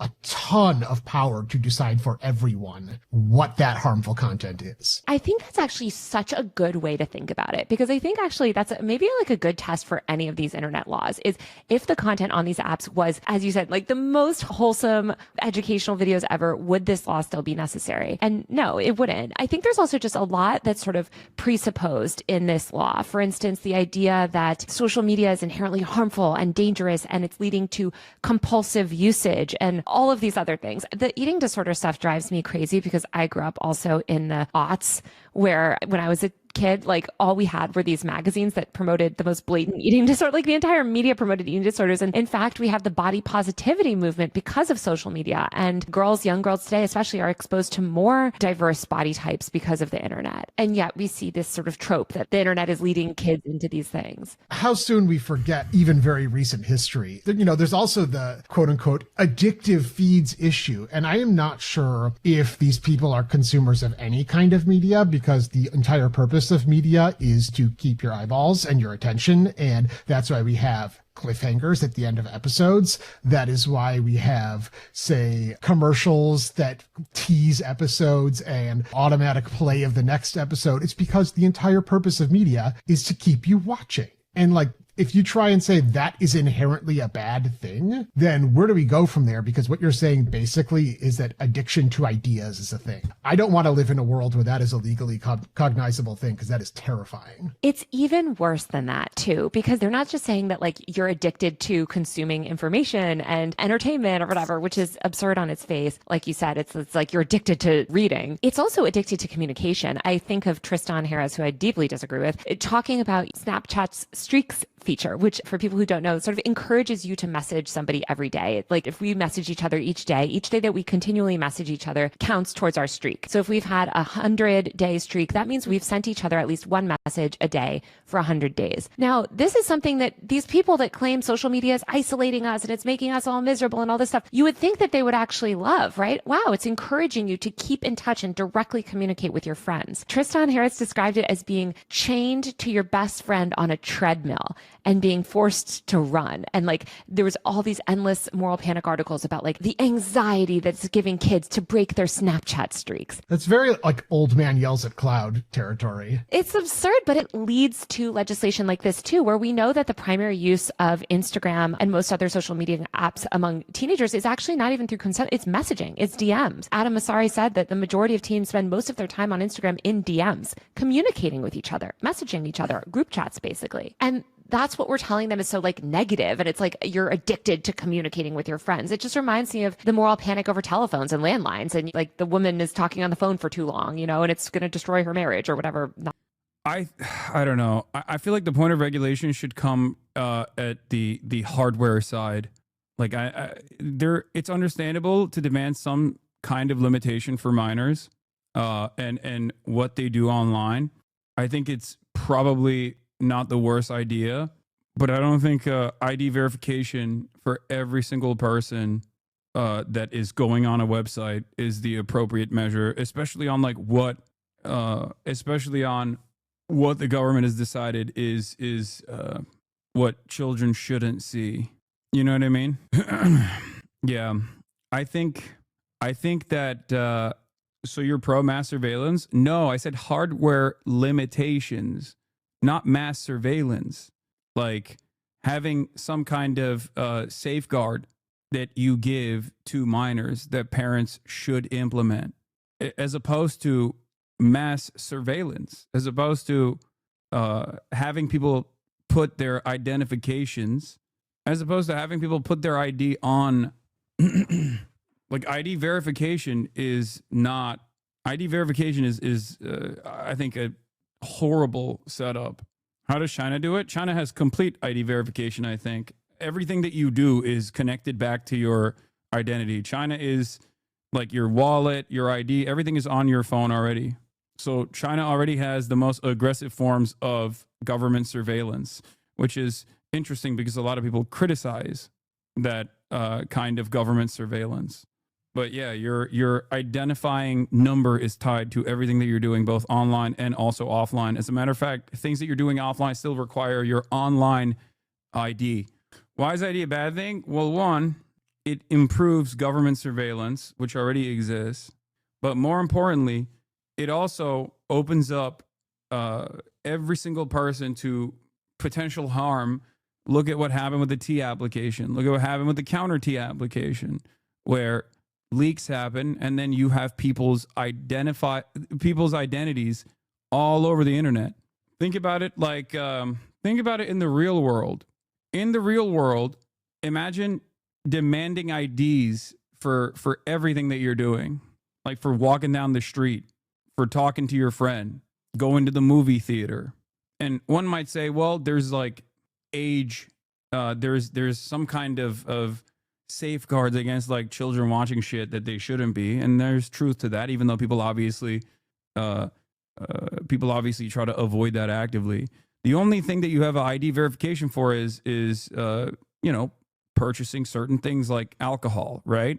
But this basically means like everything requires ID. You're pretending we don't already live in that reality with advertisers? I mean, it's even worse than that, because at least like with advertisers, they have your geolocation, they have all your data. It's harder to trace it. It's harder to track it down and pinpoint it to the user.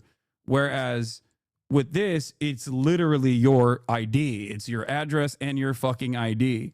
You could still, you could still pinpoint this information with everything that data brokers sell, but I feel like this is beyond that. An ID scan to buy beer isn't the same as a permanent picture stored in some third-party site. Exactly. This major ID database owned by an Israeli company was revealed to be leaked for 2 years. ID verification service for TikTok, Uber, X exposed driver's licenses. As social networks and porn sites move towards verified identity model, the actions of one cybersecurity researcher showed that ID verification services themselves could get hacked too. Yep. I think you're underestimating how normalized this is for younger people. I just graduated and my teachers could literally see a live feed in my browser at all times, even from home. And trying to write a paper about gun violence meant having the government stats on it be censored by the firewall. I don't think that it's like, I don't think it's better to say, well, it happens already, so we should have more of it, you know? Chatters University accepted invasive app. Trump announces new health tracking system. Experts raise ethical and legal concerns. Trump announces new health tracking system. Trump admin announces launching a new program that will allow Americans to share personal health data and medical records across health systems and apps run by private tech companies. Are you fucking joking? More than 60 companies, including major tech companies like Google, Amazon, and Apple, as well as healthcare giants like United Health Group and CVS Health, have agreed to share patient data in the system. The initiative will focus on diabetes and weight management, conversational artificial intelligence to help patients track digital tools such as QR codes and apps that register patients for check-ins or track medications. Bro, I can't tell. I don't know. It's so fucked, man. Everything is so fucked. Like, who knows what they could do with this information? I can't tell if I'm being too alarmist about this or if I'm not being alarmist enough about this. You know? Since they were pushing back in the 70s. As ever, we've been here before. Where are these like presupposed beliefs coming from? Why do you think that there is so much stuff in this law that sort of assumes that social media is inherently addicting? It is responsible for the decline of mental health. Like, where do you think this is all coming from? Well, you get a lot of them from the moral panic pieces, as you said, and a lot of it is also Jonathan Haidt. His book, The Anxious Generation, kind of put it into the mainstream of like pop psychology, basically, even though none of that evidence is causal. It's all correlational. And I'll take your listeners on a brief law tangent, real brief. When laws target speech based on the content of the speech, they have to go through a legal test called strict scrutiny. The courts will apply strict scrutiny. And one of the parts of that test is that the government has to prove that there is an actual problem in need of solving. And when California tried to ban the sale of violent video games to minors, it put forth an expert who put his study there that said this is, correlates with higher mental health problems and acts of violence. And the court said, no, you have to have causal evidence. You have to have actual data that shows this is a problem. And all of the studies so far have said there's a correlation, but there's not necessarily causation. In fact, some studies have found a positive effect on kids' mental health. And so the science is very much not there yet. But Jonathan Haidt keeps pushing for this kind of legislation, saying it's the only thing we can do. It's the only reasonable response to this kind of data, which of course is still correlational. It's just that's a lot of what's driving this. It is. It's a lot of nonsense. And this is a man, by the way, who's on the board of Barry Weiss's fake censorship university. So I don't think he cares much about the speech concerns here. Well, he's actually come out and said, oh, Elon Musk and Linda Yaccarino say it's not a free speech problem, as if they are the two foremost experts on First Amendment law in the country. I was like, okay. Elon Musk, who's banning journalists, who has currently banned multiple journalists for reporting critically on him and is one of the most anti-free speech tech CEOs ever. He's constantly threatening defamation suits around anyone who covers him critically. My jaw dropped when I saw that. I was like, do you know what a credible source versus a non-credible source is? Because this does not indicate that you do. He does not. But speaking of Elon, actually, and I think another thing that you hear from people is, well, we've changed KOSA a little bit, and now tech companies are on board. X actually supports this legislation. So does Apple. So if it is really so dangerous to these tech platforms and companies, why would Apple and X support these types of laws? Well, I don't know that it's necessarily dangerous to the companies. The companies that operate globally are kind of already set up for compliance, and Apple probably sees itself in a way as already kind of doing all of this in a sense. Yeah, Apple also doesn't have social media. Right. And there's a side effect of that. There's actually a war right now over if there is going to be age verification, should it be the device manufacturer or the App Store? And Apple certainly has an interest in that dispute and would much rather it be the social media platforms. The company's job is to look after their bottom line.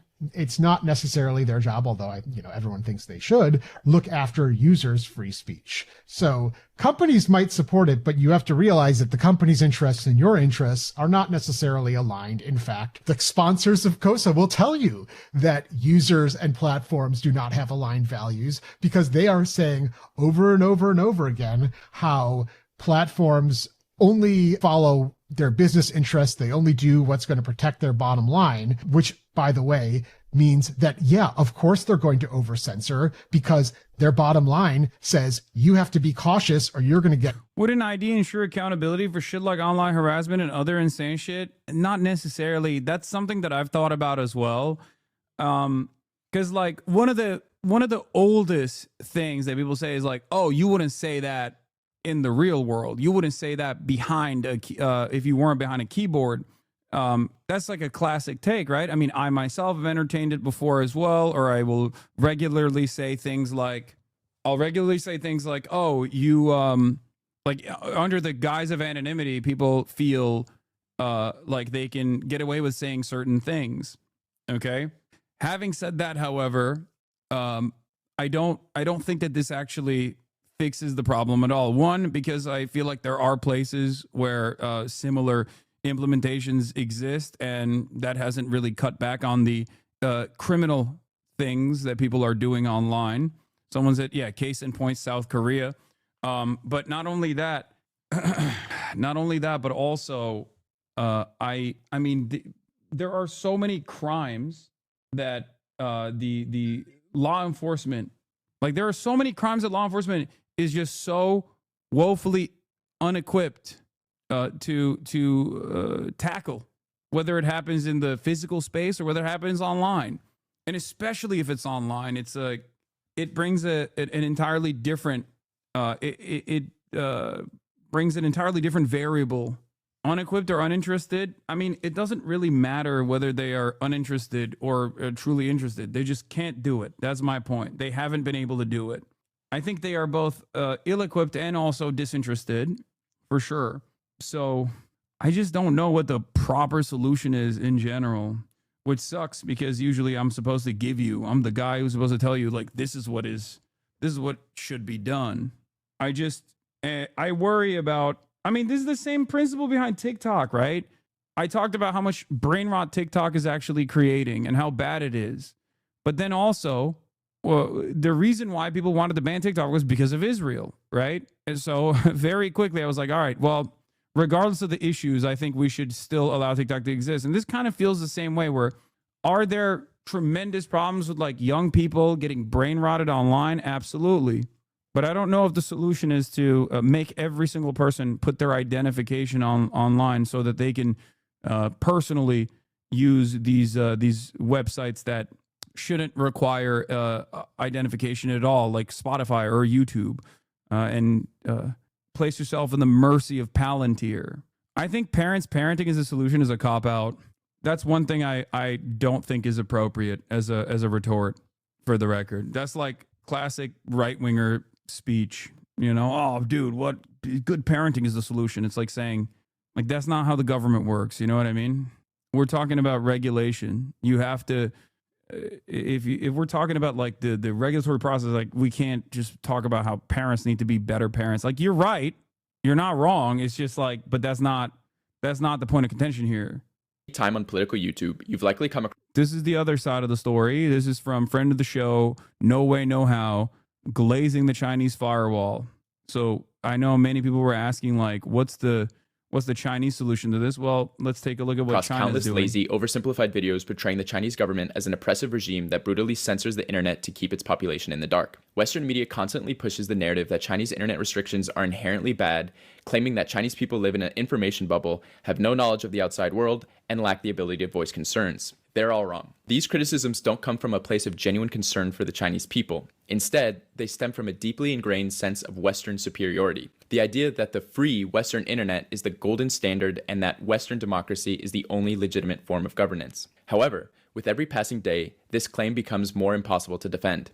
The illusion of free speech in the West is rapidly crumbling as social media platforms are openly manipulated by their billionaire owners and as Western governments increasingly suppress dissenting voices, especially when it comes to correctly critiquing them for supporting a genocide, all the way to the extent that you will lose your job, diploma, or even be deported for being mean to a country the US really likes. The reality is that China's internet firewall exists for a reason. Not about controlling the people with some devious repressive intentions in mind, but about protecting social stability, national security, and economic independence. In today's video, we're going to debunk the two biggest misconceptions about China's internet firewall.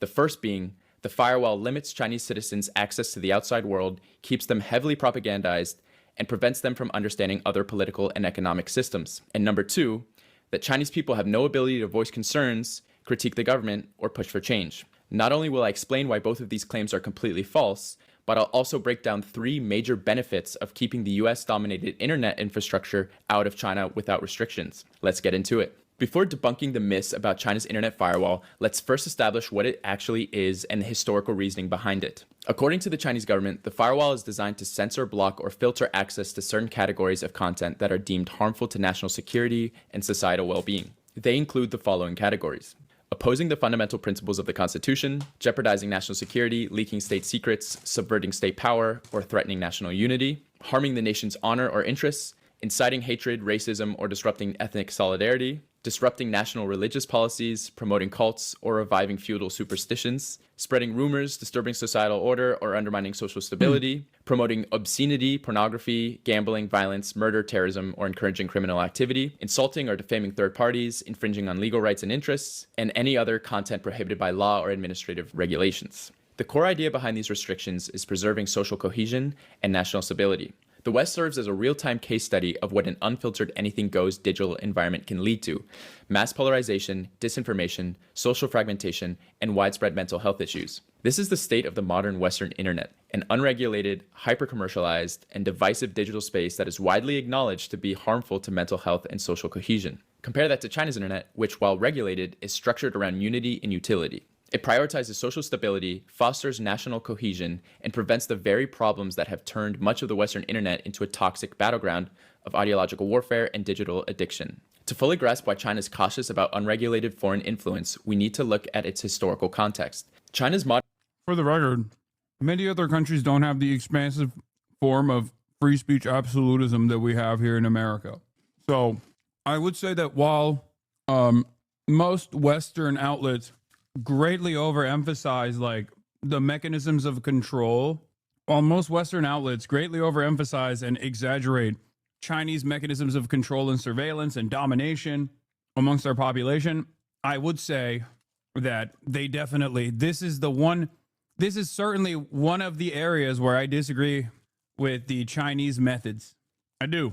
And I'm not just saying that because I'm a fucking political content creator and most likely would not be able to do my job if I were to exist in China as a political dissident.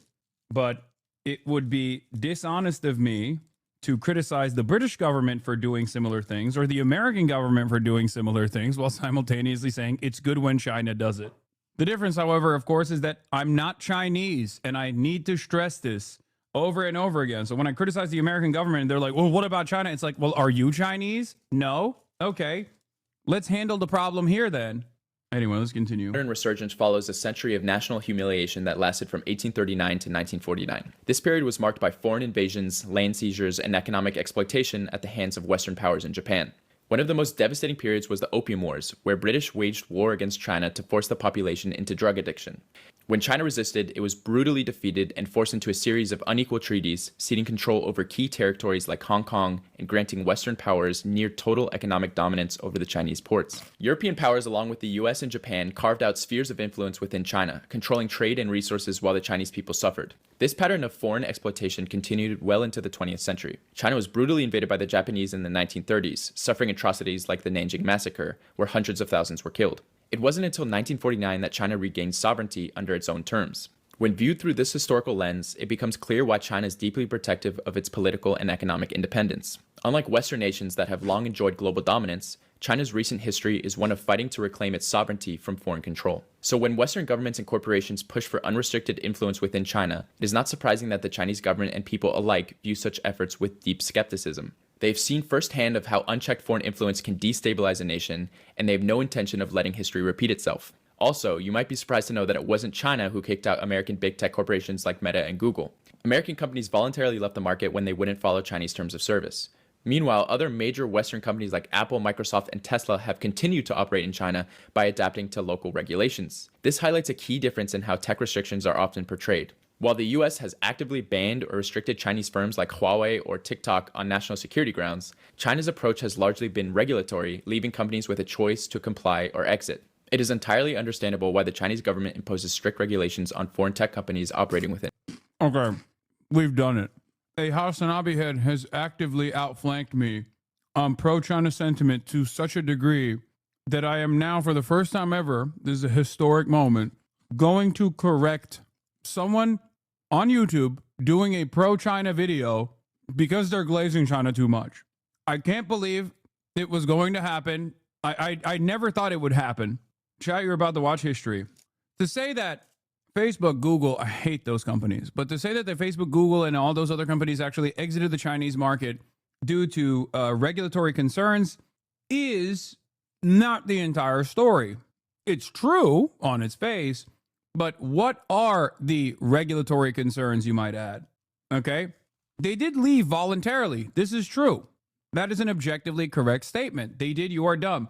But the regulatory needs of the Chinese government were perhaps to use Facebook and Google as a part of the state's surveillance apparatus. Now, the counter to that, of course, is to say, well, these companies have backdoors for the NSA, and for that you would be correct. It's just that they did not want to offer backdoors into Facebook, Google, so that the government could surveil everything that was going on with the same level of ease that they do with all of the Chinese versions of these social media applications. That's it. So technically, yes, these companies left the Chinese market voluntarily, but it was due to the demands that the Chinese government was making, and the demands that the Chinese government was making was, of course, to allow these companies to volunteer. What is your accusation? It's not an accusation. It's just what the Chinese government's demands were. Whether you consider it to be appropriate or not is up to you. And its borders. Western governments and intelligence agencies have repeatedly used these platforms to influence political movements, destabilize governments, and push for regime change in countries that refuse to align with their interests. This isn't speculation. It's a well-documented strategy that has been carried out numerous times, from Ukraine and Georgia to Romania, many Latin American nations, and beyond. One doesn't have to be brilliant to attempt a coup. I disagree with that as somebody who has helped plan coup d'etat. In fact, Western officials and organizations openly discuss and allocate substantial funding towards these goals, framing them as democracy promotion or support for civil society. First, we thought that getting Guaido to declare himself president would be enough to topple the regime. Then we thought putting aid on the border would be enough. Then we tried to sort of construct a kind of coup in April of last year, and it blew up in our face when all the generals that were supposed to break with Maduro decided to stick with him in the end. We undermined Norway's talks last summer, and then this March we released a transition framework that frankly is almost a carbon copy of the very one that was in front of the parties last year. When it comes to China, they're not even subtle about their intentions. Think tanks, government agencies, and media outlets frequently call for strategies to weaken or alter the Chinese political system. This is true. Given this context, it's hardly surprising that China enforces strict digital sovereignty policies, ensuring that foreign tech companies operating within its borders cannot be used as tools for external political interference. Just last year, the House passed $1.6 billion to deliver anti-China propaganda overseas. Knowing all this, how can you look at that and be like, yep, better let all that shit in without any restrictions? You really can't blame the government for looking out for its own national interests. If there was a similar authenticated legitimate threat to the US government, you can damn well expect they would crack down on it too. Now that we've established the firewall, what it does, and its context, let's debunk the common misconceptions around it. Starting with the first one, that the firewall limits Chinese citizens' access to the outside world, keeps them heavily propagandized, and prevents them from understanding other political and economic systems. Western critics love to claim that the people of China don't have access to the internet, that they're completely cut off from platforms like TikTok and YouTube. The way they describe it, you'd think that the Chinese are living in the Stone Age. This is complete nonsense. China has built their own internet ecosystem that mirrors every function of the Western internet. They have their own versions of Google, YouTube, TikTok, Instagram, and every other major platform you can think of. These apps offer nearly identical experiences. On China's version of TikTok, you'll find the same mix of trends, gaming content, food vlogs, and cringe dance videos. Their version of YouTube, Bilibili, hosts everything from nature documentaries, in-depth political analysis, food bloggers, and travel vlogs. What's especially interesting is the political content. A lot of Westerners might assume that Chinese platforms are filled with anti-American rhetoric, but that's not the case. In fact, political content is relatively balanced, and if anything, there's even a slightly positive view of America. The harshest takes you'll find tend to be lighthearted or comedic, poking fun at the absurdity of certain American politicians. Surprisingly, Trump is actually quite popular, with Chinese users often finding him funny or entertaining. You'll see edits of him at speeches and clips where he's treated more like a meme than a villain. Okay, absolutely. Melania said this was okay. Yeah, I'm gonna keep it a $1.50. If I was fucking Chinese, I would also love Donald Trump, the great nation builder for China. Donald Trump, the man who is bringing about the century of humiliation to America almost single-handedly. If you are a netizen of a foreign adversary state, why wouldn't you enjoy that? Not only do you not experience the repercussions, but you also are simultaneously watching America fucking cook itself. Well, because of your humanity, do you think that, I mean, first of all, because of your humanity, talk to the average person about what they think about China and Xi Jinping. Why would it be any different on the other side? China, China, China, China, China, China, China. Let's say China, China, China, China, China, China, China, China, China, China. Now, you know, while Donald Trump was building a reality TV show, my brother was building a security apparatus to keep us safe, and I'm proud of what he did. The World Trade Center came down. He had the gall to go after. 特朗普女的一巴掌，男的更是2巴掌。 Joe Biden became mentally impaired. Kamala was born that way. You know what I do with him? Bro, what the fuck? The meme culture, the meme culture in China is so crazy. It's so strange to me. Like, yeah, we got brain rot, but their brain rot is also weird. Thank you very much, John. Thank you very much. You will never make it. Go ahead.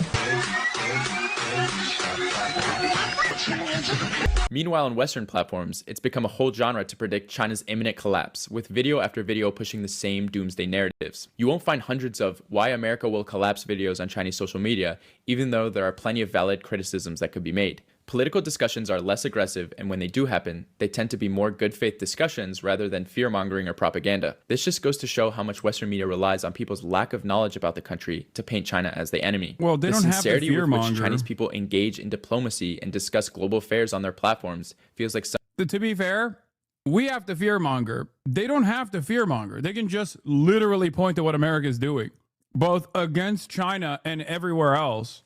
Like, that's just the reality. That's what happens when you are the dominant world power. The dominant world power has no real enemies, only perceived ones, so that it can continue its dominance.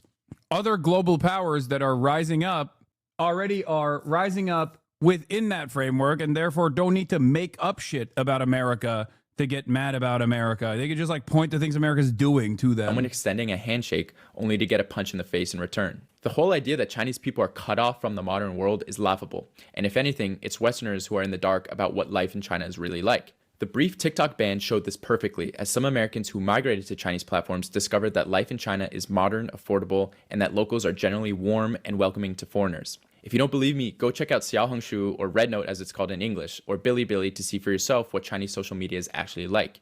You might be surprised at what you might find. I really think America has made a huge mistake when banning this app, because now that we're all on Red Note, we're actually learning that a lot of the crap that they've been talking about China is absolutely not true. We're like, wait a second, you guys have universal healthcare? You don't have to pay for an ambulance when you get picked up to the hospital. You have amazing cars for very low prices. Huawei, the amazing phones they have, are also so much better than iPhones. And all of that is forbidden here. We cannot have any of that. Wait a second, you can walk at night outside and not be afraid? There's no mass unalivings in schools? What? What's that like? And I had someone comment on my Red Note being like, now that you're here, I hope you can see that we're not the beasts that, you know, your news made us seem to be. And I was like, Americans find out government follows basic functions of good governance, loses their minds.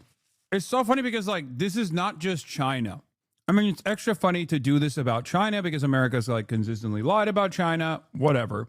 But Americans genuinely forget that like other countries exist, because half the shit she's talking about here is like European capitals as well. You can point to not even Europe, like developing nations have implemented some of these protections that she's talking about with far less money and resources.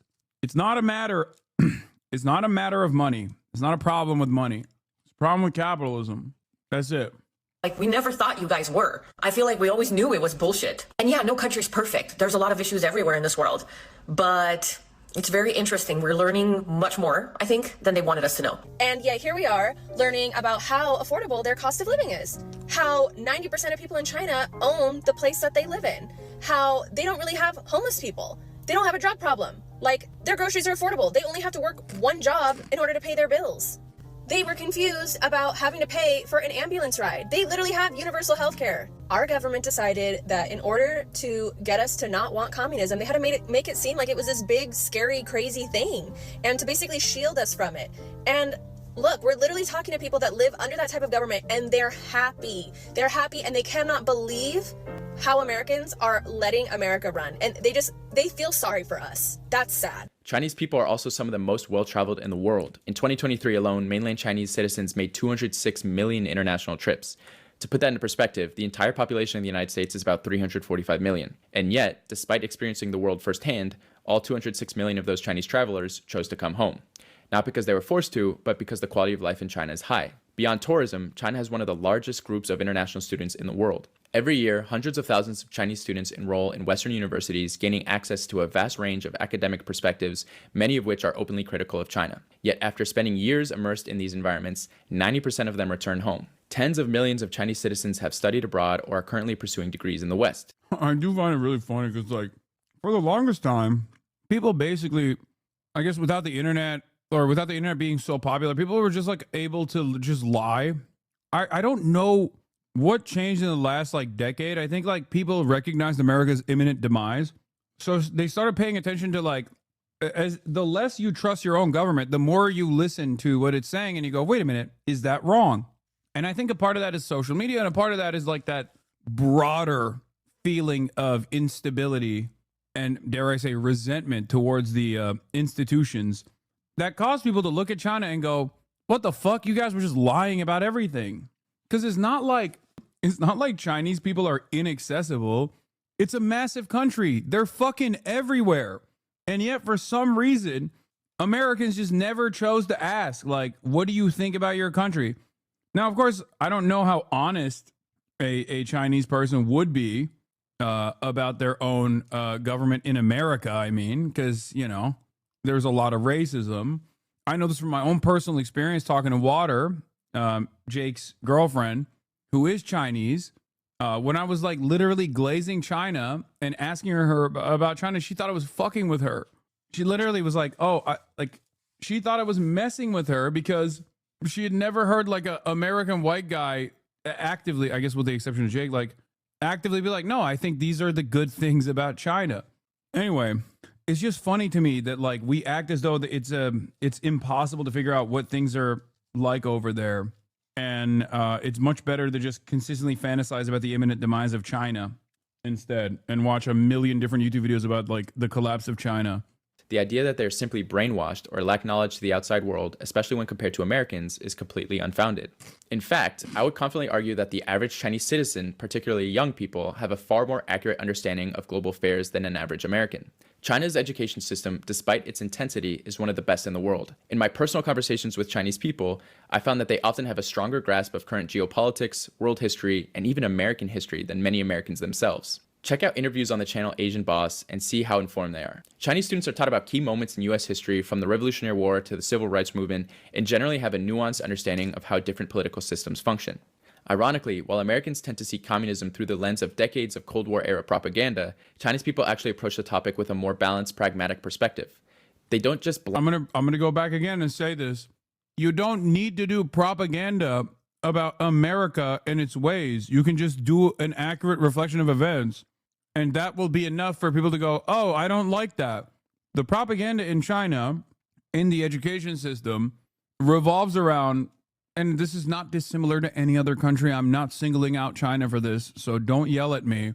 The propaganda is about Chinese history, just like we do the same thing here in the United States of America, an inaccurate reflection of events, or at least some omissions that I would say are ridiculous.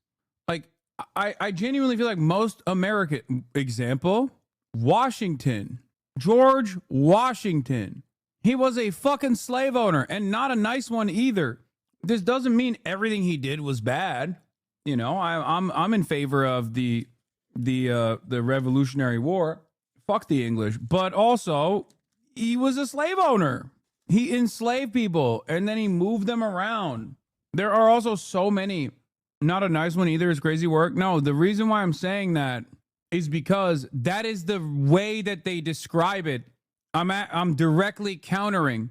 I am directly countering the narrative in the books. There is no way to be a nice slave owner. But the way that they describe it in the history books is to make it seem as though this was like, there was reasonable debate. There was spirited debate. You know, like this is... he wasn't the worst guy. Like they portray him positively. That's what I mean. I'm directly countering the fucking insane narrative, not making a value judgment about like nice slave owners. That's not a thing. Of course. Blindly claim that communism is superior, nor do they try to impose their ideology on others. Instead, it's often Westerners who feel the need to aggressively defend capitalism and impose their worldview on Chinese people. The reality is that Chinese people simply believe that their system works for their country, while Americans, despite being typically less informed, tend to be far more defensive about their own system. That being said, Chinese people are generally far less political than Americans. This isn't just unique to China, it's a broader trend across East Asia and Japan and Korea as well, compared to the US, where people across the political spectrum, young and old, are deeply ingrained in political debates. The average Chinese citizen simply doesn't think about politics on a daily basis. Instead, their focus is on education, work, family, and enjoying life. And in many ways, this is one of the strongest endorsements of China's political system, the fact that it doesn't need to dominate people's lives. Government only becomes a major concern when it is actively failing, when policies are harming people's livelihoods, when institutions are ineffective. That's not true, man. Because they can't participate in politics is just not true. I mean, he's glazing too. Yeah, no. It's just a government assignment that they came up with on their own.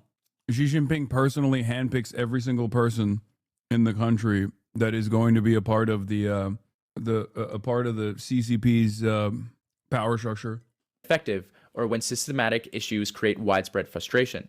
In China, the fact that most people don't feel the need to engage in constant political discourse is in itself evidence of a functional and effective system. They don't have to fight for basic necessities or worry about whether their government will provide stability, it simply does. As a result, there's a baseline level of trust that allows people to focus on their personal ambitions rather than constantly questioning whether their government is working for them. Contrast that with the United States, where politics is inescapable because so many people feel personally impacted, whether through stagnant wages, Okay, this is so much China glaze. Okay, wow. Wow, that's not true. That's objectively not true. Chinese people are very much aware that they're under an umbrella of broad surveillance, down to the fucking random civilian aunties and uncles. But you know what else Chinese people are very much aware of? Unimaginable prosperity and development that has taken root in China over the course of the past couple of decades.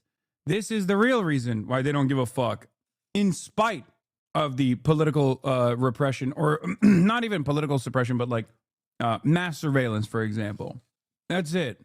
The idea that they don't care about politics is also wrong. They quite literally have rebellions every now and then, mini ones, mini versions of it. But it's just untrue to say that people are not upset with their government and also decide to take action. They do. They do protests. The protests get aggro.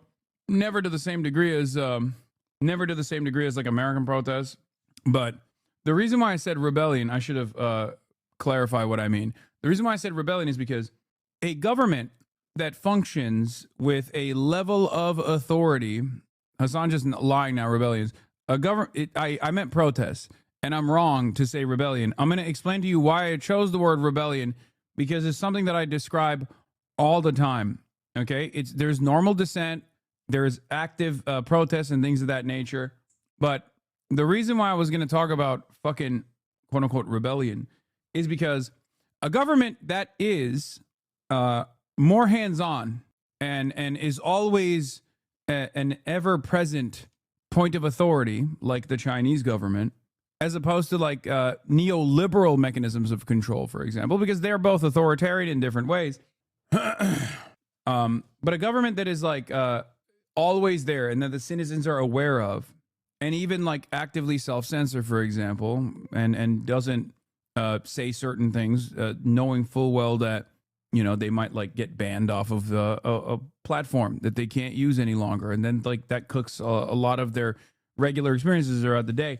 That is way more ripe for rebellion, which is precisely the reason why the government has a government that wants to maintain its control over the population has to always be receptive to the desires of its population in order to avoid a rebellion.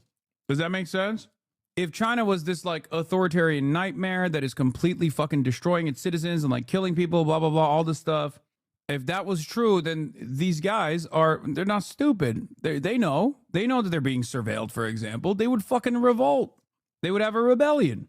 That's why I use the word rebellion. They don't. Affordable healthcare, rising cost of living, or a political system that often seems more focused on culture wars than solving real problems. Do you really think Americans would be this obsessed with elections or hyperfixated on every new political controversy if they actually trusted their government to function properly? Of course not. The intensity of political engagement in the US isn't a sign of a healthy democracy. It's a symptom of a system that repeatedly fails its people. Meanwhile, in China, the vast majority of people, politics is simply not a priority because it doesn't have to be. Okay, so Chinese people have their own internet ecosystem, they're highly educated, and they travel the world. But what about censorship? When it comes to censorship, Chinese people are very aware of what they can and can't post online. The government is very clear about what's off limits: sedition against the government, racism, pornography, and all the other things mentioned in the beginning. It's straightforward, and the rules are well known. The difference is that in China, censorship is explicit and people understand it as part of the broader structure. In the West, however, censorship is often arbitrary and used to reinforce the dominant narratives pushed by powerful elites. Over the past few years, we've witnessed the unraveling of Western ideals of free speech and a free internet. The most recent example of this have been the systematic suppression of pro-Palestinian content, as well as cover-ups of war crimes in Gaza. For years, Western media outlets like the New York Times and platforms like Meta have controlled the narrative by limiting access to certain information and shaping public perception. But one platform that couldn't be fully controlled was TikTok, which... What? Why does your argument not reply to Russia? Honestly curious. Because the average improvement on the material realities of like a regular working class person in China over the course of the past 30 years has been incredible, as opposed to Russia. And also, Russia is, I would say, more authoritarian and less democratic than even China is, because at least in China, there's like local governance that is incredibly fucking hands-on. I would say even more hands-on than like American local governance. And that ultimately they bring all of the concerns that the citizens have to the local government all the way up to the fucking party infrastructure, even though there's like technically, oh, it's just the CCP. There's like dissidents as well, but it doesn't really matter. It's marginal. It's irrelevant. But the real politics, the real domestic politics is happening at the point of local policymakers, local legislators, local regulators. Russia does not have a version of that. It's just fake. Like, Russia is an open oligarchy. Unless you personally believe that, like, what, 90%, 98% of Russians voted for Vladimir Putin or something. What is this? This could have applied to the USSR in the 50s, not anymore. Yeah. Allowed an entirely new generation to get access to information about the genocide in Gaza. This became a massive ongoing battle to ban or censor the content that was circulating on the app. In the US, the media landscape is becoming more and more consolidated, with powerful players like Jeff Bezos using outlets like the Washington Post to promote narratives that serve their own interests. Recently, Bezos issued a directive to the Post requiring coverage that promotes personal liberties and free markets, essentially signaling that the narrative is being carefully curated to maintain the status quo of the American oligarchy. Then there's Twitter, which brands itself as the #1 free speech site, yet is anything but free speech. Like all American social media platforms, Twitter is entirely at the mercy of its billionaire owners. Elon Musk, for instance, has been known to boost far-right accounts, support political parties like the AfD in Germany, and ban or unverify users who disagree with him. Rather than a platform that fosters open dialogue, Twitter has become a toxic cesspool where far-right extremists thrive, promoting everything from race science to conspiracy theories, as long as it serves Musk's personal agenda. Although Chinese censorship is real and targeted, if anything, Western censorship is more insidious, operating under the guise of free speech while serving corporate interests. China's censorship is public and predictable, and for the vast majority of Chinese internet users and instances, censorship is irrelevant to their online experience. Now let's get to the major key that underlines this entire conversation. You can always get a VPN. A VPN allows you to access the internet in China just as you would anywhere in the world. Which brings us to today's sponsor. No, I'm fucking with you. There's no sponsor. But there is a Patreon as per request. So if you want to check that out, go ahead. Thank you. But in all seriousness, if you're in China and you want to look at the Western internet, the barriers to do so are not large at all. I like this system a lot because many people won't learn about. Are you fucking serious, Amon? China censors LGBT content. The whole fanfiction site AO3 is banned. And that user keeps defending it. That's what's going on. Wait, what? Out of all... hold on. Out of all of the things that you could fucking criticize the Chinese government's censorship over, specifically as it pertains to LGBT depictions of like LGBT people or whatever, which would be a lie. You can be openly fucking gay on Chinese applications and whatnot. You chose AO3? You chose China banning AO3. China would not let me go on Wattpad and write about Yowie, Donald Trump Yowie. This is unacceptable. You're being girly pop phobic? Okay, I'm sorry. Oh, that's funny. What about my Mao X dang toxic Yowie? Oh, man. All right. Haas, you don't understand. I need my cyber mommy. And then install a VPN until college when they are much more mature and able to approach the Western internet in a much better way. The default internet is so much better as a general internet for society. Even if you have no problem with pornography or violence being so accessible, I think we can all agree that it's not good for people at such young ages to be. I will say this. I think American internet has gotten to such a fucking degree of instability and like unrestricted, unlimited Nazi shit that like low-key, the fucking firewall might be a preferable alternative for children, especially as they're developing. Okay? That's all I'm saying. I'm just, dude, it's fucked up. I know the whole argument that Taylor was presenting is like, the government should not get to dictate what children are looking at. The problem is, I trust the Chinese government to make that decision more than I trust the American government. And this is not me China glazing. This is me just feeling so sad about the state of affairs in this fucking country. It is actually wild It's actually wild how bad the situation is online for American children in general. Yeah, Grok and Meta will protect our kids. Yeah, Meta. Here, I'll give you an example. Recently, it came out that Meta was implementing chatbots with no restrictions as it pertains to flirting with children.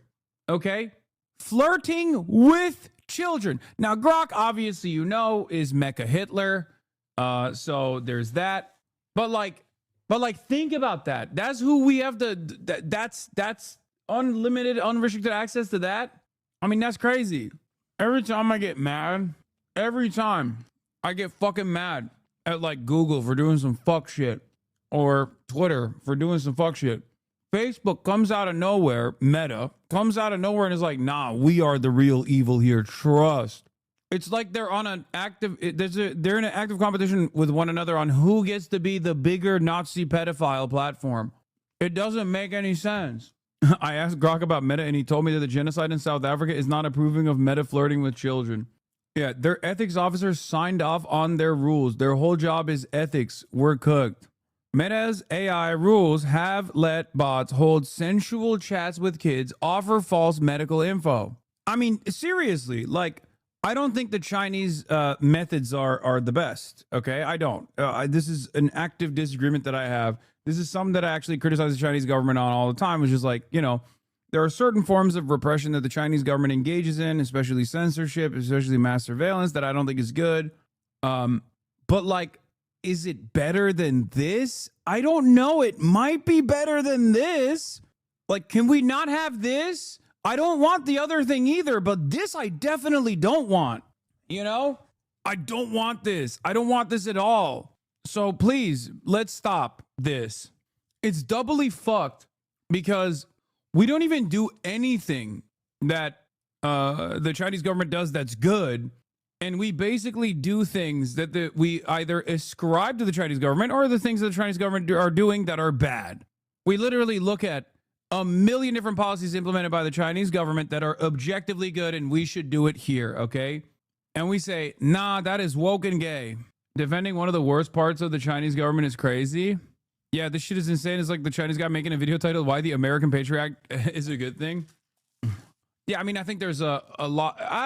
I don't even necessarily, I'm not necessarily saying that this person is, I'm not fully in agreement with what this guy is saying. But I think as far as like actively going against the narratives that you hear in the Western world about like how, what kind of forms of censorship exist and stuff like that, I think it's fine. It's valid. He does get absolutely heavy-handed. And I don't know if I agree with his ultimate conclusion anyway. But I wouldn't say this is like evil. Like what, if you just look at the, if you just look at the title of it, you get duped by it, then yeah, sure, I understand why you would feel that way. But he is, he's definitely going through and detailing like what people get wrong. Accessing that type of content. I know that I certainly would have benefited from not seeing pornography and executions from literally the age of 7 years old. The VPN is always accessible for those who want to use the Western internet, but I think it's great that the default internet is the way that it is. Now for the question I know you've all been thinking. Like some kind of restriction for minors online, I think is good. I don't even think it's like fucked up or evil. I think it's good. Okay? I don't even think it's like gray area shit. It's just that I don't think that the appropriate mechanisms is to literally make sure that everyone has an ID on them at all times. And then the ID is like stored somewhere. You know what I mean? Like that is crazy. Anyway. What about Tiananmen Square? The event itself is a topic that deserves its own video, which will come. But let's address it briefly since I know it's likely on your mind. Despite this event being censored on the Chinese internet, many Chinese people, especially older generations, are still aware of what happened. But let's take a step back and look at how Tiananmen Square is used in the narrative against China today. If you look at the comment section of any video that talks positively about China, chances are one of the top comments will be, "What about Tiananmen Square?" As if they've just delivered the ultimate big brain original. I think it is kind of funny that the American government, like Americans living in the United States of America constantly put this diss out there where they're like, what about Tiananmen Square? Fucking got him. And it's like, dude, our cops kill 1,000 Americans every year, dude. Every fucking year. Like, this isn't to glaze China when they fuck up, okay? Make no mistake, but we kill 1,000 Americans a year. Our police force kills 1,000 Americans every fucking year. I think our cops kill what, like 10 dogs a day?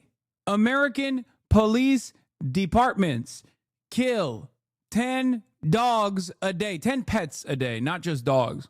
Anyway, so the idea, like, where they're like, hey, remember that historic event of government suppression is just funny to fucking point to when we live in America, man. We live in America. What do you mean? I went to the fucking protest. I went to the goddamn protest this fucking a couple months ago.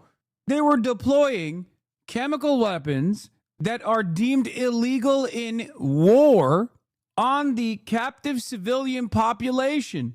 That's what they were doing.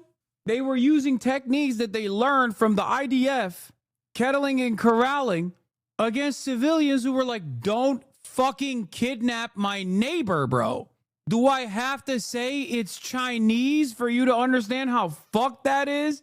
Oh, dude, it's fine when we do it here. It's crazy when it's Chinese, though. Like, it's cool when we do it here. I just don't want it to be like Chinese style. That was my fault. I'm just racist. Take. Yeah, we got the literal fucking military. We have the literal military in DC also. This is my favorite quote. People just being like, oh, it's just LED lights, you fucking idiot. Oh, you're so stupid. You only care about LED lights.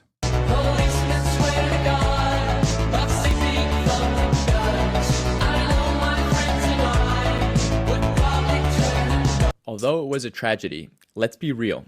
This single event, which took place nearly 40 years ago, is used to discredit every Chinese achievement, bolster the narrative of Western superiority. Yeah, it's funny. Yeah, we did the move bombing, bro.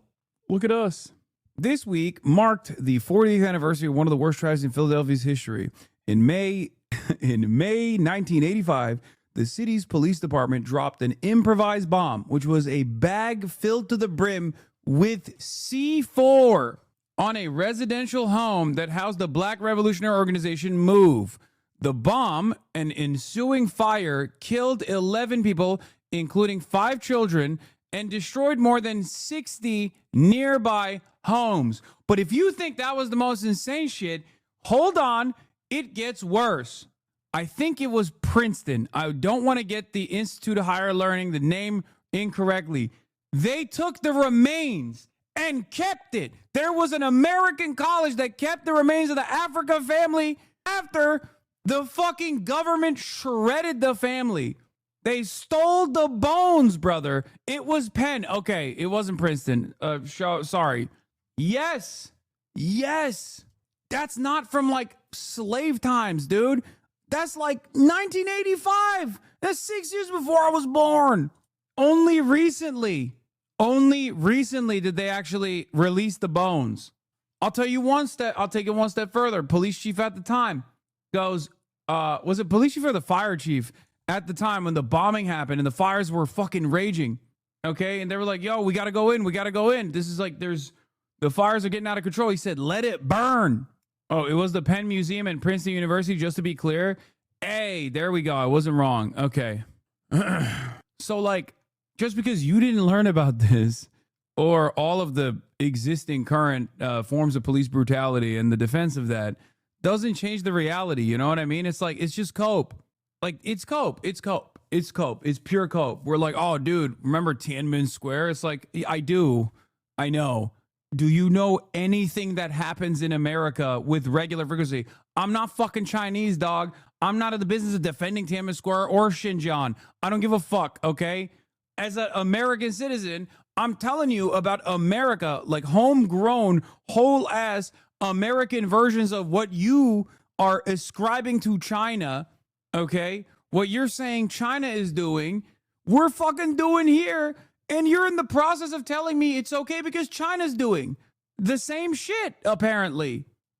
And dismiss the entirety of China as a whole. The West has expertly leveraged this single tragedy by China to deflect from their own historical and ongoing atrocities. Now, what's fascinating to me is that applying the same standards of violence to discredit a government the West's record is unimaginably worse. Since its establishment in 1949, China, with the exception of Tiananmen Square and one border skirmish with Vietnam, has risen overwhelmingly peacefully.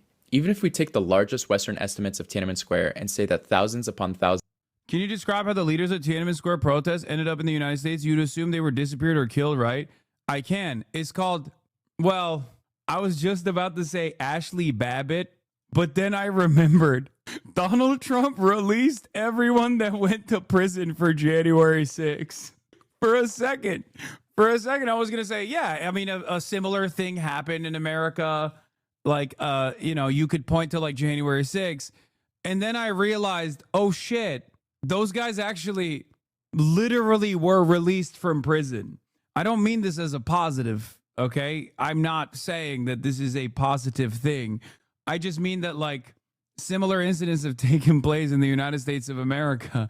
And the one time when violence was totally permissible, they didn't do it. And not only did they not do it, but they became fucking prison abolitionists out of nowhere. Top G's a cool name. I agree.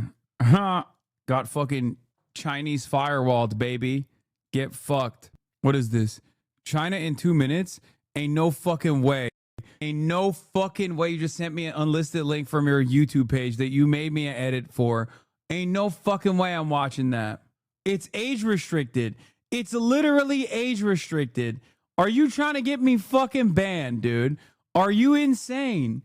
I love Top G, but I do not trust that video. One of the mods needs to check that first. Died. This is still a drop of water compared to the ocean of death caused by Western intervention around the world. Not even considering the horrors of colonization and slavery, millions of people have died in Western-led wars in the modern era. The Iraq War, the Afghanistan conflict, the Vietnam War alone accounted for millions of deaths. The total death toll of these conflicts is staggering, with estimates around 1 million people dying in Iraq alone, over 170,000 in Afghanistan, and 2 to 3 million in Vietnam. And those are just the wars Americans generally know about. How many know that during the Korean... I think the bigger L with China's border skirmish with Vietnam was what it was over, what it was slated to protect, okay? We don't talk about that. That's all I'm going to say. I think I might prefer China's non-interventionist policy currently as opposed to its interventionist policy that was very good and totally justifiable in Korea and maybe not so good and not so justifiable in, I don't know, Pol Pot. Not great, you know? You got to take the good and you got to take the bad, okay? Let's be real. They don't have exactly the best track record, all right? The one time they were like, yeah, we're actively getting involved in this. It was literally for the worst possible thing that you could do. Chatter's vid is a timeline of China. 3D design is my passion edit, but nice. Wait, really? Is this the same Top G that always shits on me? Did he actually low-key made like a passion passion project and he's being nice? It has gore in it? Oh, you son of a bitch. Don't watch, there's dead people in the video? God damn it. God damn it, Top G. Of course. Why can't your haters be more like Top G? There are historical images that are published in museums. Yeah, but I can't show it.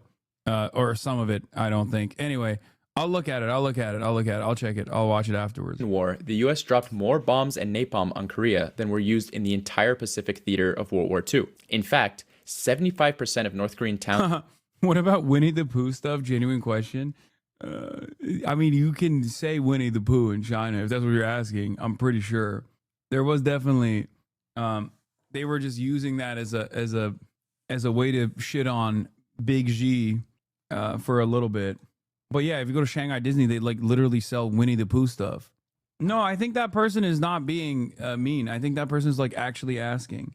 And cities were destroyed by US bombings, killing 2 to 3 million, with 70% of the deaths being civilians. How many young Americans are aware of the My Lai massacre, where 504 civilians, mostly women and children, were sexually assaulted and murdered by US Army soldiers? I just recently traveled to Laos. How many people know that American bombers dropped bombs on Laos for nearly a decade from 1964 to 1973, all the while keeping it completely secret from its own people? Big L for China was honestly collaborating at any capacity with the American government past the point of World War II. That was the biggest L, I think. They should have just kept out of all of that. Non-interventionists, if you want to be.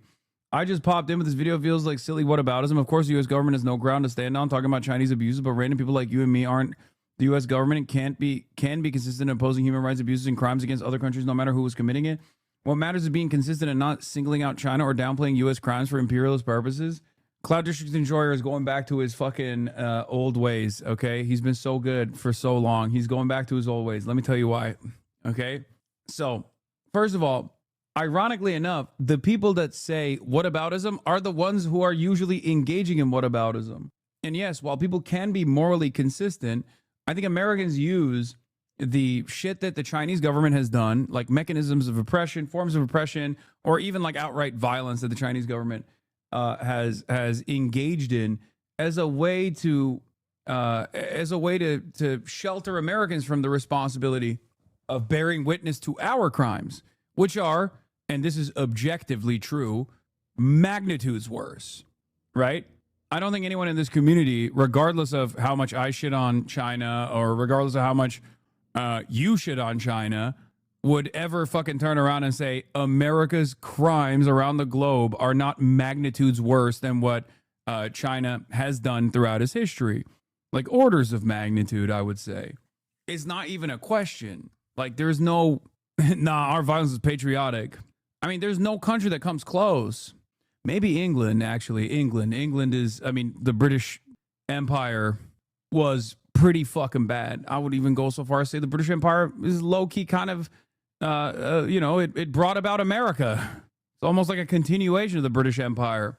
Powers around the globe that have done like horrifying fucking crimes. Hello?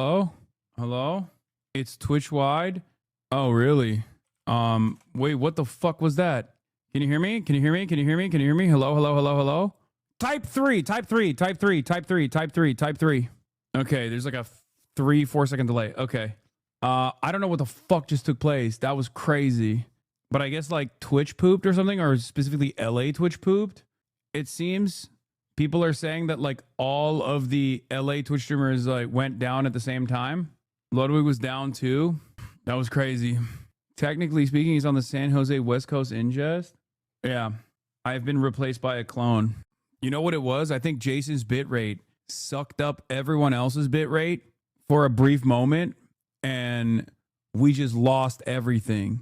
You know what I mean? Like nephew had too much bitrate that it took over the entirety of the LA infrastructure. This is what happens when he tries to go 8K. Anyway, the point I was making before I got fucking interrupted by the EMP bomb that exploded, the point I was trying to make was, it's kind of like when we talk about the Houthis, okay? When people say like, oh, well, the Houthis, they're bad. They have like on their own domestic governance, they're actually bad. They do like, they're homophobic, they're anti-women, this and that. And it's like, that has no basis. Like their internal governance is not up to me at all. Nobody's saying that. No, people use that as a way to try to fucking disparage their actions against Israel. The reason why I criticize China, for the record, is because I think their material conditions have developed to such a degree that I think it's understandable to be more critical of China as opposed to like the Houthis.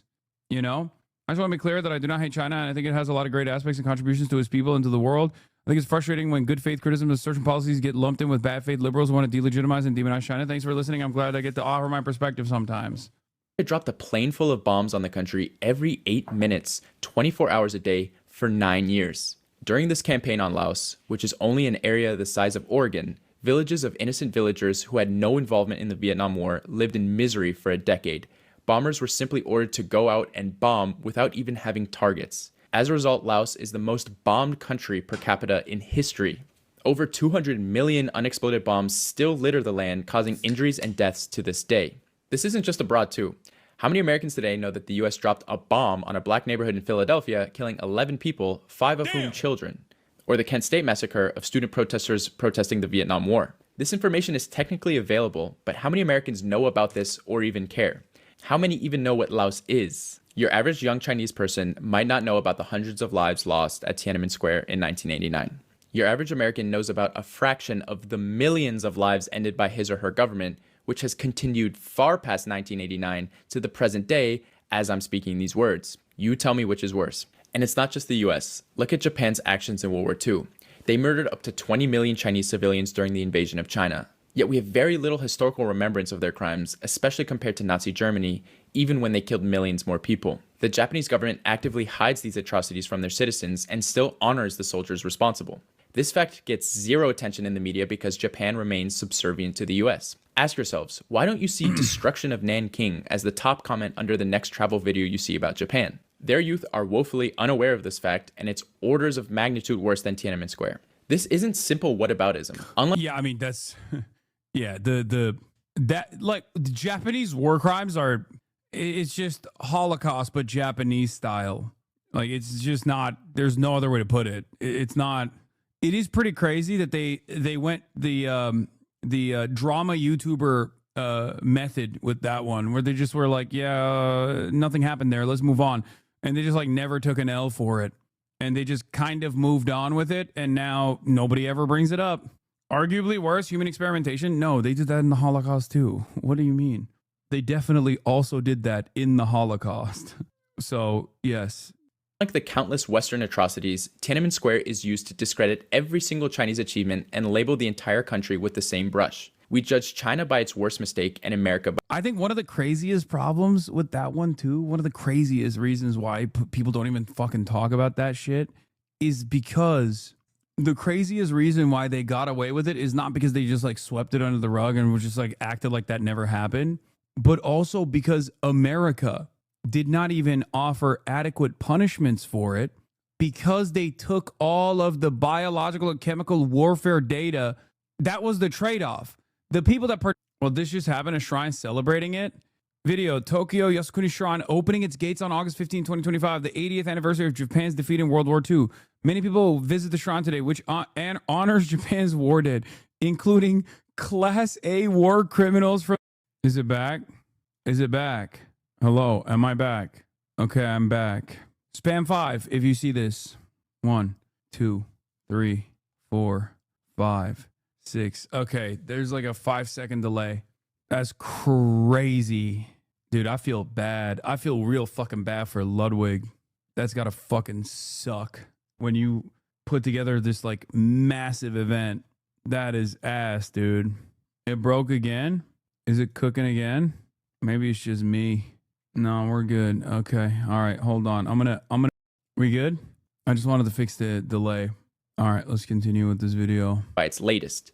You could use the same logic in commenting Hiroshima and Nagasaki under any positive video of America.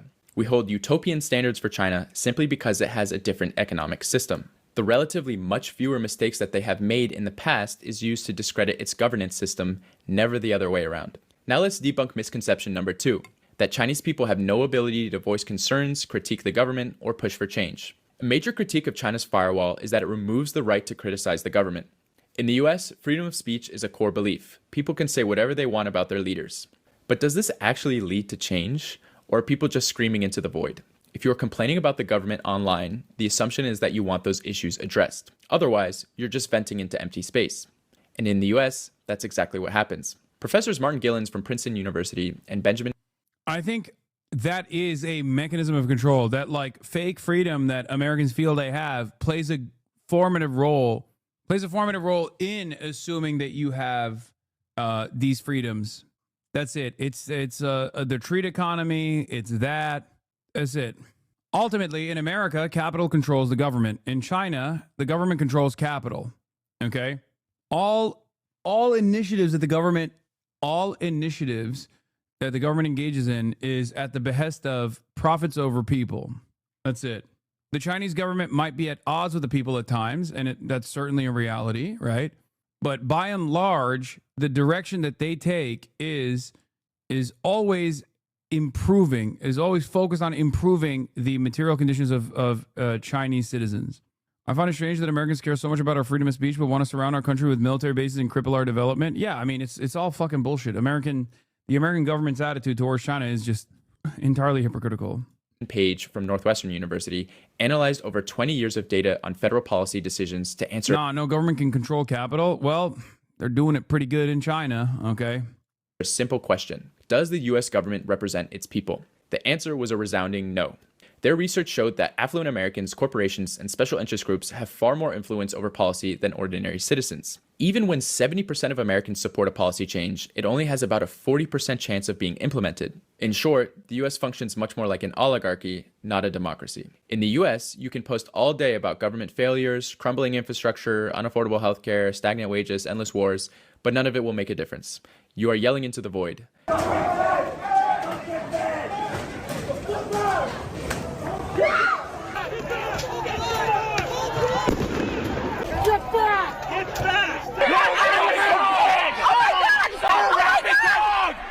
Give me some cops!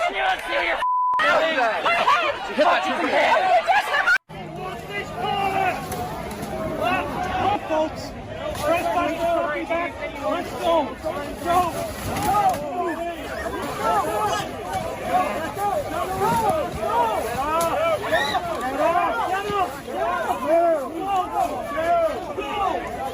Extremely popular positions at the nationwide level, like ending the genocide in Gaza and a universal healthcare system, aren't even mainstream political discourse, despite massive demonstrations across every city.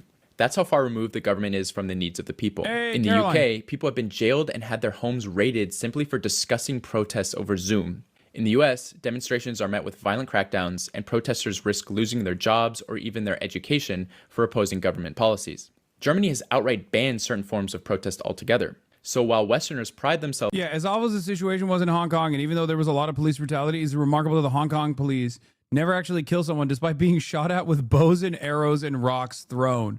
That was one of the funniest aspects of like the Hong Kong protests, which is that like at the end of the day, they're fucking like in America, the BLM protests had more kills.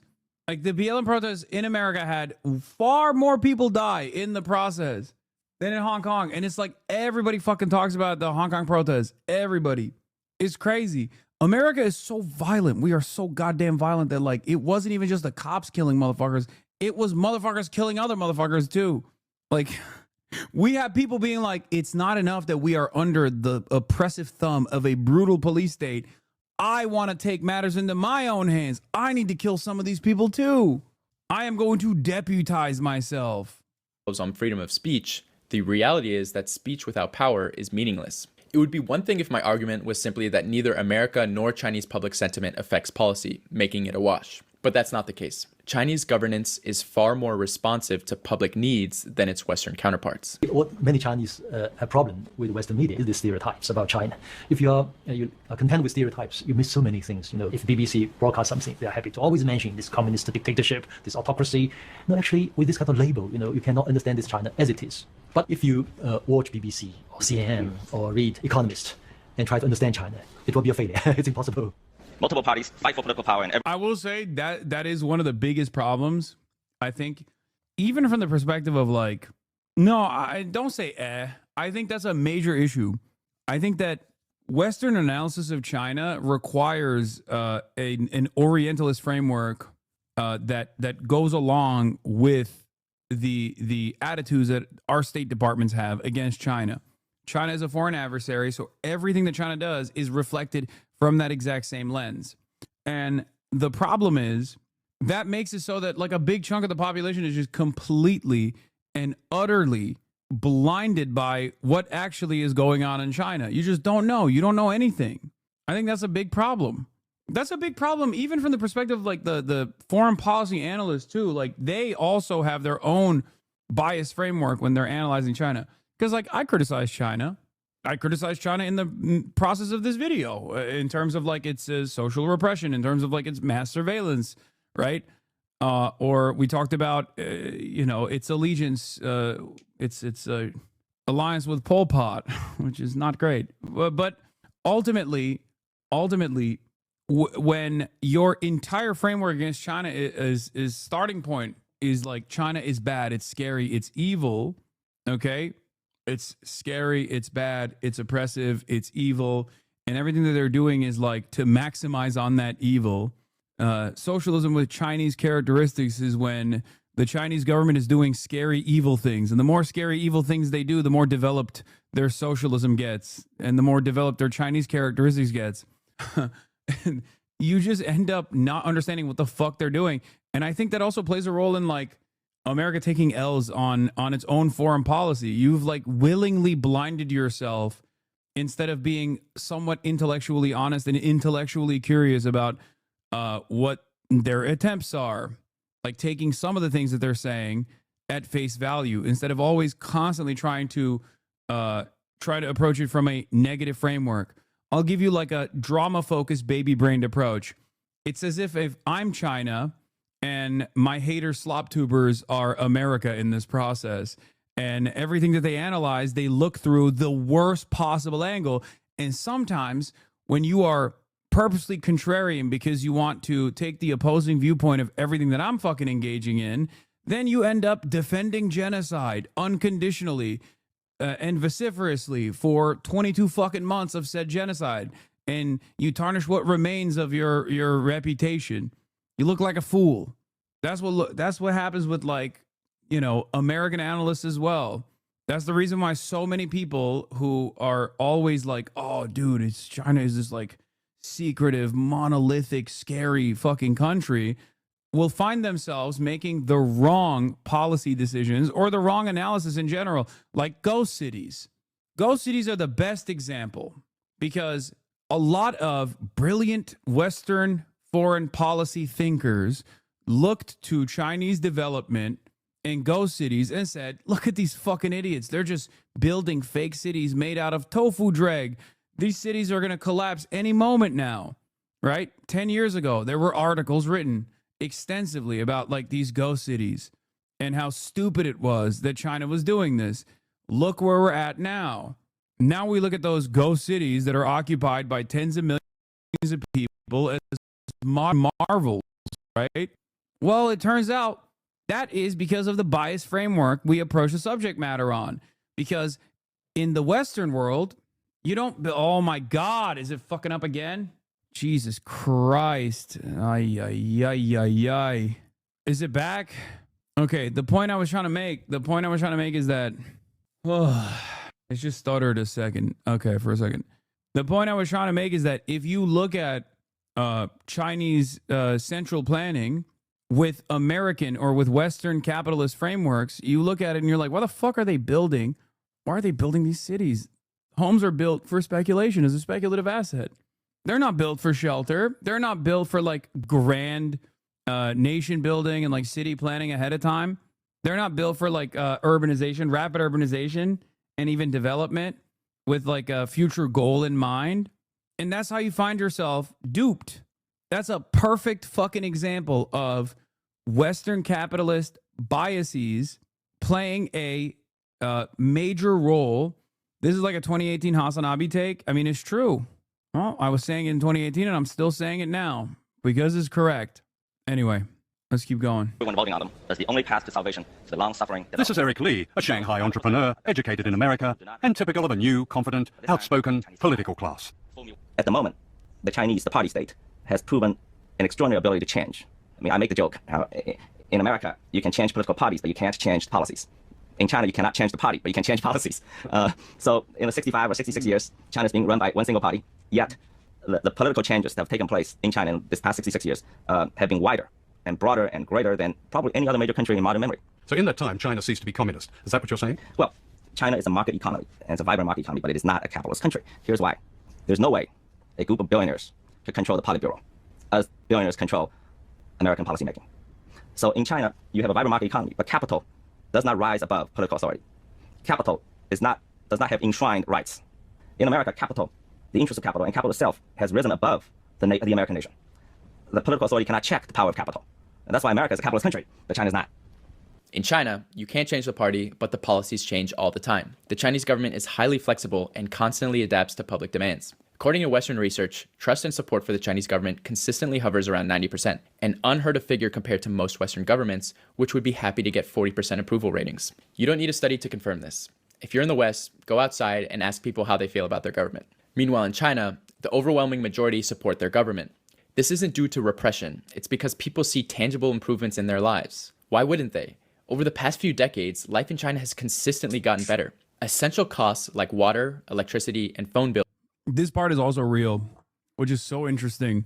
That's the famous Harvard study that was conducted. And obviously, Harvard has no investment in making China, or specifically Chinese government, look good and popular. They went in to confirm whether or not Chinese citizens were actually happy about their about the way that the Chinese government was ruling over them. And they straight up could not believe the results. Like CCP is more popular in China than any fucking Western country is in their own respective nations. Western government is in their own respective nations. Housing is primarily for living, not speculative investment. Universal healthcare is guaranteed. Public transportation is extensive, efficient, and cheap. The fundamentals of daily life, things that people in the West constantly struggle with, are treated as human rights, not profit opportunities. The funny thing is, if you told an American that, you would not be able to convince them it's not out of fear. We're so cucked. No, I know. It's cope. It's just cope. And the worst aspect of it is that, as I repeat over and over again, we don't do any of the good shit and we only adopt the bad. Where Americans scream into the void with no results, the Chinese government actively seeks opinion and implements changes based on real concerns. The government conducts extensive polling across provinces to identify key issues, and a rigorous civil service system ensures that only the most capable officials are promoted. Performance matters. If an official fails to deliver on poverty... China, ironically enough, is the most abundance-pilled country on the fucking planet. And they literally are beholden to KPIs in their civil servant structure more than any other country I've ever fucking seen. Your local minister that's like tasked with fucking fixing a pothole didn't immediately fix a pothole after a bunch of citizens went in and complained about it. You're gone. Alleviation or local governance, they are replaced. Unlike the West, where politicians fail upward, China's system enforces genuine accountability. Democratic participation in China exists in various forms, particularly at the local level. A prime example is the 12345 hotline, a 24/7 national complaint system where citizens can report concerns on everything from potholes to wage disputes. Every year, the system processes hundreds of millions of calls. It has a 96% resolution rate. The system ensures that problems are addressed swiftly, something unimaginable in most Western cities. In addition to elections at the local level, it's also common for local officials to give out their personal WeChat or phone numbers, allowing direct communication between citizens and government representatives. All of this results in a system that in practice is far more susceptible to the will of the majority than the illusion of democracy in the West. It's simply a different model of governance, one that prioritizes accountability and tangible results over empty rhetoric. Short of openly calling to overthrow the government, Chinese citizens have extensive, effective channels for addressing issues in their daily lives, arguably more so than in the West. Now that we've dispelled the misconceptions of the firewall, let's look at the firewall's advantages. Before we get into the advantages, please take a second to like and subscribe to the channel. Now let's get back to it. The first of the advantages of China's internet firewall is the lack of violence, hyper-accessible pornography, toxicity, and division that plague Western social media. The current state of the internet in the West reflects a deeply unhealthy society. Take X, often described as the West's real-time information hub or the internet's town square. It has devolved into a breeding ground for far-right radicalization, misinformation, and outrage bait. Everyone's experience may vary, but for me, scrolling through X means seeing dead children and dead bodies from a Western bombing, a politician defending that bombing, pornography, a right-wing meme promoting race science, a viral video of students attacking a teacher in an American school, more porn, Elon Musk posting about some absurd right-wing take, and then an ad for Trump merchandise. Algorithms differ, but the common thread is rage, division, and nihilism. Every swipe brings a new reason to be angry, disgusted, or hopeless. He didn't even talk about the other thing, which is film summarizations, film summaries with like AI voice. What is going on? Am I back? I think I'm back. All right. Type 2. If you see this. Okay. Good.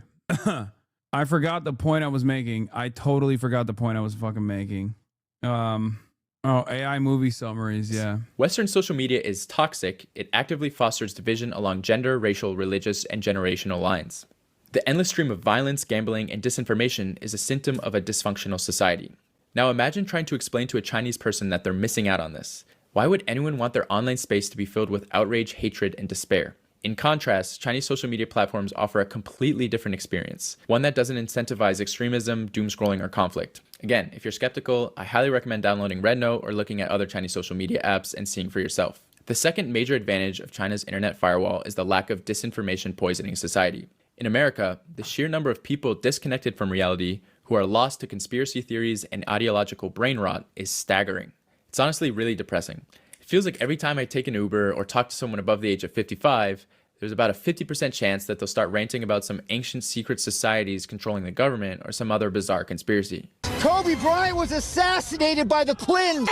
Which is why did the framework created by QAnon and Trump propaganda cause an innumerable amount of people to jump headfirst down the rabbit hole, endangering their safety, lives, and freedom. We will not accept socialism as our economic and political system. Communism is communism. We will not accept communism. Australia has returned to becoming a prison island all over again. It's now a new penal colony as a prison. There was no racism in the United States. There was no racism. There was none. These guys are so bored, man. Oh my God, we gotta fix white boredom. I've realized that's a big part of this puzzle. Like, this guy is just bored. He wants someone to talk to because his grandchildren won't talk to him. That's why he did a January 6th. Do you see that? It's fucking nutty. Like, this guy just needs someone to be like, America's not a racist country.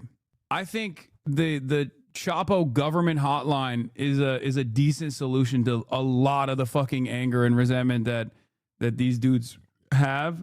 I've always been an advocate of like cops not being able to like fight back and just being like a vehicle to blow off steam. You know what I mean?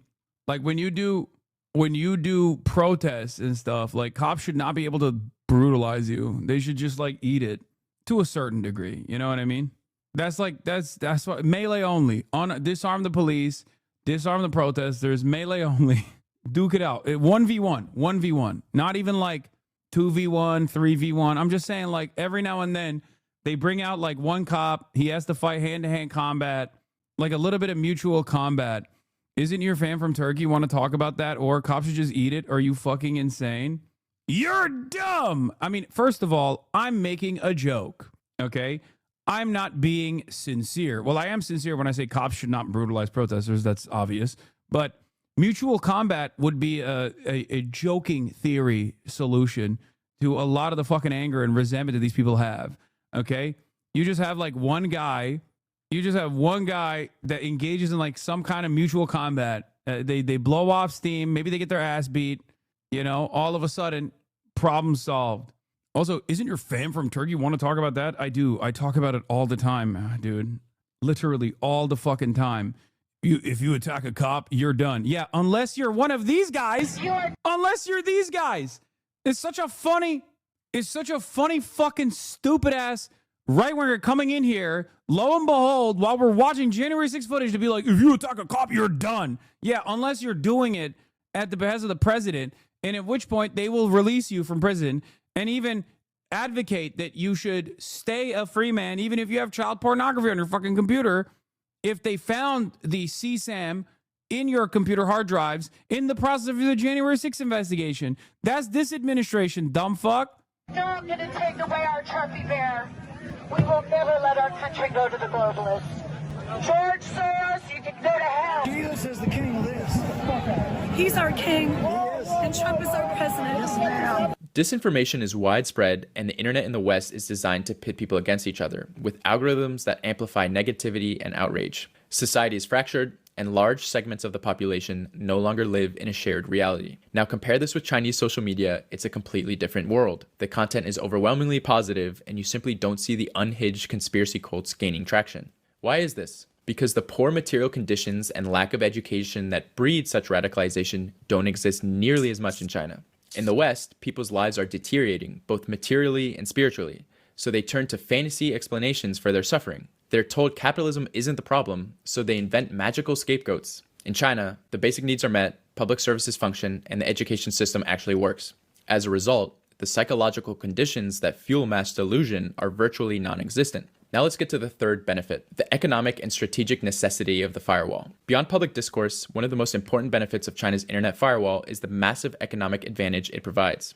Even if you have disagreed with everything I've said so far, the economic aspect alone is reason enough to have this firewall. Platforms like Google, Amazon, Facebook, YouTube, and Twitter are not just social media or search engines, they are critical infrastructure in the modern world. They dominate commerce, data collection, and digital services, siphoning productivity, revenue, talent, and sovereignty from every country that depends on them. For nations in Europe, Latin America, and Africa, the absence of domestic equivalents to these platforms has led to stagnation or non-existent tech sectors. The US controls these digital monopolies, meaning that the revenue generated in these foreign markets... Like, that's not even wrong. I didn't even really think about it like that.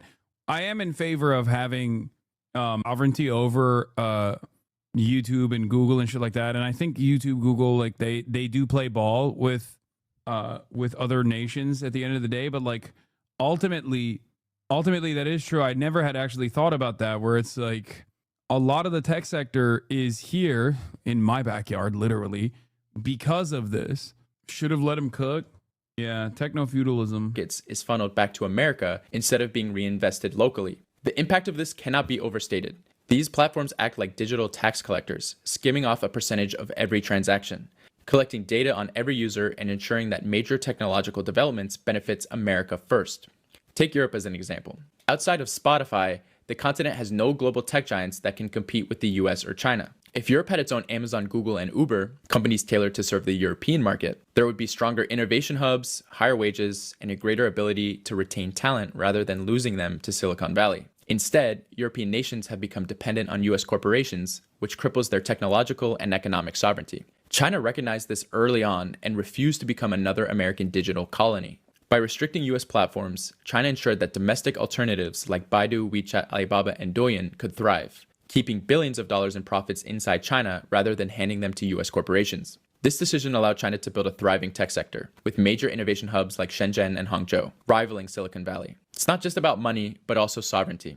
Just as roads, electricity, and water are essential utilities, today's digital infrastructure functions the same way, except that they're privately owned by US monopolies. If you want to communicate, work, or do business anywhere in the world, or even operate as a sovereign government, you're forced to rely on these monopolies for their services. Even official government agencies in foreign countries rely on Google, Microsoft, and Amazon Web Services, all US-based corporations with direct ties to American government. The United States actively weaponizes these platforms to advance its geopolitical interests.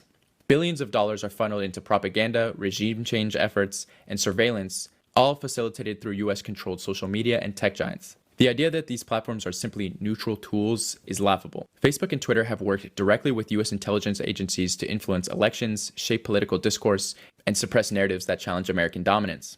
Without the firewall, China's economy, political stability, and digital sovereignty would be at the mercy of American corporations and the US government. Even if you still don't like China, you can still understand why it's an obvious choice for the government not to fuck themselves, right? Now that we've laid it all out, let's add it up. So overall, you have an internet that operates in the exact same capacity as the Western one, minus pornography, extreme violence, and gambling. There are a select few topics where information is not readily available. Profits are kept in the country. The internet is not beholden to a foreign country. The Western internet is easily accessible by VPN if still desired. Society is not rampant with misinformation and division. And the internet is still an effective tool and net benefit to society. Even if you still aren't convinced of its benefits on a personal level. I mean, I'm too Ameri-brained. It's just, that's what it is. Maybe I'd have a different attitude if I grew up in China or something. But honestly, if I, because I grew up in Turkey and then, came to America, I can't get over the lack of, the speech controls and the mass surveillance, even though one will say, Hassan, we have that here in America. And it's like, yeah, we do. And I actively fight back against that here. The reality of the matter is, even though my endless push to try and educate people and advocate for Palestinians, which is in direct odds with the American foreign policy apparatus, is falling on deaf ears for the most part. I still have the freedom to be able to do it. And I don't, I just would not be able to, have that freedom whatsoever in China. And I think that is like, your entire career is around online political speech. I want a stable society. Yeah, no, I mean, obviously there'd be a lot less things to fucking criticize, but in any case, we're losing that here too. So if getting death threats for doing it still counts as freedom, I mean, true. There is definitely that side of it as well. I just can't get over the notion of not being able to like openly criticize stuff. You must admit, at the very least, it is a positive for the country's perspective. The financial aspect alone is a no-brainer. China is arguably the only country in the world. Name one thing you'd be able to say in China.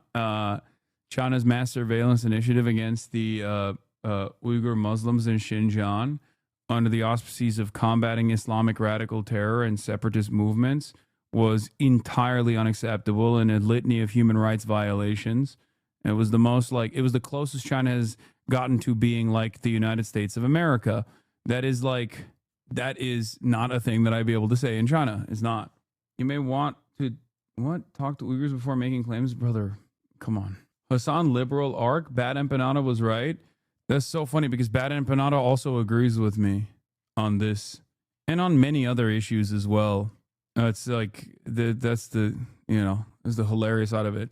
Even though he is the arbiter of all things socialism. Every year, the bads about our Western system of internet freedom are getting worse and worse. I want to believe that material conditions will fix most of it, but the richest people in society are enabling more slop. I agree. That has complete digital sovereignty.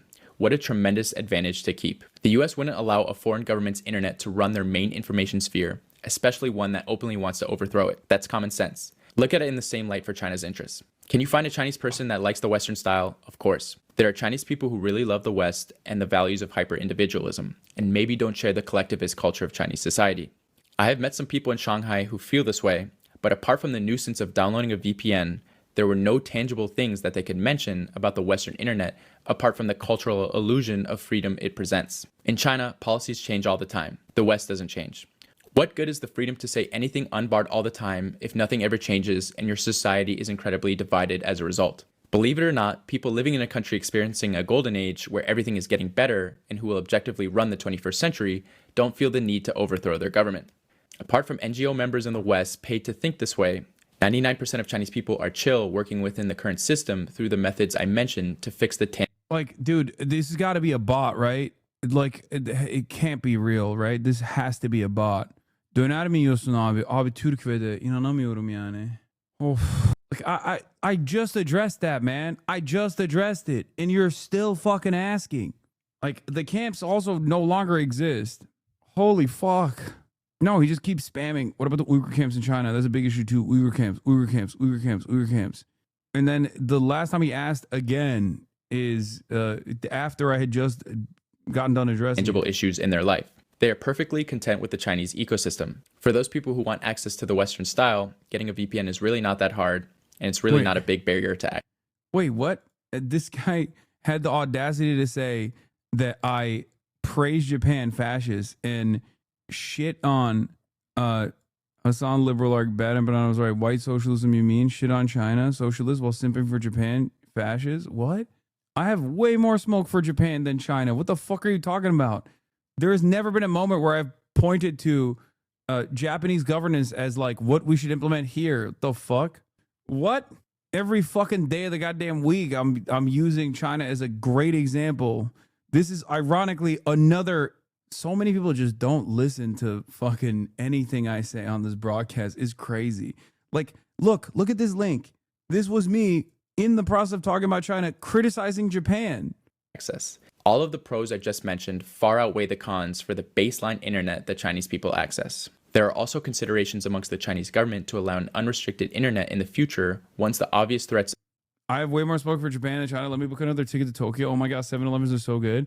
Why the fuck are you still chirping? I'm literally coming to China. I'm coming to your country before the end of this year. I was supposed to go next month, and Will and Austin pushed it back. So we're going in November. What the hell? What the fucking heliante? I'm just going to stay there. It's going to be cold. Competition and negative foreign influence have died down. I'm not saying that the Chinese system is meant for every country, but for China, at the current moment, Firewall is a great advantage. Please like and subscribe. Bad Empanada fans who engage with any of his drama shit and not just history vids are such loser, and Hassan pretends they show up at protests because he met one singular Bad Empanada fan, but most are just Most just do this in BS and pretend it's practice. It's fine. The bad impediment stuff is obviously going to blow over, as it always does. Because at the end of the day, if I was legitimately at odds with I don't know, a serious emancipatory struggle for Palestinians, then we would duke it out. The bad impediment stuff, he gave legitimate criticism. This isn't a drama. Yeah, I'm sure in his video there was more legitimate criticism. It's not legitimate criticism to say I'm a Zionist and all my fans are a Zionist. I think we're like, I don't know what the extent of his argument is beyond Hassan had Matt Duss on his broadcast and did not sufficiently address. He didn't say that. Yes, he did. He did on Twitter. He did. And that's what his fans have been saying as well, that are my fans as well. So to act like that's not a thing that he came out of the gate swinging as is literally wrong. He did say that. Why are you guys acting like he didn't say that? He might have an actual fucking, he might have like a much better point of criticism overall. Okay. But, I but like, by the time I had addressed his concerns, it was that I had Matt Duss on the broadcast. Check the comments on your video you posted about it. No one is on your side, buddy. I don't care. Okay, sure. I don't know why. You guys just want to extend it. That's my point. And every time I even touch it, it's going to only further extend because the cycle will move on. It already has moved on. It moved into Hassan is defending Matt Duss or his positions, which is not true. Okay? Most people didn't even fucking watch the back and forth that took place. Or when they were listening to it, they just like checked out from some of the statements that were being made or whatever I was saying as a counter. Okay? The reason why I had this conversation, platformed a person that is directly that directly has the ears of politicians. It's ridiculous. He's not a fucking podcaster. He is a foreign policy person. The reason why I had that conversation with him first and foremost was because I wanted to have a talk about Ukraine. Okay. Obviously, we mostly also covered Israel-Palestine. I was unfamiliar with a lot of what he had said in early 2023, but my position has always been that if someone is like actively saying that Israel's doing a genocide and Israel is engaging in war crimes and Israeli politicians are war criminals and American politicians are also engaging in war crimes, and they step out of the way and don't actively present themselves as a hurdle towards people who are advocating for even more radical things, then I will hear them out. Okay. Honest question, why don't people think Matt has changed? He hasn't said any of that awful stuff recently and has actively changed for the better. Hassan and Matt agreed on most things in the conversation. I feel like he's changed, but maybe I'm naive. It's because people understandably take everything that he's saying with a tremendous amount of skepticism, okay? And that's perfectly valid, okay? That's perfectly valid. But a lot of people also don't understand that, like, there is smoke that I have for people who are active genocidaires. There's smoke that I have for people who have spent every waking moment actively attempting to deplatform people who are speaking out for Palestinians and Palestinian emancipation. I saw a lot of the stuff that he had said. Or a lot of the stuff that he reacted to. It's completely fucking unacceptable. Okay? I totally agree with that. And I did not know. And before people say, well, why didn't you do your due diligence? He's a fucking foreign policy person. I'm not aware of like every single thing that he has said on the fucking Bill Maher show, for example. Okay? I'm aware of the things that he has said recently. In any case, the goal that I had with understanding his position and also showcasing the position for my audience in particular was to ensure that we get a broad swath of different opinions, even ones that I disagree with, within the bounds of reason. Matt Duss is a person who I have disagreements on, at least on Zionism, and it seems a bunch of other things that he is. It seems like a bunch of other things that he said about Palestinian emancipatory movements in general. Okay, some of the things I did not know about. Having said that, it is important for all of us in this community to also recognize what the most it's important for people to recognize is that that is the most fucking radical, quote unquote, position that someone who is firmly within the American foreign policy blob has. Even if we understandably disagree, myself included, that is literally the most radical position. Matt Duss, a friend of mine, put it this way, is one of the few people that actually has the direct phone numbers of these people that he is like saying is a war criminal. Okay? There's not that many people. So it's important to understand that the limitations of American foreign policy apparatus as well. Okay? The most radical foreign policy person with any momentum or any movement, any motion in this space still thinks Zionism is good. Okay? But people being like, we demand an apology. You need to delete this interview. Like, I'm not going to fucking do that. It's just, that's not a thing that I'm ever going to do. It literally feels, from my perspective, I'm being super honest with you, it feels like the exact same thing that happened with like, Hassan, you bought a house. Why don't you apologize for that? And the reason why I feel that way is because you're discarding every other thing that I've done in the process and not even remotely trusting the initiative I'm taking here. Is not the same. Yeah, it's not the same because you don't agree with it, but you agree with this other thing. Amy Goodman and fucking Sam Cedar have Matt Duss on and are not even remotely contentious with him at any point when they have them on. I don't see this level of fucking smoke for any of those people, and they shouldn't. They shouldn't receive smoke. And nobody's out here being like Sam Cedar and Amy Goodman are agents of Zionism. Maybe Bad Empanada is, but I haven't heard a single fucking take from any number of people in my community against those guys, and they shouldn't. They shouldn't either. It's just fucking parasocial. It's because I'm literally accessible. That's it. That's it. Any sort of additional cynical interpretation, beyond that like I'm doing this for some gain. I'm doing this because I was, his first complaint was you uploaded the Matt Convo, but not yours with him. Wait, what? Anyway. The chatters don't see Bad Empanada as a tool to genuinely make you seem less radical for the public. Chat is fine for the internet back and forth of it all. Every Bad Empanada video with you always ends up focusing on how Israeli propaganda works in liberal circles and never about how you're evil. It's like chat doesn't actually watch the videos. I'm sure they don't. That's what's fucking annoying about it. That's it. Anyway, that's all I got. The idea that I'm like, getting paid to do a fucking Matt Duss interview is so funny. Yeah, definitely. Or I'm getting groomed by mainstream media to pacify the leftist movement. Anyway, I made that clear too in the aftermath of the conversation. And if people don't approach it with grace, please understand that there is real and valid critique if you look beyond the rabid people attacking you. No, I do. I understand. The valid critique is people saying, I should have been more combative. I should have pushed back even harder, or I should have been more skeptical. Or I should have had the prior knowledge before having him on about like everything that he has written on the subject matter. That's the valid critique. And that's fair. That's fair. Some of those criticisms are fair. I don't think that like you have to be inflammatory when having a conversation with him is not fair. I don't think that's fair critique. But it's not like I agreed with him. I disagreed with him. The disagreements were just not aesthetically as aggressive as many people would want it to be. That's it. You wanted me to like have him on and ritualistically humiliate him. And I also even understand that as well.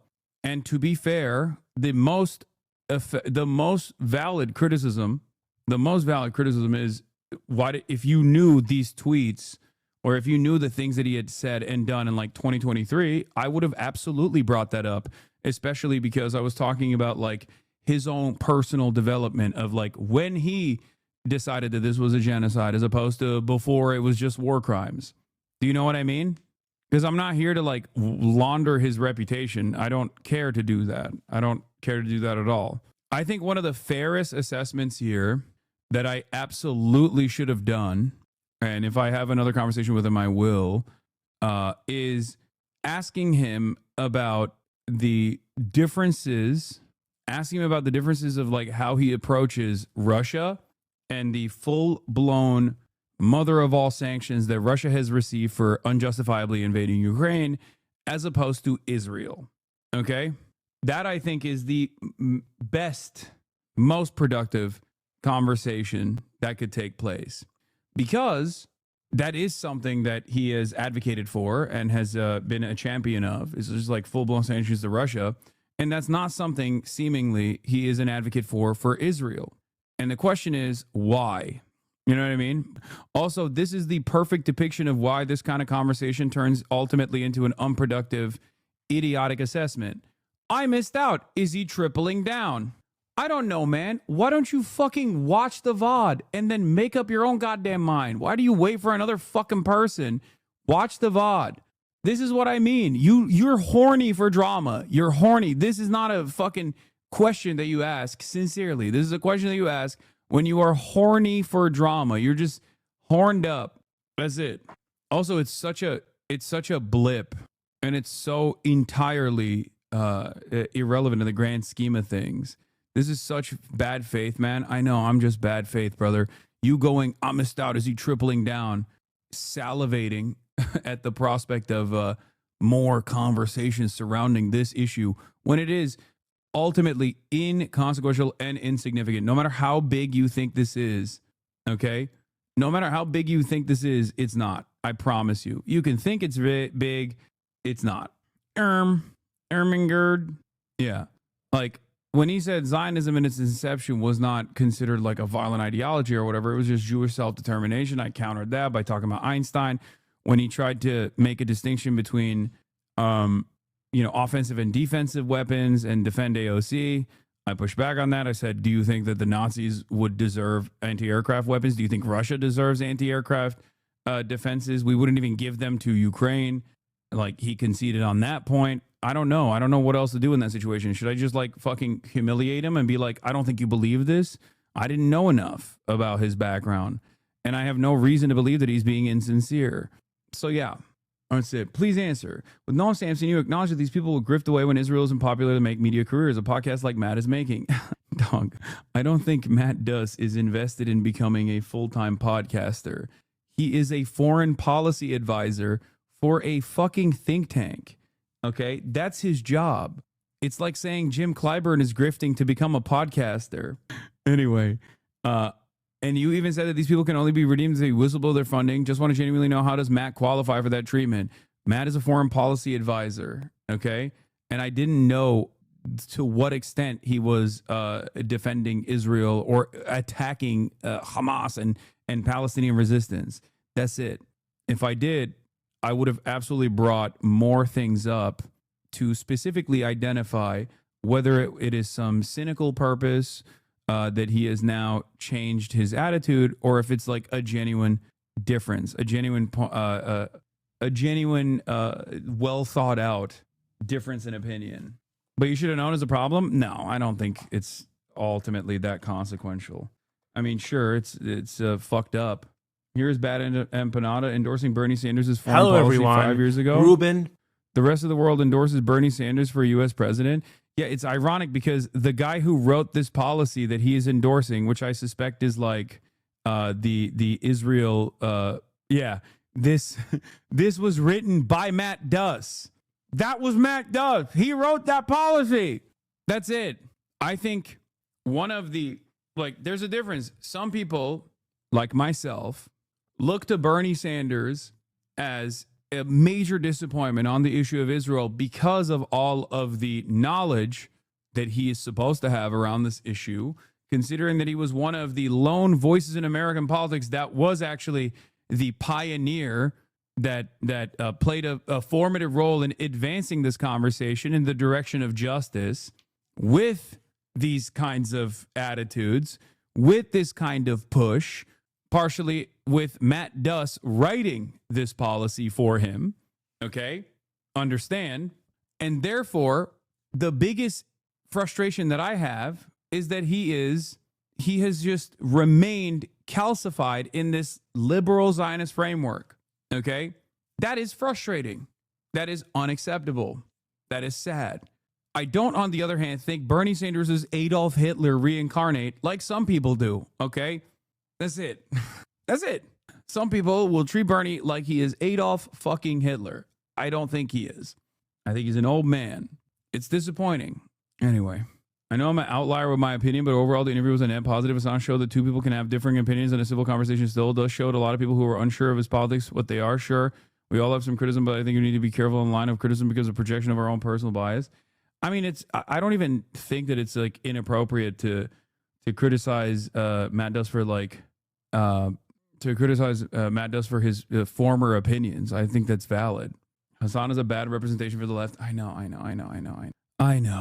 Anyway, 1 to 2 hours in like 60-hour week of coverage, which is almost 100% about Israel. People who think this is a big deal are either bad faith or entirely too caught up in the online vector of this issue. Yes, that is what it is. That's precisely what it is. Anyway, ultimately, no bad blood, as I've said. I don't give a fuck what a bad empanada says. I'm still going to keep doing what I'm doing. He's going to keep doing what he's doing. I think he's still ultimately, in spite of his behavior online, is a force for good. It's just a nuisance for the most part.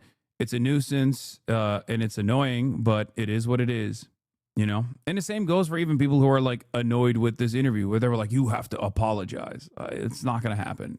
Like, I'm not going to apologize. It's not like I fucking had like people are comparing it to like Nelk Boys interviewing Benjamin Netanyahu. And before people say, oh, you just pick apart like the dumbest arguments and then hyper focus on them to make our position seem silly and irrelevant. It's like, okay, well then don't make fucking dumb arguments, because the overwhelming majority of comments are literally saying shit like that. What is this? I swear to God, if Hassan doesn't ask me specifically for permission before talking to his next guest, someone with very bad opinions unearthed by who I only find out exists during this interview, but I'll pretend I knew beforehand. He's done for. He'll opine and complain, and I'll simply state, you didn't even ask that deep fried hot pocket that smokes cigarettes with cool sunglasses if you should be dead to me, man. With you, I'm sorry, it's difficult to tell if it's just a smelly orbiter masking as a fan that's disappointed. No, I don't. I think that there are a lot of people in my own community that were mad while the interview was going on too, you know? And they were certainly genuinely mad when the interview was posted on my YouTube. It's not just like bad empanada coming from, it's not all bad empanada fans coming in to be like, you fucking piece of shit, you know? Yeah, the Nelk Boy comparison got thousands of upvotes on your YouTube video. Exactly. It's fucking psychotic. You fucking piece of shit. Anyway, I've betrayed the Palestinians, but I will of course continue to do my coverage as I always do, through thick and thin, no matter what. But if you think that like you know, I'm not allowed to interview this person or that person, you're fucking wrong. That's ridiculous.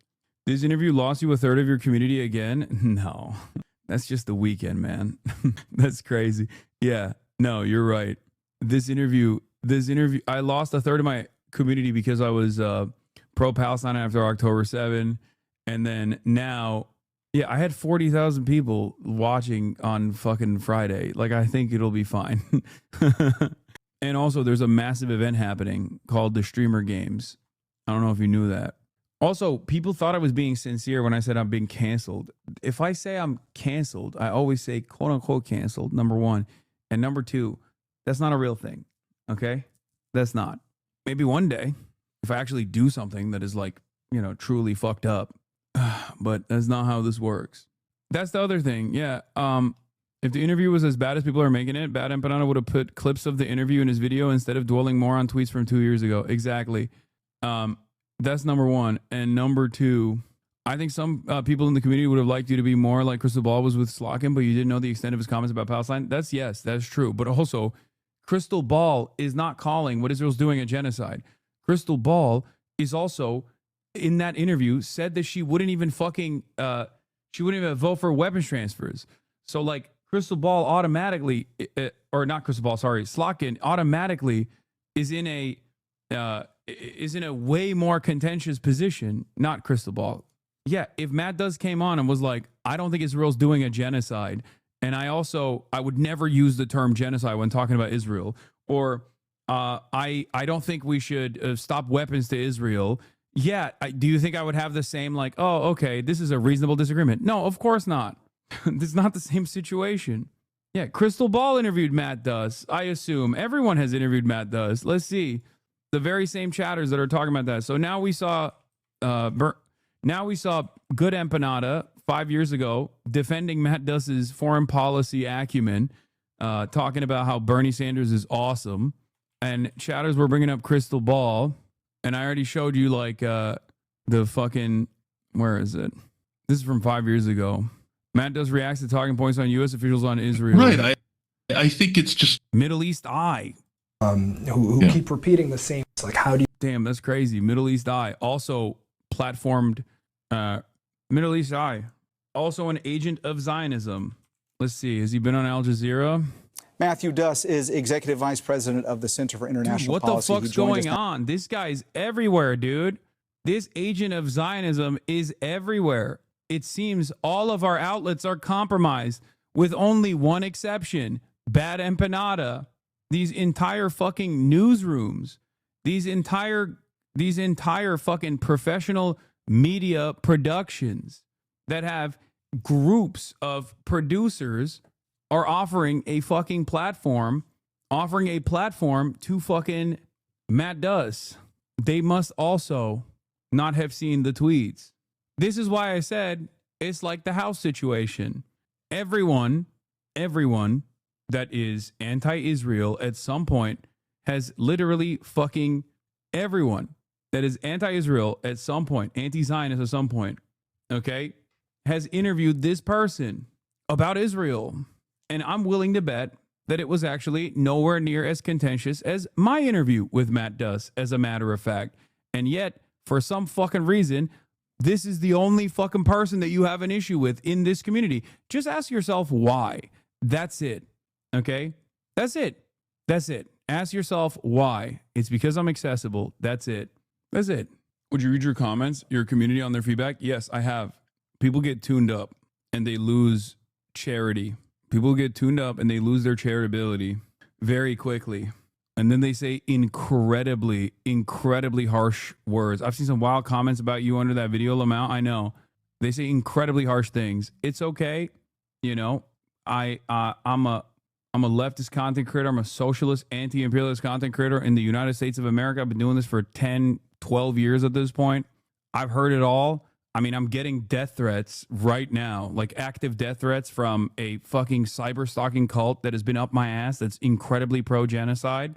Today, people are trying to deplatform me today because I said Palestinians have a right, a legal right, a responsibility, and a moral obligation to defend themselves against an occupying force that is illegally occupying them, conducting a night raid. It doesn't matter who is conducting that night raid in that time frame during that night raid. They have a legal right to defend themselves militarily. They have a right and a moral obligation to defend themselves if they choose to do so. Doesn't matter who is wearing the IDF gear. And now people are trying to say that I'm advocating to, I'm doing death threats to content creators right now. That's not the case at all. It's not. They're doing that because they want me deplatformed. That's it. Brother Habibi, listen, I don't blame you for having that motherfucker on. I actually ever heard. Just don't let this turn into a price offer situation. Take some accountability. Yeah, let's just move on, please. If you get deplatformed, will you keep streaming? Most likely, but we'll figure it out. Accountability is their favorite word. It's my favorite word too. It's really funny. It's a really funny thing to be like, you need to hold yourself accountable for interviewing an American foreign policy person and actually actively pushing back, but not pushing back sufficiently in the ways that I think you should have. In ways that no other platform that I actually consume the content of on a daily basis that I actually think is sufficiently Zionist, whether it be Al Jazeera or Middle Eastern Eye or Democracy Now! Or even Majority Report with Sam Cedar has. Push back harder than they did, but that's not enough. I can't actually yell at the people at Al Jazeera and they won't hear it. And also it doesn't really drive a lot of clicks if I say Al Jazeera is actually a Zionist outlet. What are you going to do? I'm not going to stop what I'm doing. I'm going to continue saying free Palestine. I'm going to continue advocating for the emancipation of Palestinians and the fall of Zionism in general. So do with that information what you will. Good night, everybody. See you tomorrow. Peace. Reviewing the P.O. box, Uncle Uger's face. Sudden discord at your prop. Great names take on breaks. Tiny bird. Bernie Sanders, LGBTQ Air Force. The whole left at your fingertips, Ane at your door. H3 crowded debate, the Young Turks online show. 3 full fucking years of this, plenty more to go. 90-day fiance talks of champagne bourgeoisie. A Trump rally live reaction, a mass riot at DC. There he is again, her son is streaming, her son is streaming. There he is again, her son is streaming, her son is streaming. Reading live stream fair comments, Austin show chat advice, and all the ways the right-wing pipeline can suck you in online. JCS react, Lord frame gets broken, cover blown. A full-blown mass pandemic, monster streaming at your home. Total radicalization coming out to find. The system you were taught to trust in was broken the whole time. All these daily streams, whether big or whether small, have helped me and so many find the meaning through it all. There he is again, her son is streaming, her son is streaming. There he is again, her son is streaming.